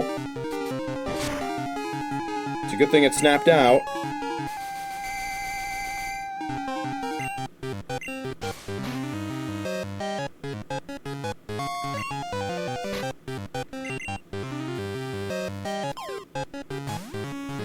This won't go to a box, by the way, because we have...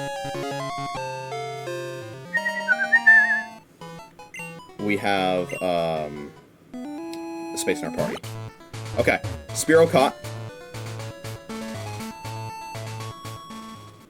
Alright, up next we need to choose an item to be in the top slot. And it needs to be one that we don't care about. How about the mystery berry?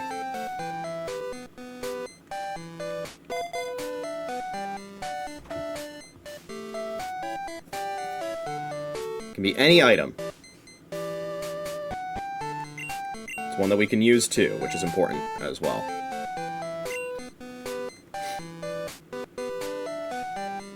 Alright, now we go to the Pokemon Center. And, we want to start with an empty box here.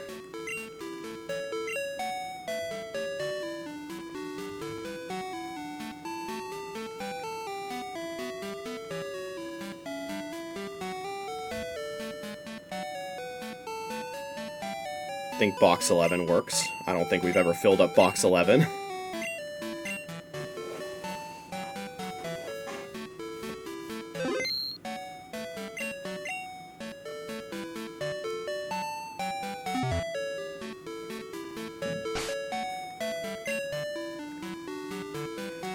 Next, we need to choose a Pokemon to deposit.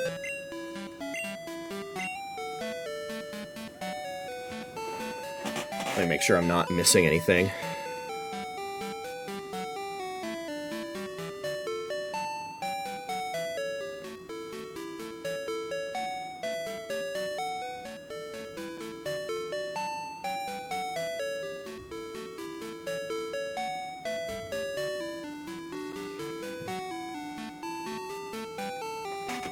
Alright, we need to deposit a Pokemon. Any species will do. And now, here we go. This is the save thing. We need to do it through this menu. And this is the timing.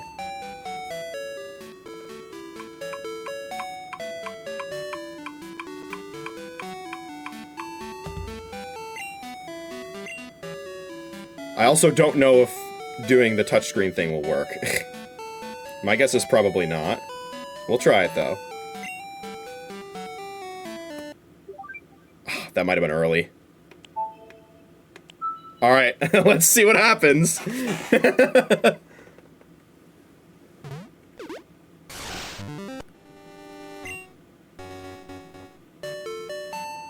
Okay.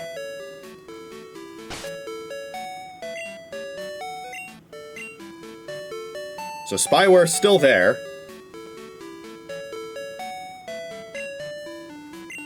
And now we look to see the newly deposited Pokemon. It's not there. Yep. I had a feeling it was too early. Well, the fact that that was too early means that, we'll probably try again, I guess.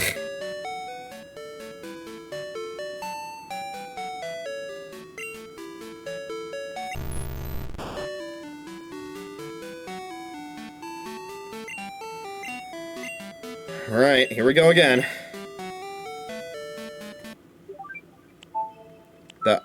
If that was mistimed, it's probably also too early.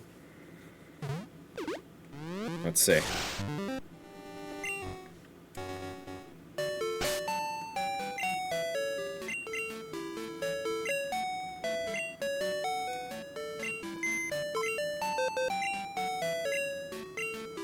Oh, there it is.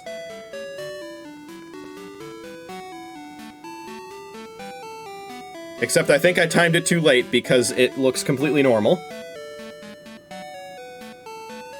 its nickname is supposed to be changed to a bunch of question marks. And that is not question marks. Damn, okay. We cloned it, which is funny, but yeah, that's not what we want.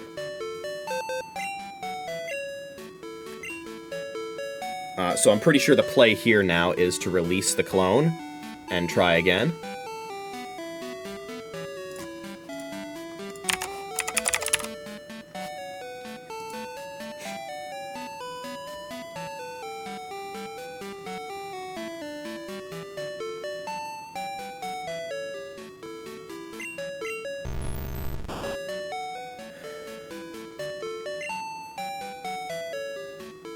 Yeah, okay.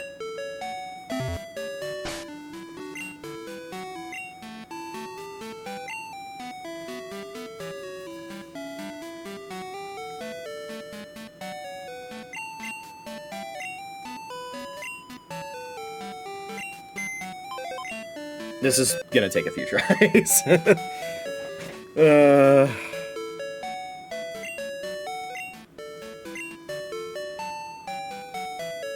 Now that I think about it, maybe I shouldn't be doing this with a Pokemon that could potentially get, like, fucked.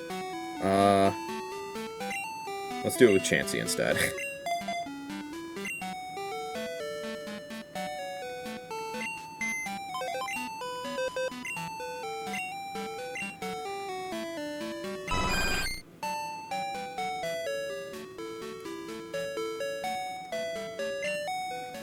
Alright.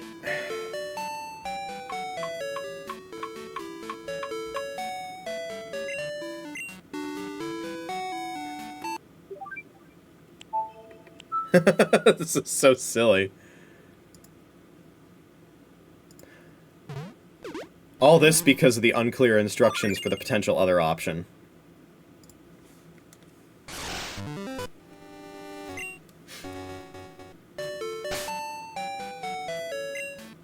Okay.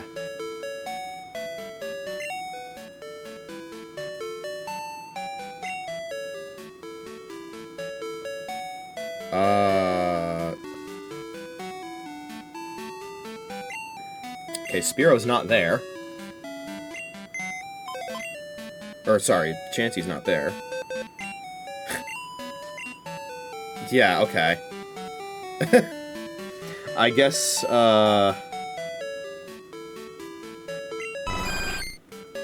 messed that up, I guess. Oh. Wait, what? I don't even know what I did there.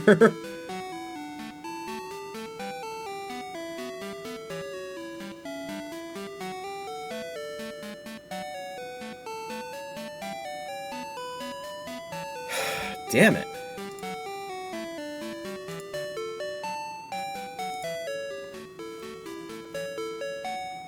So hard.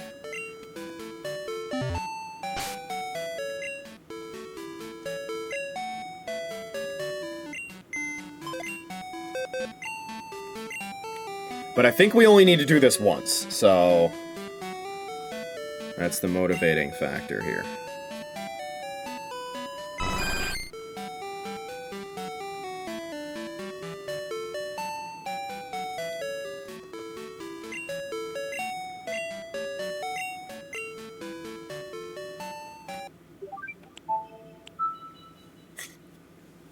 I think that was too early. Fuck. Oh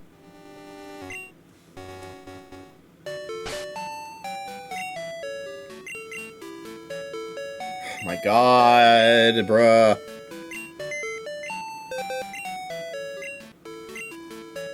Get back out here.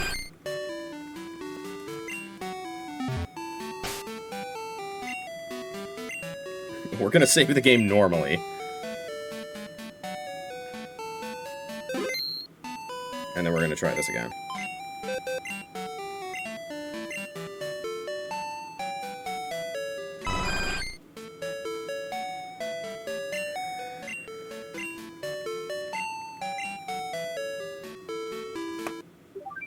That was probably too late.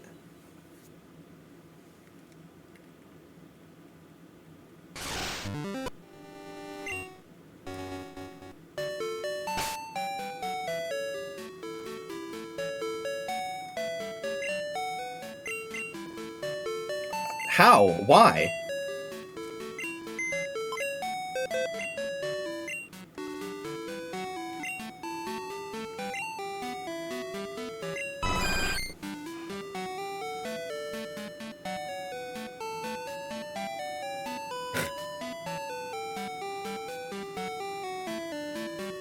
Am I doing it too early?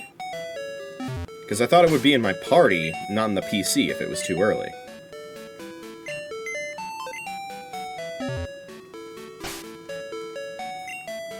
Guess we'll save and try again. Yeah, if it should be too late if it was cloned.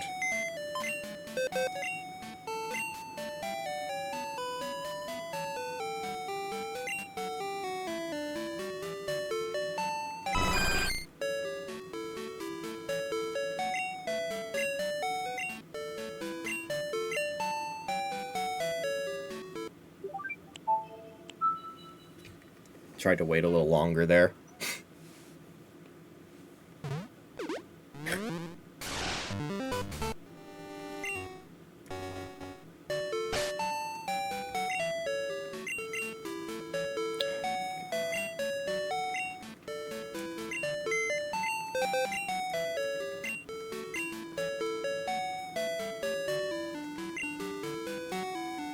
You know, ever since we tried doing it with that dumb bitch, it wasn't working, so...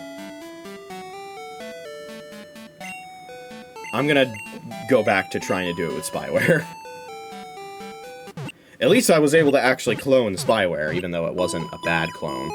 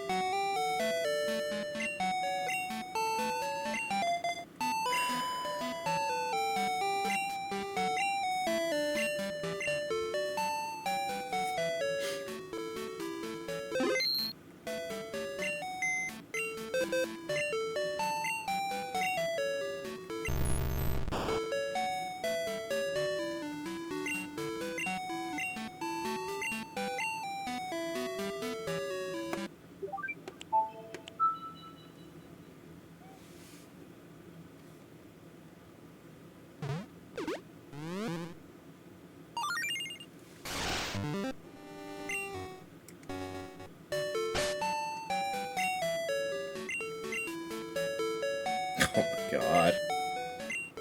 Fucking hell, man. This would all be so much easier if the person who wrote the transporter glitch instructions knew how to speak English.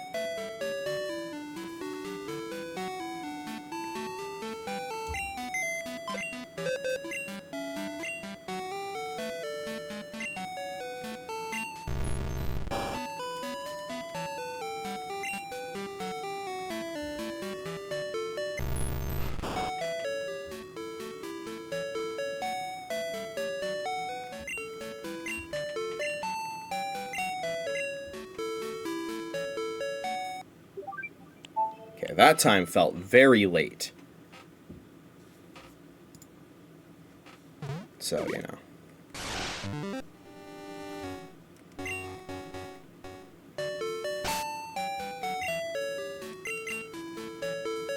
God. I'm gonna lose my fucking mind.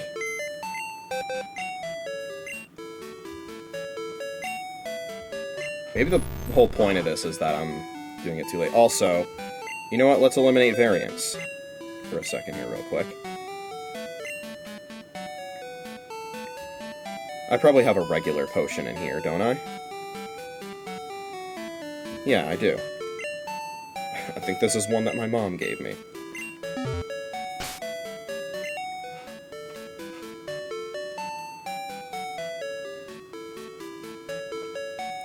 Let's have that be our item. Let's have it be a potion.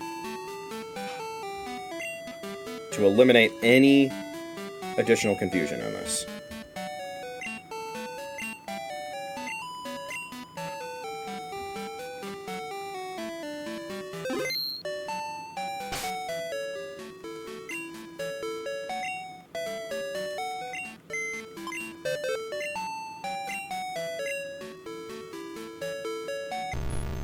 This time I'm gonna err on it being early.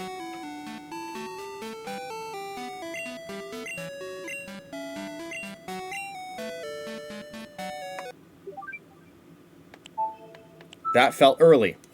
So let's see.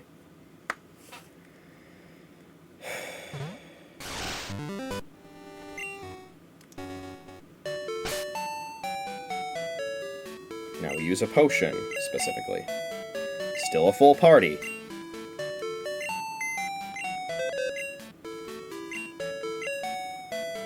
But it wasn't saved. Well, at least that's the, expected result.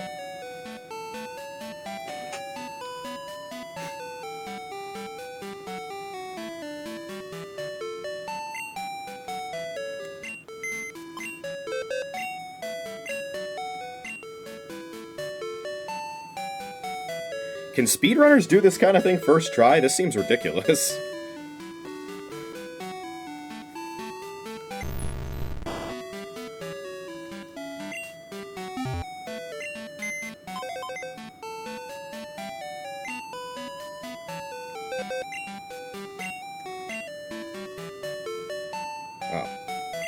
Oh, I'm an idiot. I didn't realize I already deposited it. This is probably not gonna work.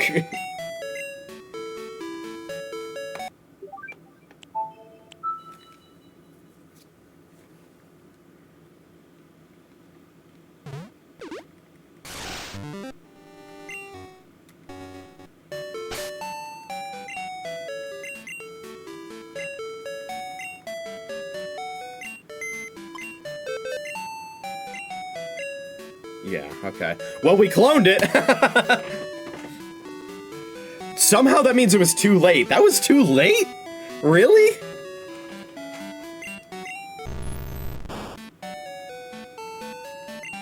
That did not feel too late.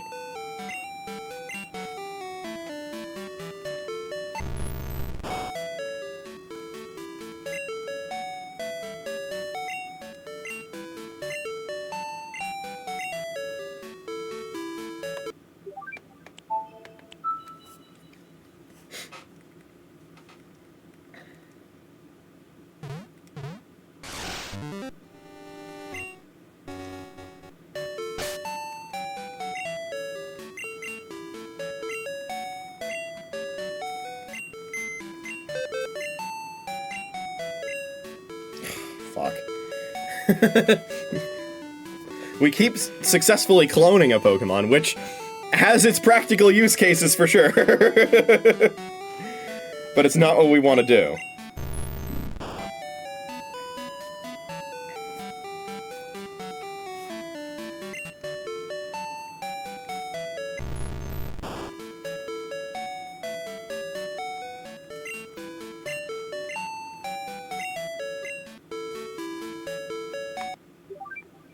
That was probably still too late, huh?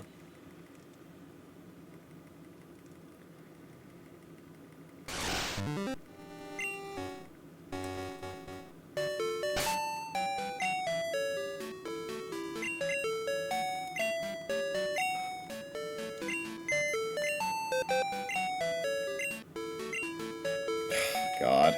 Yep, it was.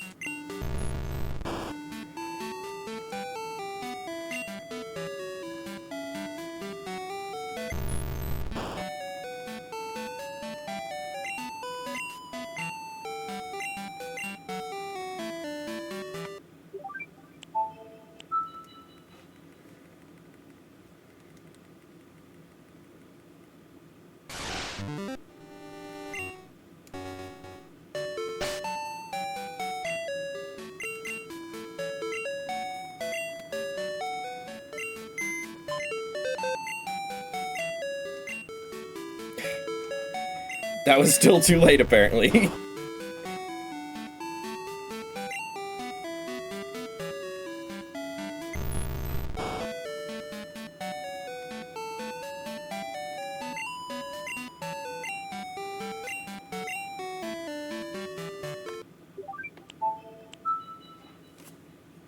Okay, that was definitely earlier than last time. If nothing else.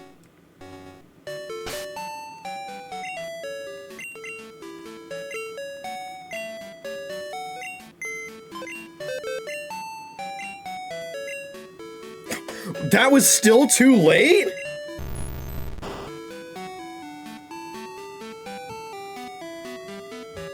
You are fucking with me, man.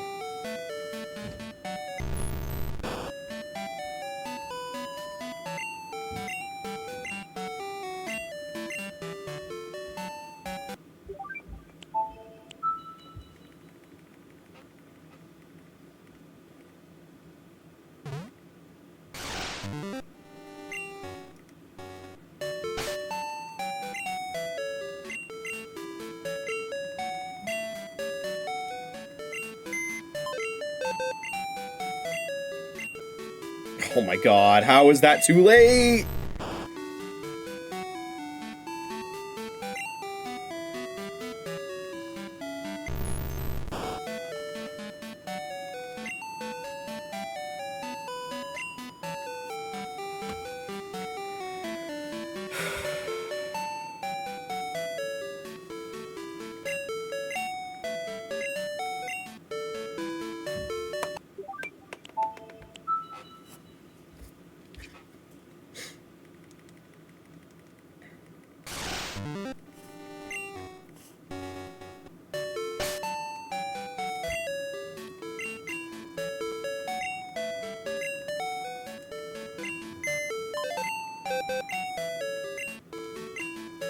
Oh my god.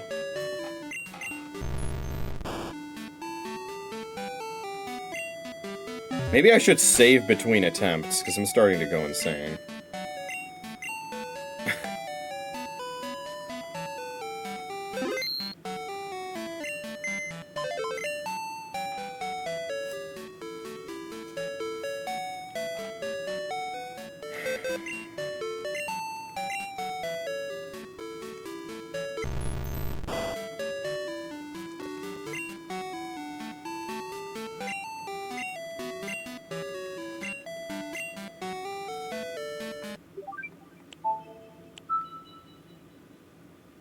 That felt quite early. So, let's see.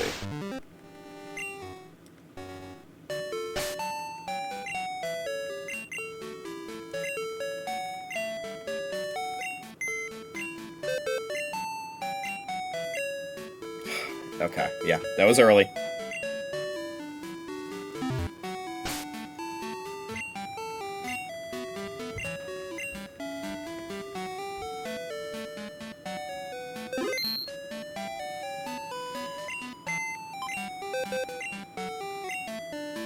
Can you see why I didn't want to do this?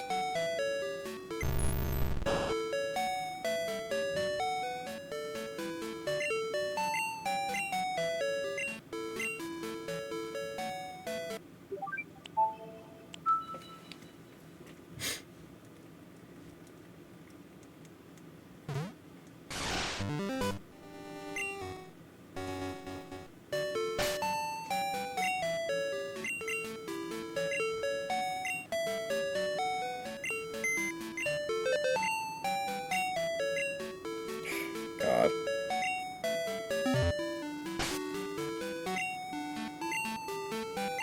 Yeah, I think not saving between attempts might have been messing with me. I don't know at this point anymore, man.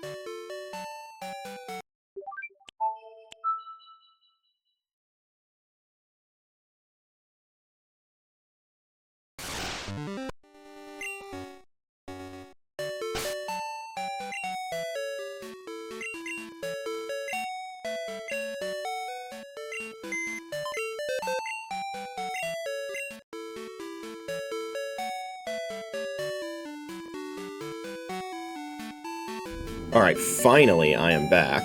That was one hell of an interruption, but it's okay.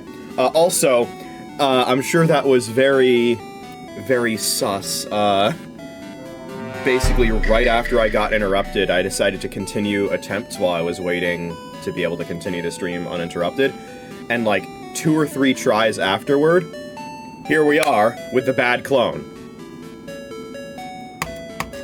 So, we have the bad clone, and we did it the old-fashioned way. And I'm hoping now that we can continue and, you know, get to a point where we can save and not have to do this again. So, we have the bad clone. Up next, we have an unterminated name Pokemon. We need to put it in the topmost slot of Box 1. It doesn't matter what other Pokemon are present within Box 1, as long as Pokemon in slots 2 through 5 have normal names.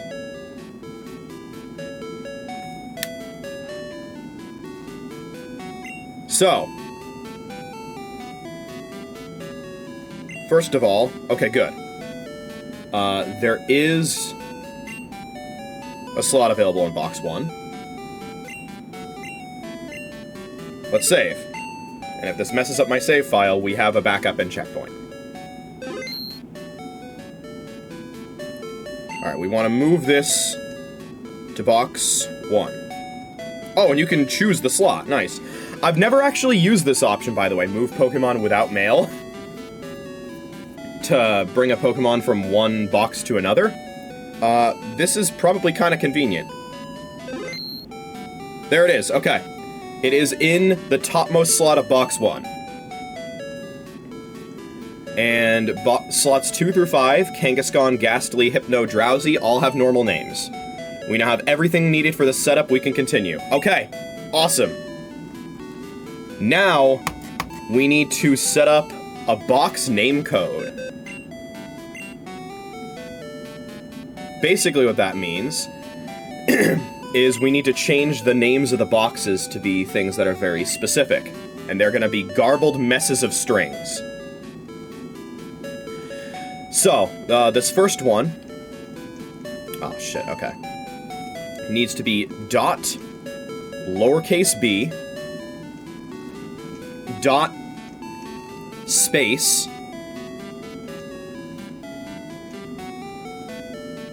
lowercase r, apostrophe m, space, 5. They give a lot of options for apostrophe and a letter. So that's Box 1. Alright. Box 2. We want this to be accent E, capital P, 5, capital B, lowercase j, female symbol, female symbol. Box 3. We want this to be apostrophe L, lowercase p, apostrophe V, lowercase c,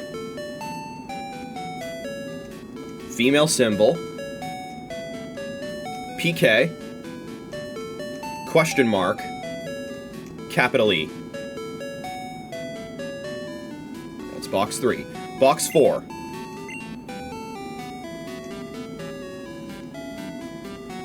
We want this to be apostrophe V,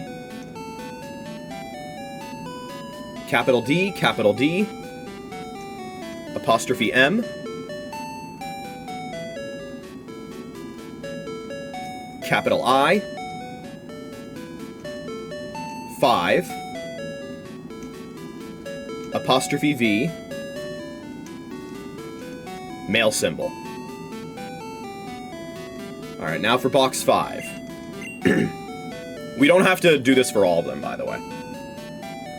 For box 5, we want to do accent E,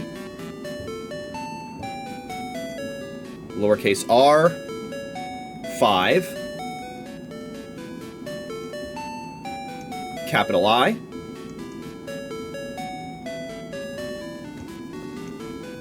accent E, lowercase s,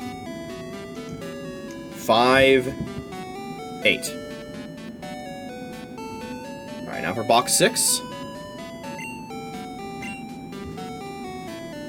We want to do apostrophe V,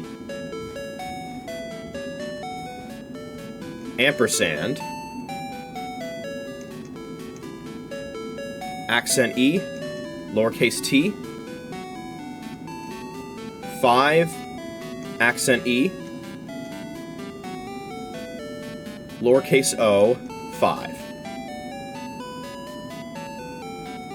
For box 7. No. Box 7. We want apostrophe L, apostrophe T, PK, capital H, capital H, capital G, capital G, capital G.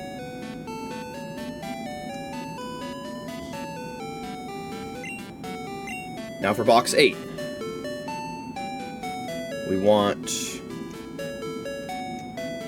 lowercase p, apostrophe V, lowercase r, capital W, apostrophe M, capital T, or sorry, lowercase t, apostrophe M, lowercase t, 5, apostrophe M,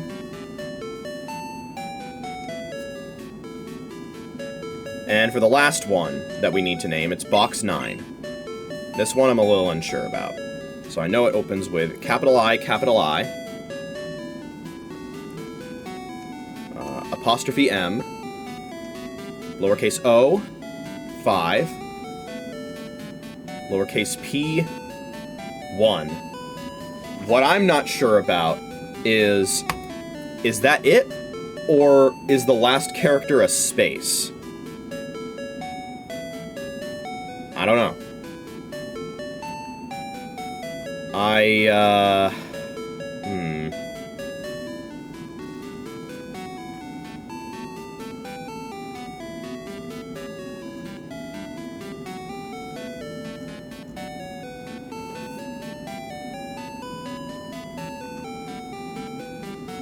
Yeah, okay.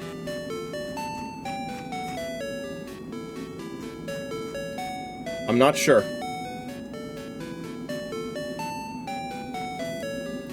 Because this is the only box name I see that doesn't look like it is the maximum amount of characters. By the way, the box names are different depending on what version of the game you're playing. English, Italian, Spanish, or Japanese. Let me see if I can... Because I remember looking at a video for this, but I think the payload for the box names was different.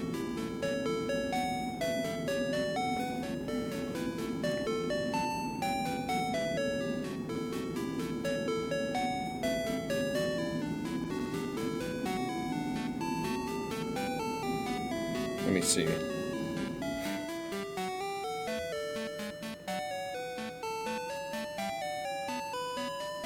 Gym leaders hate him. Go from 3 badges to all 16 with this one simple trick.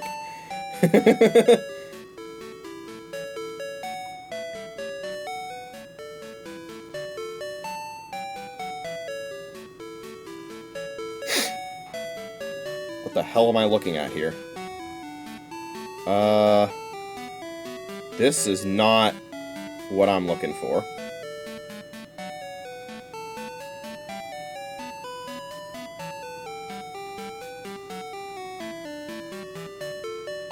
Okay, looks like he's, yeah, changing the box names here. And they look completely different. Okay. Fire in the hole! It says fire in the hole! I don't know if you can see that. Fire in the hole!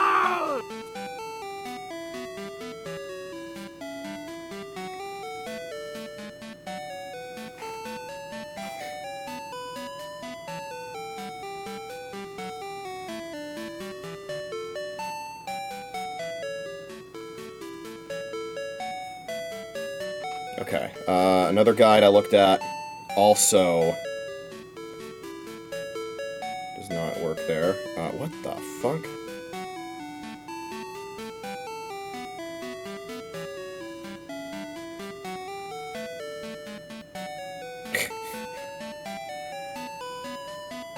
Yeah, okay, so I don't know if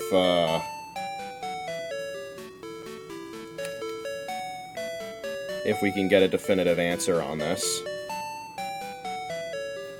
And I already saved after...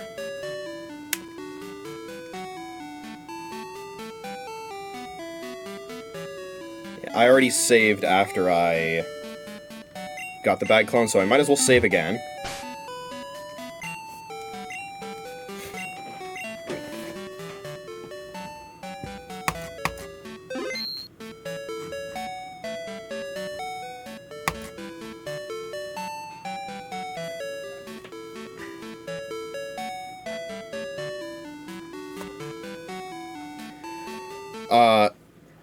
I'm going to, once again, do another save backup before we proceed.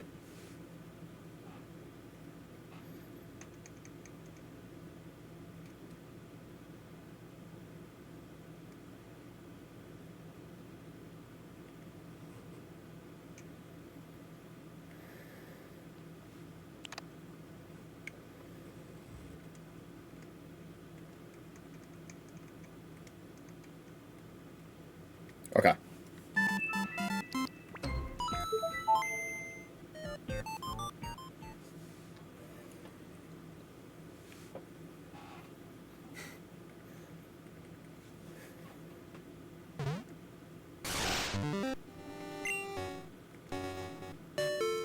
Alright, so, assuming that that is what we want for the box names,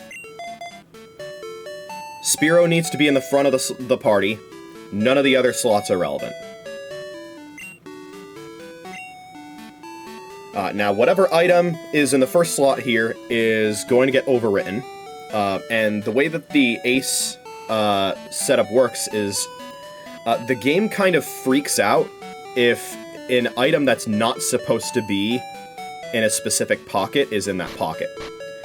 So what this setup is going to do is it's going to get a TM15, which is supposed to be in this pocket, and it's going to put it over here and turn this potion into TM15 and have it not be in the TM pocket. And that makes the game completely freak out. It interprets it as like a glitched version of mail, basically.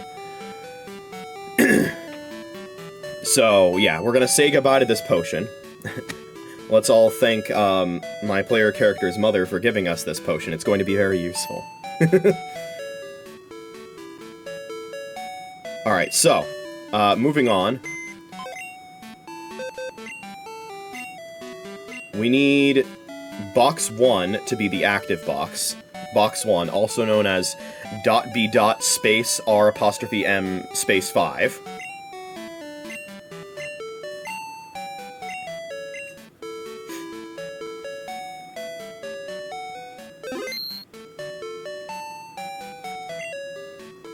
Ensure that the bad clone is at the top. Uh-oh. Oops. Alright, I hope that didn't just break my save file.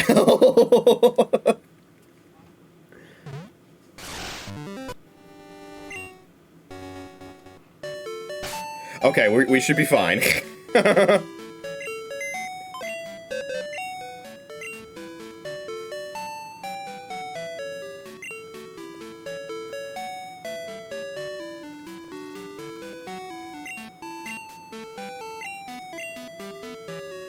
The reason that happened is because pressing withdraw is what executes the payload. Oh, okay.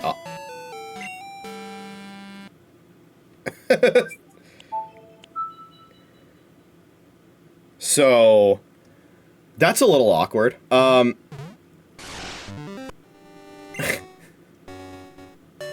It's a little hard to check if it's in the first slot. It should be. I mean, I remember putting it there. I haven't put anything else in box 1.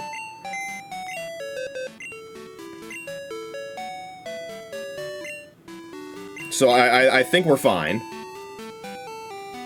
Make sure that the box name code from step 3 was correctly entered. To the best of my abilities, it is. Again, I don't know if the last one that I had to rename is supposed to end with a space character or not. But that's something that we can verify in a moment. So the next thing that we're going to be doing is we're going to go to the second floor. And, okay, so we need to stand in front of this PC. Then go 1 step down, 1 step left.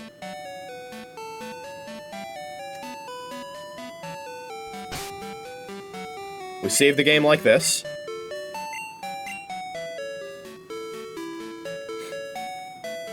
Hopefully my character's facing position doesn't really matter. I don't know why he's facing to the right. We reset here.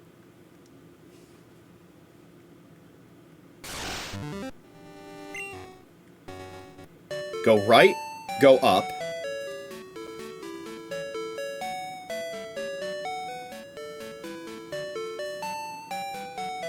Now we need to open the start menu. Go to the party screen, select Spiro, get this menu to show up. Exit. Go to the PC. Open the withdraw screen. Here we go. Okay! Okay! We're at the menu, or we're at the mail entry screen. Okay. We did it. So I was right in assuming that the last box I had to rename is not, it does not end with a space character. Okay. We're at a mail entry screen.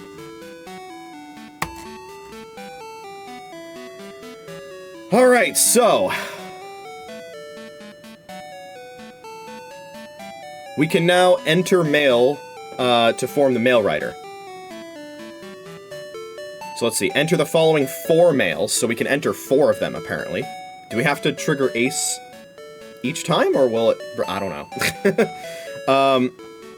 But basically, we're entering these 4 mails. The setup has no way of warning you in case you make a mistake. If everything was entered correctly, the game will open a 5th mail entry screen. If this happens, the setup was a success and you can continue to the next step. Made any mistake, the setup will self-abort and return to the main menu of Bill's PC. If this happens, you can reattempt the steps simply by opening the withdrawal screen. Okay. So, it's time to input some more garbled messes of strings. So this first one is going to be lowercase z, lowercase p, lowercase p, lowercase p, lowercase d, capital N, capital V, 2, capital W, capital W, 1, PK, end double quote, MN, PO, lowercase v, lowercase w, lowercase m, lowercase c, lowercase e. Then we're going to spell out Uzi in all caps. That's capital O, capital Z, capital Y. Capital Q.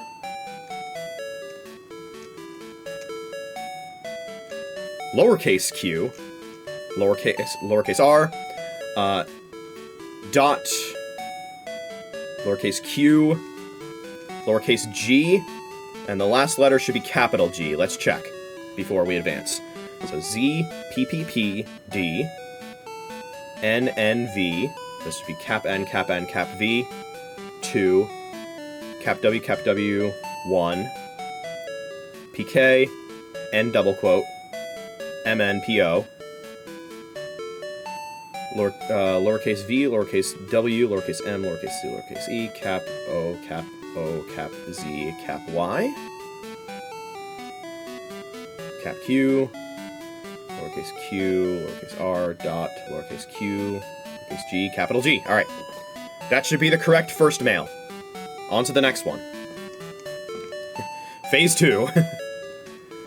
Alright, lowercase h. Capital H. Lowercase h. Capital H. Capital P. Alright, so the X's are weird. There are, like, multiple different, like, X character options, and one of them has, like, this fancy little, curviness to one of the lines in the X. Almost like the way that you would write a lowercase x in algebra to differentiate it from, like, a multiplication symbol. And this is the one that we want. We want fancy lowercase x, which is apparently regular lowercase x. And then you have this one, which is just the cross. Alright, one of the guides I watched made sure to emphasize, hey, make sure you didn't confuse those characters. Okay, next, lowercase w, apostrophe m, lowercase m, lowercase m, lowercase w, lowercase v, apostrophe m, apostrophe l, lowercase u, 0. Let's check the top row. HP, fancy X, W, apostrophe M, double M, WV, apostrophe M, apostrophe L, U0. Okay. Bottom row. 1 PK, cross X. That is very clearly the cross X. 9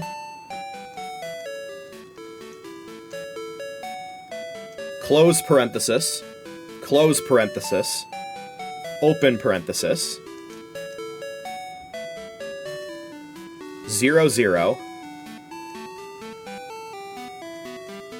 close parenthesis, 0,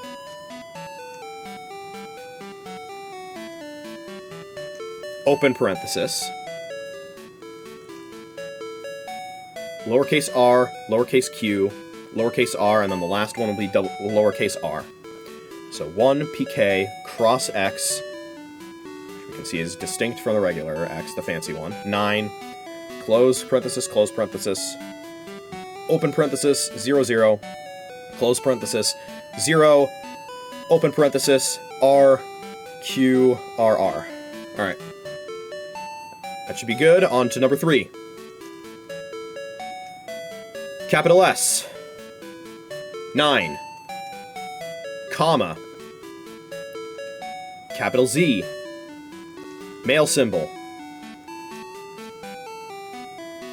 KE accent. Close bracket. Close square bracket. Okay, apostrophe S. Lowercase z. Lowercase y.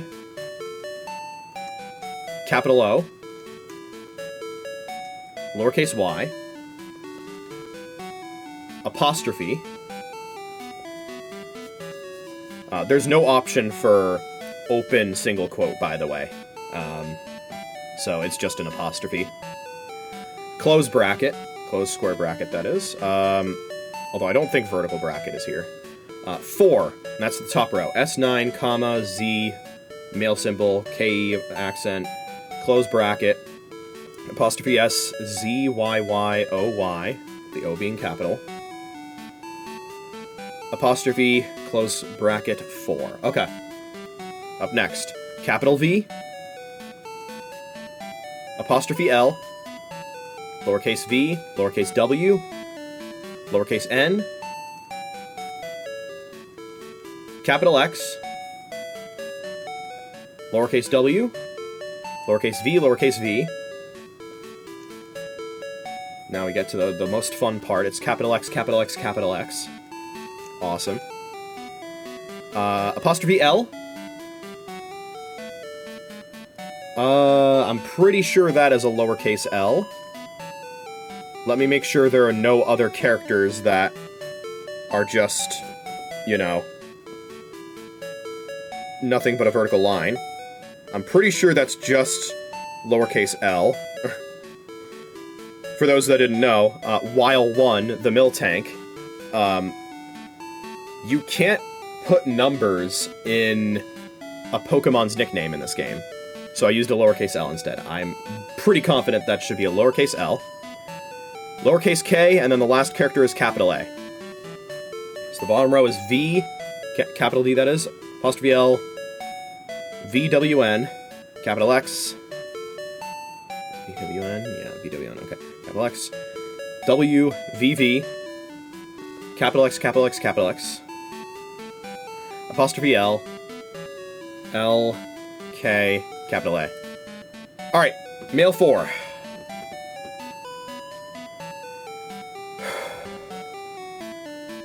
Capital R. Lowercase k. Lowercase u. Apostrophe D. Capital U. Forward slash, forward slash. Exclamation point. Lowercase k. 1. PK. N double quote.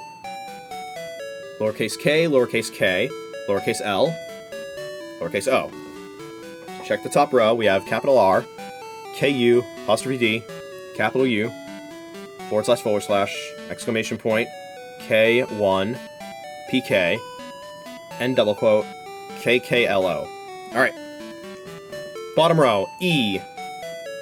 Lowercase e, that is. Alright, there it is. Apostrophe. Semicolon, semicolon. Ampersand. Comma. 8, 6. Male symbol.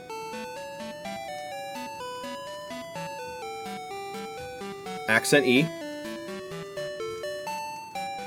Colon. Apostrophe. Lowercase e, lowercase e, lowercase e, and then it ends with lowercase y. So that's E apostrophe, semicolon, semicolon, ampersand, comma, 8-6, male symbol, accent E, colon, apostrophe, E-E-Y. Alright, if we did everything right, this should give us to another male screen? Yes! Okay! Alright. We're in mail number 5 now. So let's see here. Congratulations. The fact that you're now seeing an additional mail entry screen means you've correctly set up the mail writer. In this section, we're going to enter an additional 2 mails, okay, to achieve the following effects. Number 1, move the mail writer to a more permanent install space. Number 2, change the first item in the main pocket to a TM15, like I said. I think that's called the item shifting glitch. Set up code so that using this specific TM15 opens the mail writer. Then we're going to reset all box names to their default names. Alright, so, up next we're going to enter the mail so that they exactly match the contents of the below image. Once you press end, a checksum, which is 2 digits in length, will appear at the end of the second row. Okay. If this checksum exactly matches the number found in the image below, press select to go to the next mail. If this checksum does not match, press down exactly 16 times, then press select to re-enter the incorrect mail. Okay. Alright. If you say so. Alright. Well, I hope you guys weren't tired of me entering mail codes, because there's more to come. Alright, lowercase q, lowercase r, dot. Polka-dollar symbol. Female symbol, male symbol. Capital Z, male symbol. Close square bracket. Apostrophe M. Open square bracket, open square bracket, open square bracket.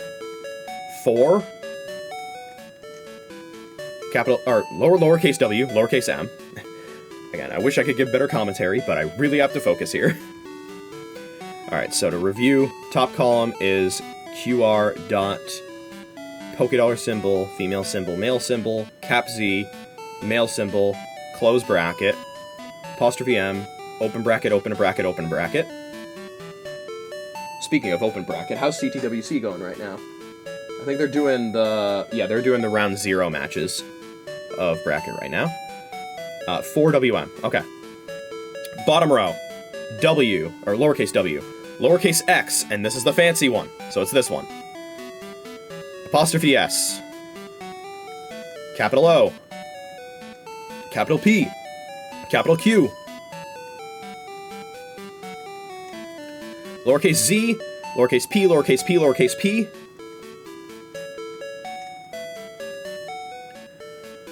Capital R. Lowercase r. Open parenthesis. 0. Apostrophe D. And the last character will be open double quote.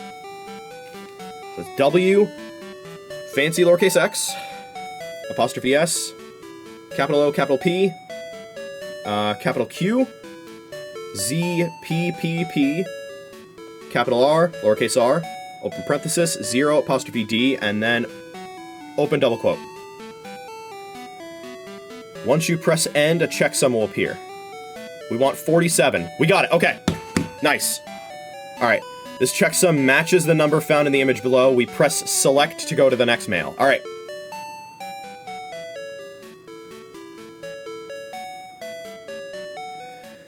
Second one.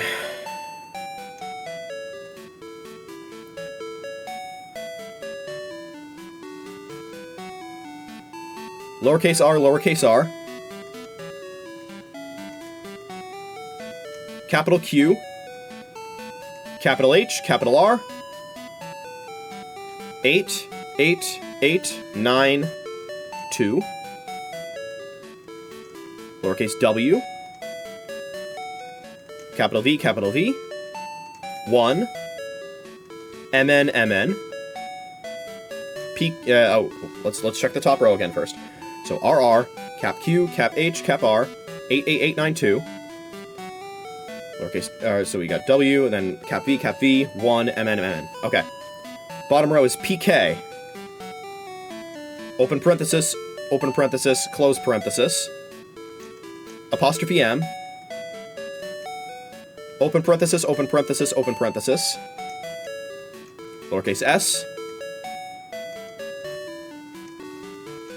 Capital G, capital H.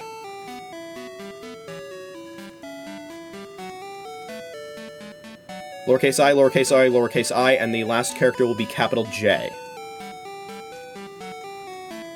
Alright.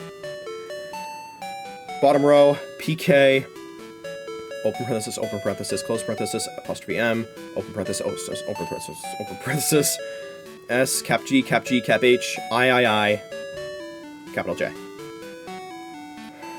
Alright. Once the second mail has been entered with a matching checksum, which we can only check by pressing end. 17, okay, that's what we want. We press start. Okay, if everything went well, the game will now return to the main menu of Bill's PC, which is what this is. Now, before we save the game, we need to ensure the setup works as intended. We need to check all the box names. They should be back to their default names. They are! Okay, nice!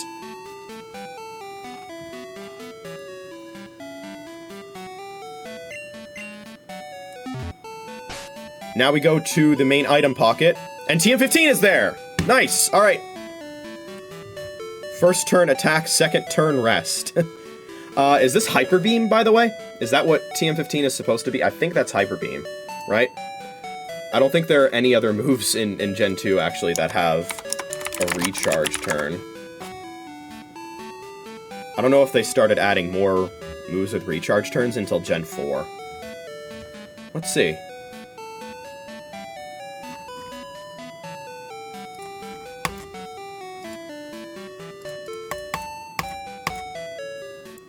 Okay, that was really cool.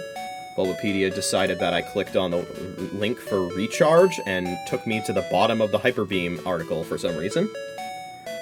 Okay. Oh, wait, no, I forgot about the signature Fire, Water, Grass recharge turns. Moves. Those were added in Gen 3, midway through Gen 3.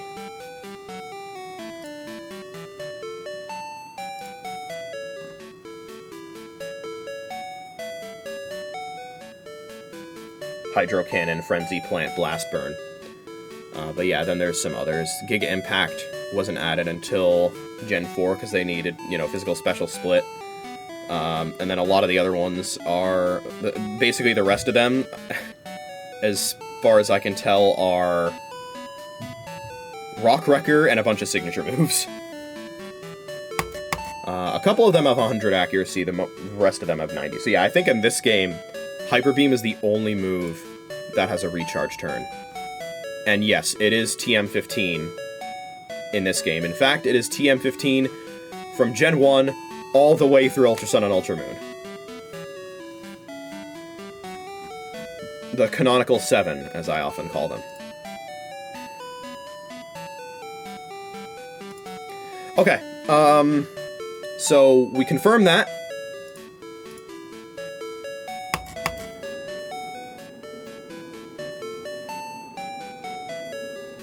Okay, so now, using this TM15 outside of battle should open the Mail Rider. So we're gonna check that. Alright, there it is.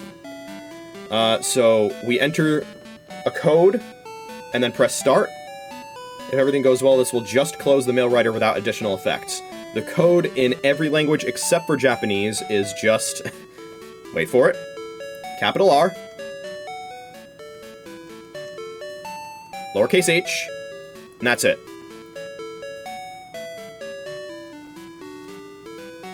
Okay, that scared me for a moment. I forgot that it shows a checksum. I think that's fine.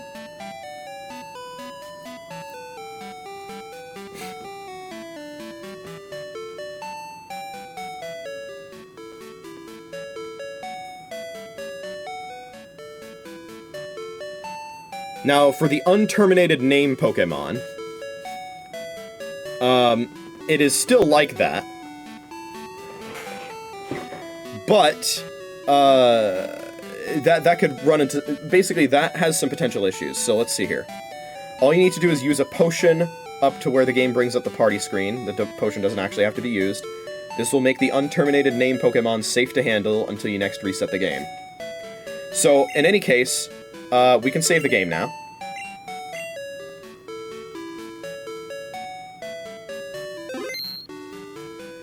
So if we use an item that directs us to the party screen, we should be able to look at that, that Pokemon, without breaking the game.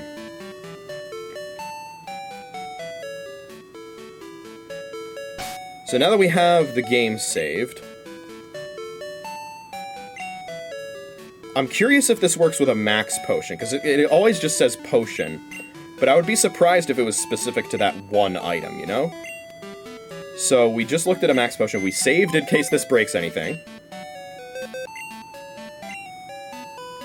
I would like to, hold on, move Pokemon without mail. Okay, this is gonna save the game again, that's fine.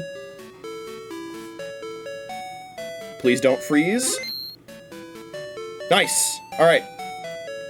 We want to move this guy.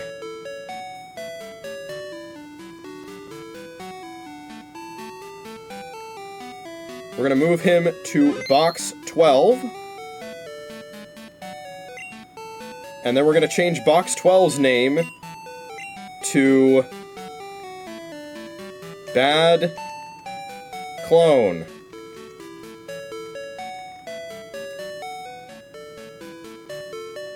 Okay. Now we know that's where our bad clone is. And now we should have what's known as the mail writer, which should allow us to execute, I think, just whatever we put in the mail as code.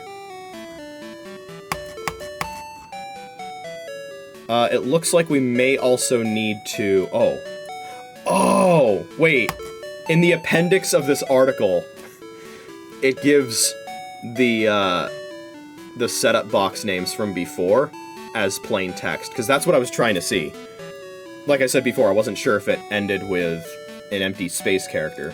If I just scroll down to the appendix, I could see, like, oh, it doesn't end with one.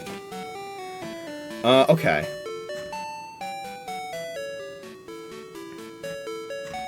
And then it gives an in-depth explanation with, like, machine code and assembly of how that works. So the mail writer is set up now. So let's see here.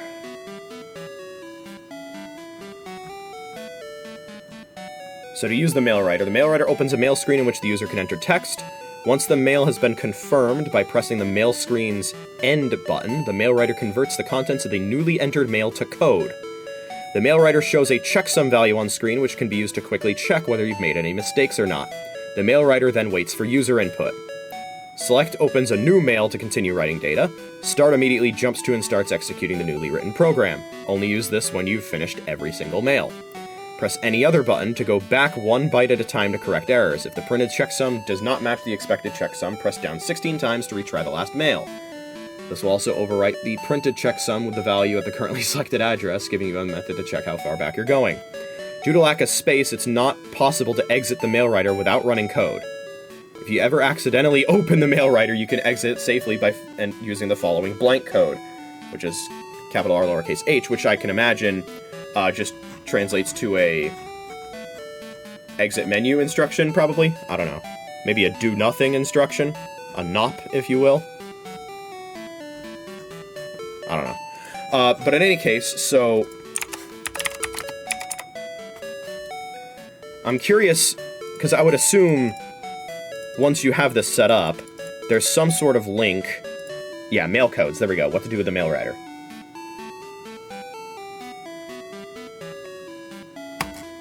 This page contains a collection of assembly for mail codes that can be used for a variety of common purposes, such as editing Pokémon, obtaining items, etc. We can also use this to max out a Pokemon's stat experience. But let's start with something that I think is just very, intuitively, we obviously want to do this, which is getting the Pokemon that we actually want to get through Ace. So first things first, similarly, if I'm not mistaken, to the way in which we did this in Yellow, we need space in our party. So I'm going to deposit everything except for one Mon.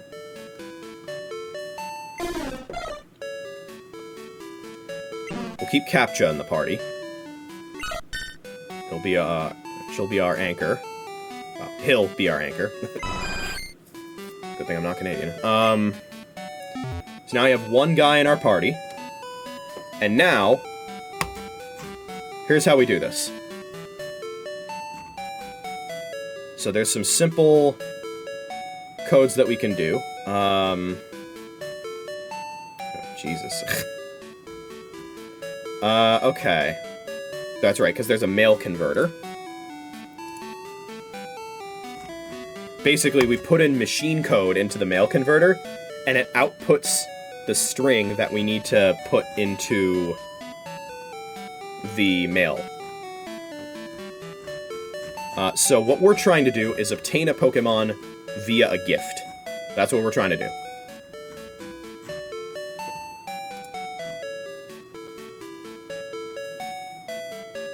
There's also one for giving 99 out of every TM, which is funny. Okay. We can turn wild encounters off or on. That's crazy. Write any value to any address. Jesus. That's ace for you. Alright, give any Pokemon. This mail code gives you any desired Pokemon at any desired level. And there are 2 specific bytes that you give in order to do that. Pokemon will be given after exiting the item screen. Use this code only when you have space available in the party. Because otherwise, they might get corrupted data. Values marked in bold correspond to the species and level of the Pokemon. Use the big hex list to determine what you want. And fortunately, in Gold, Silver, and Crystal, the hex list for the ID of the Pokemon is a lot more straightforward than it is in Gen 1.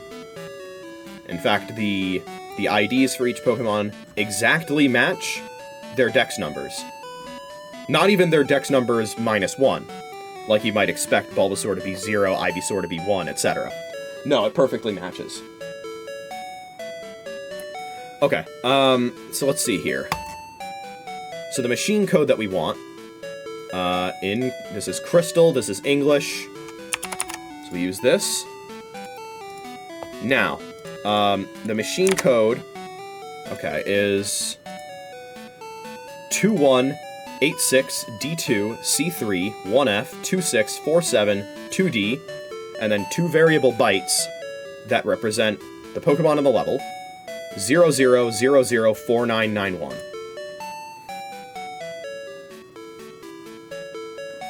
Okay, so the first Pokemon that I want to try and get through Ace, primarily because it's the only one that doesn't have any evolutions, is Girafarig. Girafarig cannot be obtained in Pokemon Crystal. Simple as that. It can't be done. It's only in Gold and Silver. So we're going to try and get that. It appears to be Pokédex number 203. I'm going to confirm that.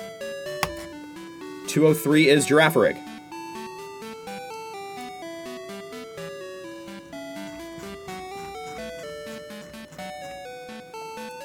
Now, 203, that's in decimal. In hexadecimal, that's CB. So in place of, let's see. In place of the species byte, which is FB, we want to put CB.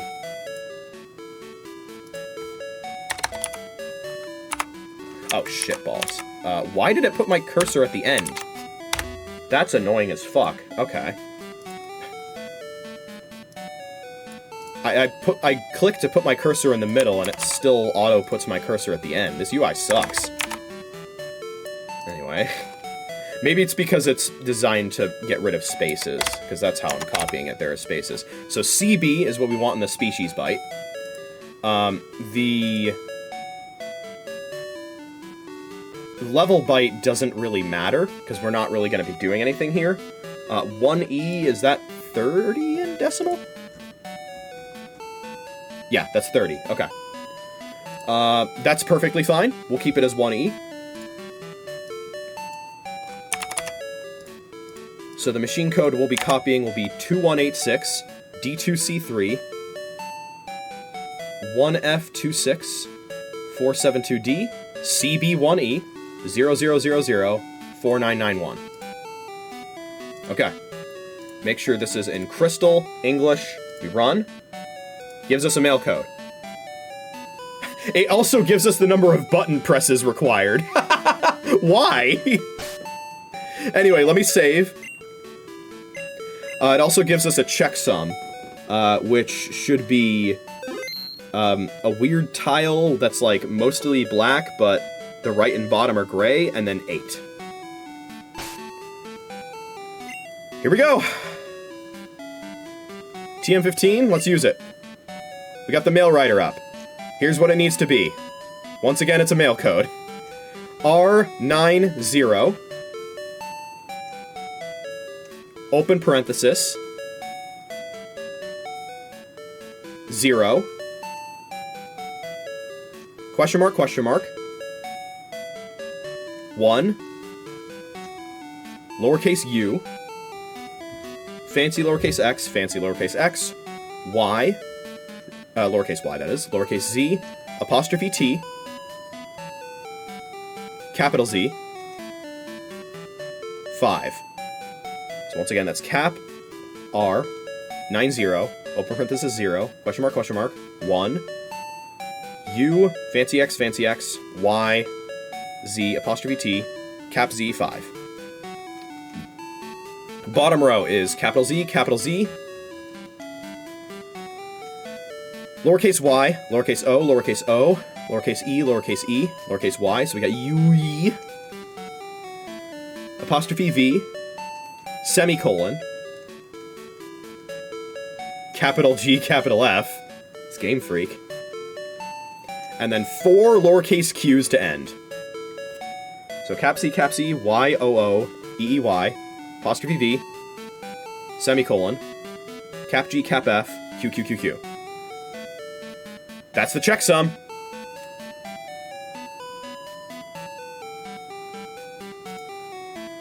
Let's see here.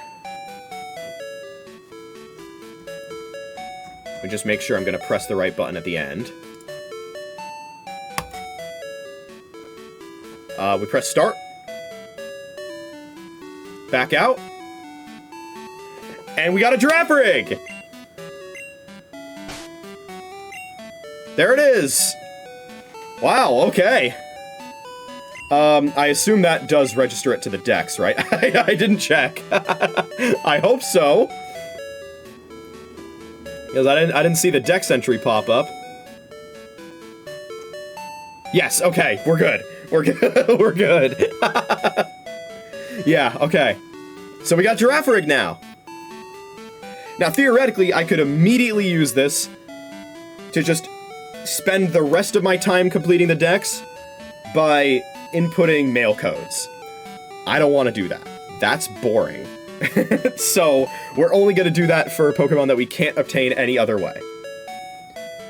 But, I wouldn't be opposed to using it to max out, to do other things to my Pokemon, like maxing out their stat experience. That sounds like a pretty good plan to me. Additionally, you can use this to I'm pretty sure you can use this to max out, like, items and stuff, so I could get infinite Master Balls. I don't want to do that either. Let me actually see if I'm right on that, or if I'm spreading misinformation over the internet. Because I know you can get infinite amounts of all the TMs, which you can easily use to get infinite money, by the way.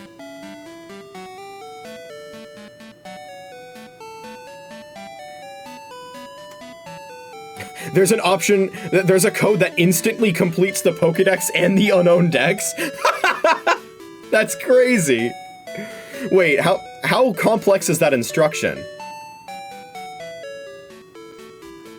Okay, it looks like it's longer than other instructions, but not by much. Force a trait evolution to occur, interesting. Yeah, there's an option to unlock the Celebi event, which of course we don't need to do because this is the Virtual Console version of the game, which has the Celebi event built in and available once you're in post-game. But if there are ways to do that in the Gen 3 and 4 games, we're in business. But that's not something that concerns this backlog entry, of course. That's not something that concerns any backlog entries for a while. A little while, at least. You can unlock the time capsule early by doing this, by the way. What was I gonna look at? Oh, yeah. Okay, affect items. So change the first item in the ball pocket's ID and quantity. So you could use that to max out Master Balls, for example. Which, of course, I could do to completely trivialize the catching process for everything left in the Dex. I don't really want to do that, though. I already did that in yellow, and I don't really want to do it again. I want to kind of keep that to Gen 1. There's also not very many Pokemon left for me to catch, so there's like the Pokemon that I'll be getting in Mount Silver, of which there are quite a few, and then the roaming legendaries, one of which I'm already using a Master Ball on. And I kind of want to, you know, catch one of the roaming legendaries the intended way. Otherwise, you know, what was the point of me setting up spyware the way I did, right? So, we're still going to do that. However, I would not be opposed to the idea of duplicating nuggets. So the next time I get a nugget, I might ace that up and get as much money as I'll ever need, which I can then use to buy as many Ultra Balls as I'll ever need, hopefully. And maybe I wouldn't be opposed to using that with rare candies, considering the sheer amount of level grinding I'd have to do otherwise. Because, you know, the Pokemon that I'll be transferring in from Yellow, I'm still gonna have to, you know, breed those, which I'm gonna be doing manually, and then level grind some of them up to get the mid stages, or whatever other evolutionary stages I'd be needing to get, so, like, yeah, I think I might do that with rare candies. Which is gonna trivialize the level grinding process a little bit, but it's whatever. That's also gonna be really nice for the super boss that we'll be fighting at the very end of this backlog entry. I'm okay with that, you know? If the game has Ace in it, and grinding that I can use Ace to skip, and that grinding is tedious, and, most importantly, whatever I'll be doing with Ace is something that could theoretically be possible through normal gameplay, just would require a tedious amount of grinding, like, for example, waiting to get dozens and dozens of nuggets, which I could do, there's an infinite source of those, versus just using Ace to max them out, you know? So there's that. And level grinding, you know, that's something that honestly is just better if done by a human, because then you get stat experience. Well, I say by a human. Better if done through battling, because then you're getting stat experience, which you don't get with rare candies. And the thing is, rare candies are theoretically renewable, it's just that it's a huge pain to get them.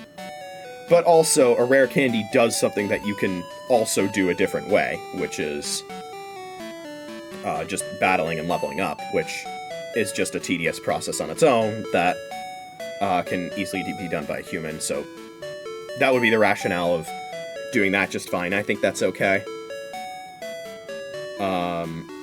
That's also going to be really nice for Friendship Evolutions, by the way, just being able to use rare candies on those, and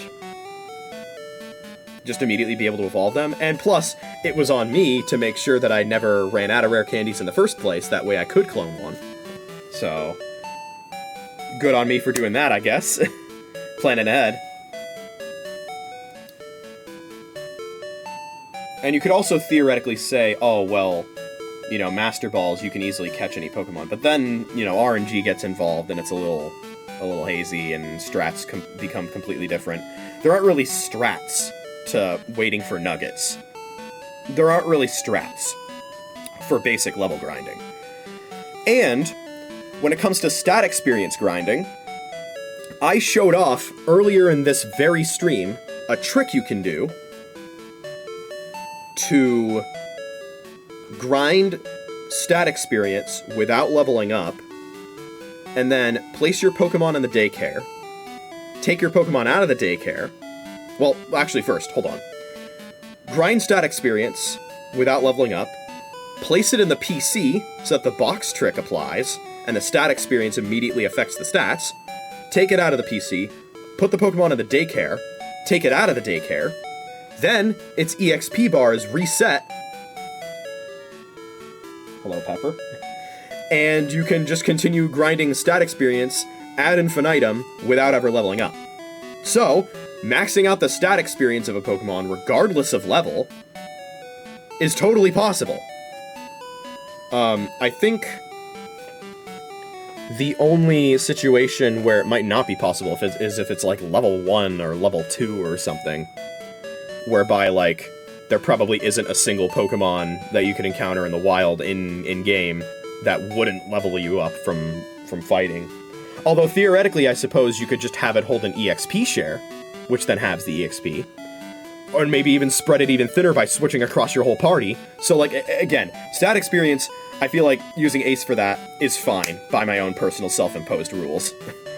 Again, this is all about self-imposed rules, you know. I could literally just input that Ace code right now, complete the dex, and the unknown dex, which isn't even a requirement for me personally.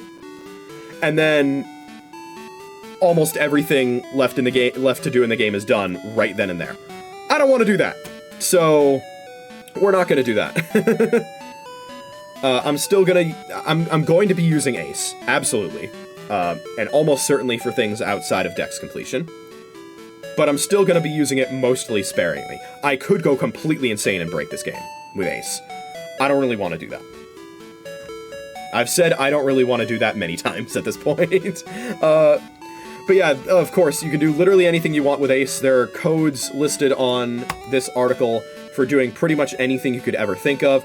Respawning wild Pokemon that are a one-time encounter, like Lugia and Ho-Oh and Sudowoodo. Giving you as many TMs as you want. Applying Pokerust to a Pokemon. Changing your OT name, changing your nickname, changing your OT ID. Which you could use those to also obtain a legally transferable Mew in Crystal, which to me isn't necessary because I already mass-produced legally transferable Mews in Yellow, and bringing them over to Crystal doesn't change that, nor does it really matter for me. There are a lot of other things we can trivialize, like maxing out happiness, you know, turning off wild encounters, getting all decorations, instant text speed. Interesting. At that point, I'm just, like, modding the game. I don't know how much I want to do that. There are effect codes that you can use to walk through walls, which we could probably do to go through that NPC and enter Mount Silver early. Catch a trainer's Pokemon. I wonder if that works in the Battle Tower. That probably crashes the game in the Battle Tower.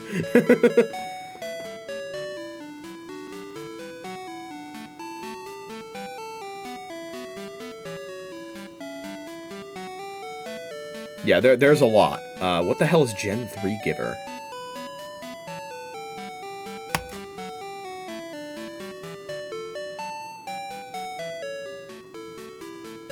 Intended for Virtual Console releases.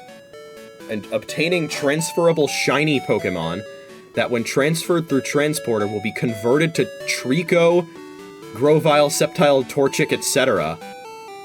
Holy! You can do that to trivialize the shiny dex. That's crazy. I assume based on the name it's specific to the Gen 3 Mons. Oh, it's just for the starters. Okay.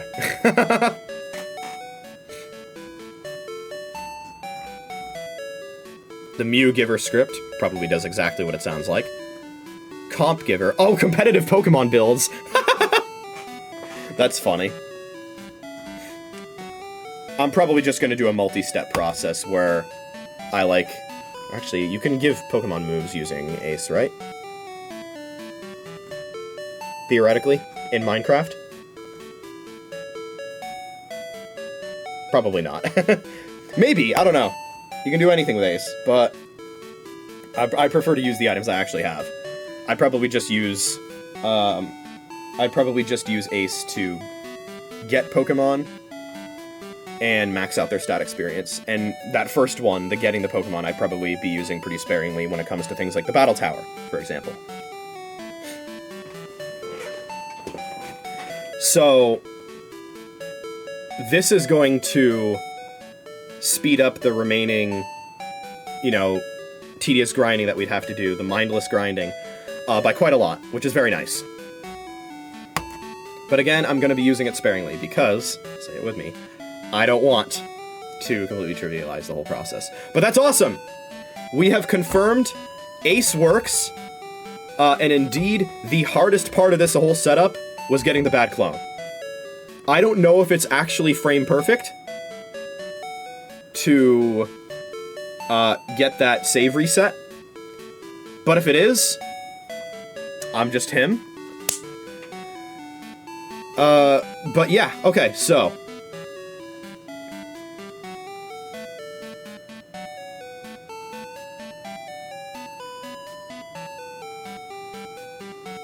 Let me see here. Yeah, alright. My PC is freaking out. I've been live for almost 8 hours, even though a large portion of that was BRBs. But yeah, we confirmed that. That's really good. We got a lot of good stuff done this stream. We got enough money to then go... We also showed all the recordings from between now and the last time I streamed. Then went ahead and got enough money to then go ahead and obtain... Porygon at the game corner. And I think because of what we're going to be doing with rare candies, we don't need to obtain Larvitar there, because its level doesn't really matter. So there's that. Let's see, what else? We got all the morning encounters. We got Lydian, Teddiursa, and Phanpy. We won the bug catching contest. We still have to win it again. Of course, I could use Ace to get as many Sunstones as I want now that I have one. In fact, I don't even think I would have needed one in the first place. There's probably a way of getting an item you don't even have using Ace. Let me see.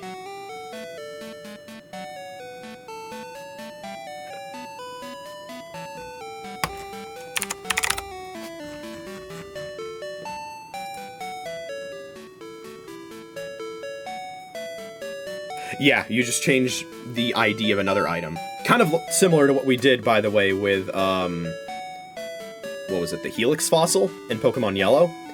Where you can only choose one fossil. And I chose the Dome fossil in Yellow, because I can't fucking find a Dome fossil in the other games I played! And got Kabuto that way, which meant I missed out on Omanite. And, well, I missed out on the Helix fossil and thus Omanite and Omastar. But I decided to be a little creative with getting those Pokemon, whereby instead of just using Ace to give me Omanite and Omastar, I used Ace to change the item ID of another item that I had that I think was just one off from the Helix fossil, turned it into a Helix fossil, and had that revived into Omanite. So yeah, there's no Pokemon like that in this game, by the way. And yeah, all the breeding I'm still going to be doing manually, so... You guys are still going to have a lot of fun watching me bike up and down a lot. Anyway, that's awesome. So now we need to determine what to do next. So there are a number of Pokemon... I'm done, by the way, this stream. So at this point, I'm just figuring out what I'm going to be doing next stream, which will be tonight. So I'm going to be getting the remaining Pokemon that I want to get through Ace, which is Omanite and Omastar, as I just mentioned. That I also happen to want to get in this game through Ace.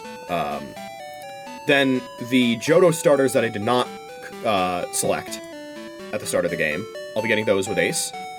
The Mareep evolutionary line I'll be getting with Ace. We just got Girafarig with Ace, and we'll be getting Remoraid and Octillery with Ace. So we'll be getting those Mons. Then at that point, I'm not sure what else we're going to be doing. Dex completion-wise, at the very least. I think the next thing that we're going to be doing overall, honestly, is we're going to be going ahead to the Battle Tower, max out our stat experience, and see what we can do. We're going to try and beat the Battle Tower, and once we do, all shackles for completing the rest of the game are going to be removed. I'm going to level up the rest of my team to go ahead and fight Blue.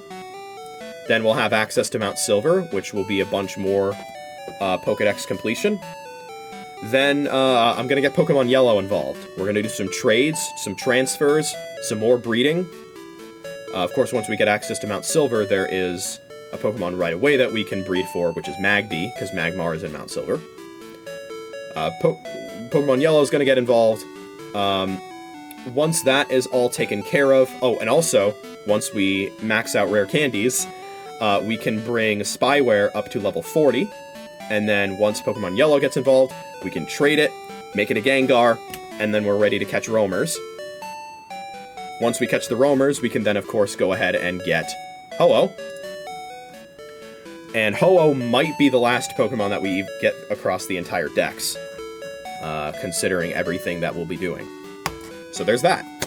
Let's see. Then after that, we will have a completed Dex. We will have completed the Battle Tower, at least what I want to do there. We will most likely have every key item in the game. And then at that point, it's Super Boss time. And then, that's the end of Backlog game number 10. So, just like that, we verified Ace. And I think at this point, considering the grinding we're about to shorten with Ace, we might just very well be in the home stretch. Okay. Well, that's all I have for you right now. I will be live with more Pokemon Crystal relatively soon. Hope to see you then for all of that. I'm going to be... next stream, I'm also going to be trying to win the bug catching contest again. That's probably how I'm going to open the stream. Then we'll probably go after the Ace Pokemon, and then Battle Tower Gaming. So, yeah. Ace just opened up a whole new world. And it's a pretty exciting one. So, very curious to see what I can pull off. But yeah, that's going to do it for me. Tonight we'll be live again with this game, and then sometime on Sunday, we're going to do Geometry Dash. It'll be levels from the featured tab, and I can't do Geometry Dash streams as late on Sunday nights as I used to because of my new job. So that's going to be earlier. But that's okay. So, I will see you for all of that. And I'm going to go ahead and continue watching the Classic Tetris World Championships. Because those are hype. And I am going to be seeing if Alex T gets the Triple Crown, gets the three-peat. Becomes the first person since the late Jonas Neubauer to win more than 2 championships. The Smackro, by the way, is currently at 37,354, so he's surpassed 37,000 this stream. Looking pretty good. We are, 146 Smackro fights away from being 3/4 done with the Smackro. So that's interesting to think about. Alright, that is all I have for you right now. I will be live again very soon. Keep looking forward, and I will see you next time. Bye-bye.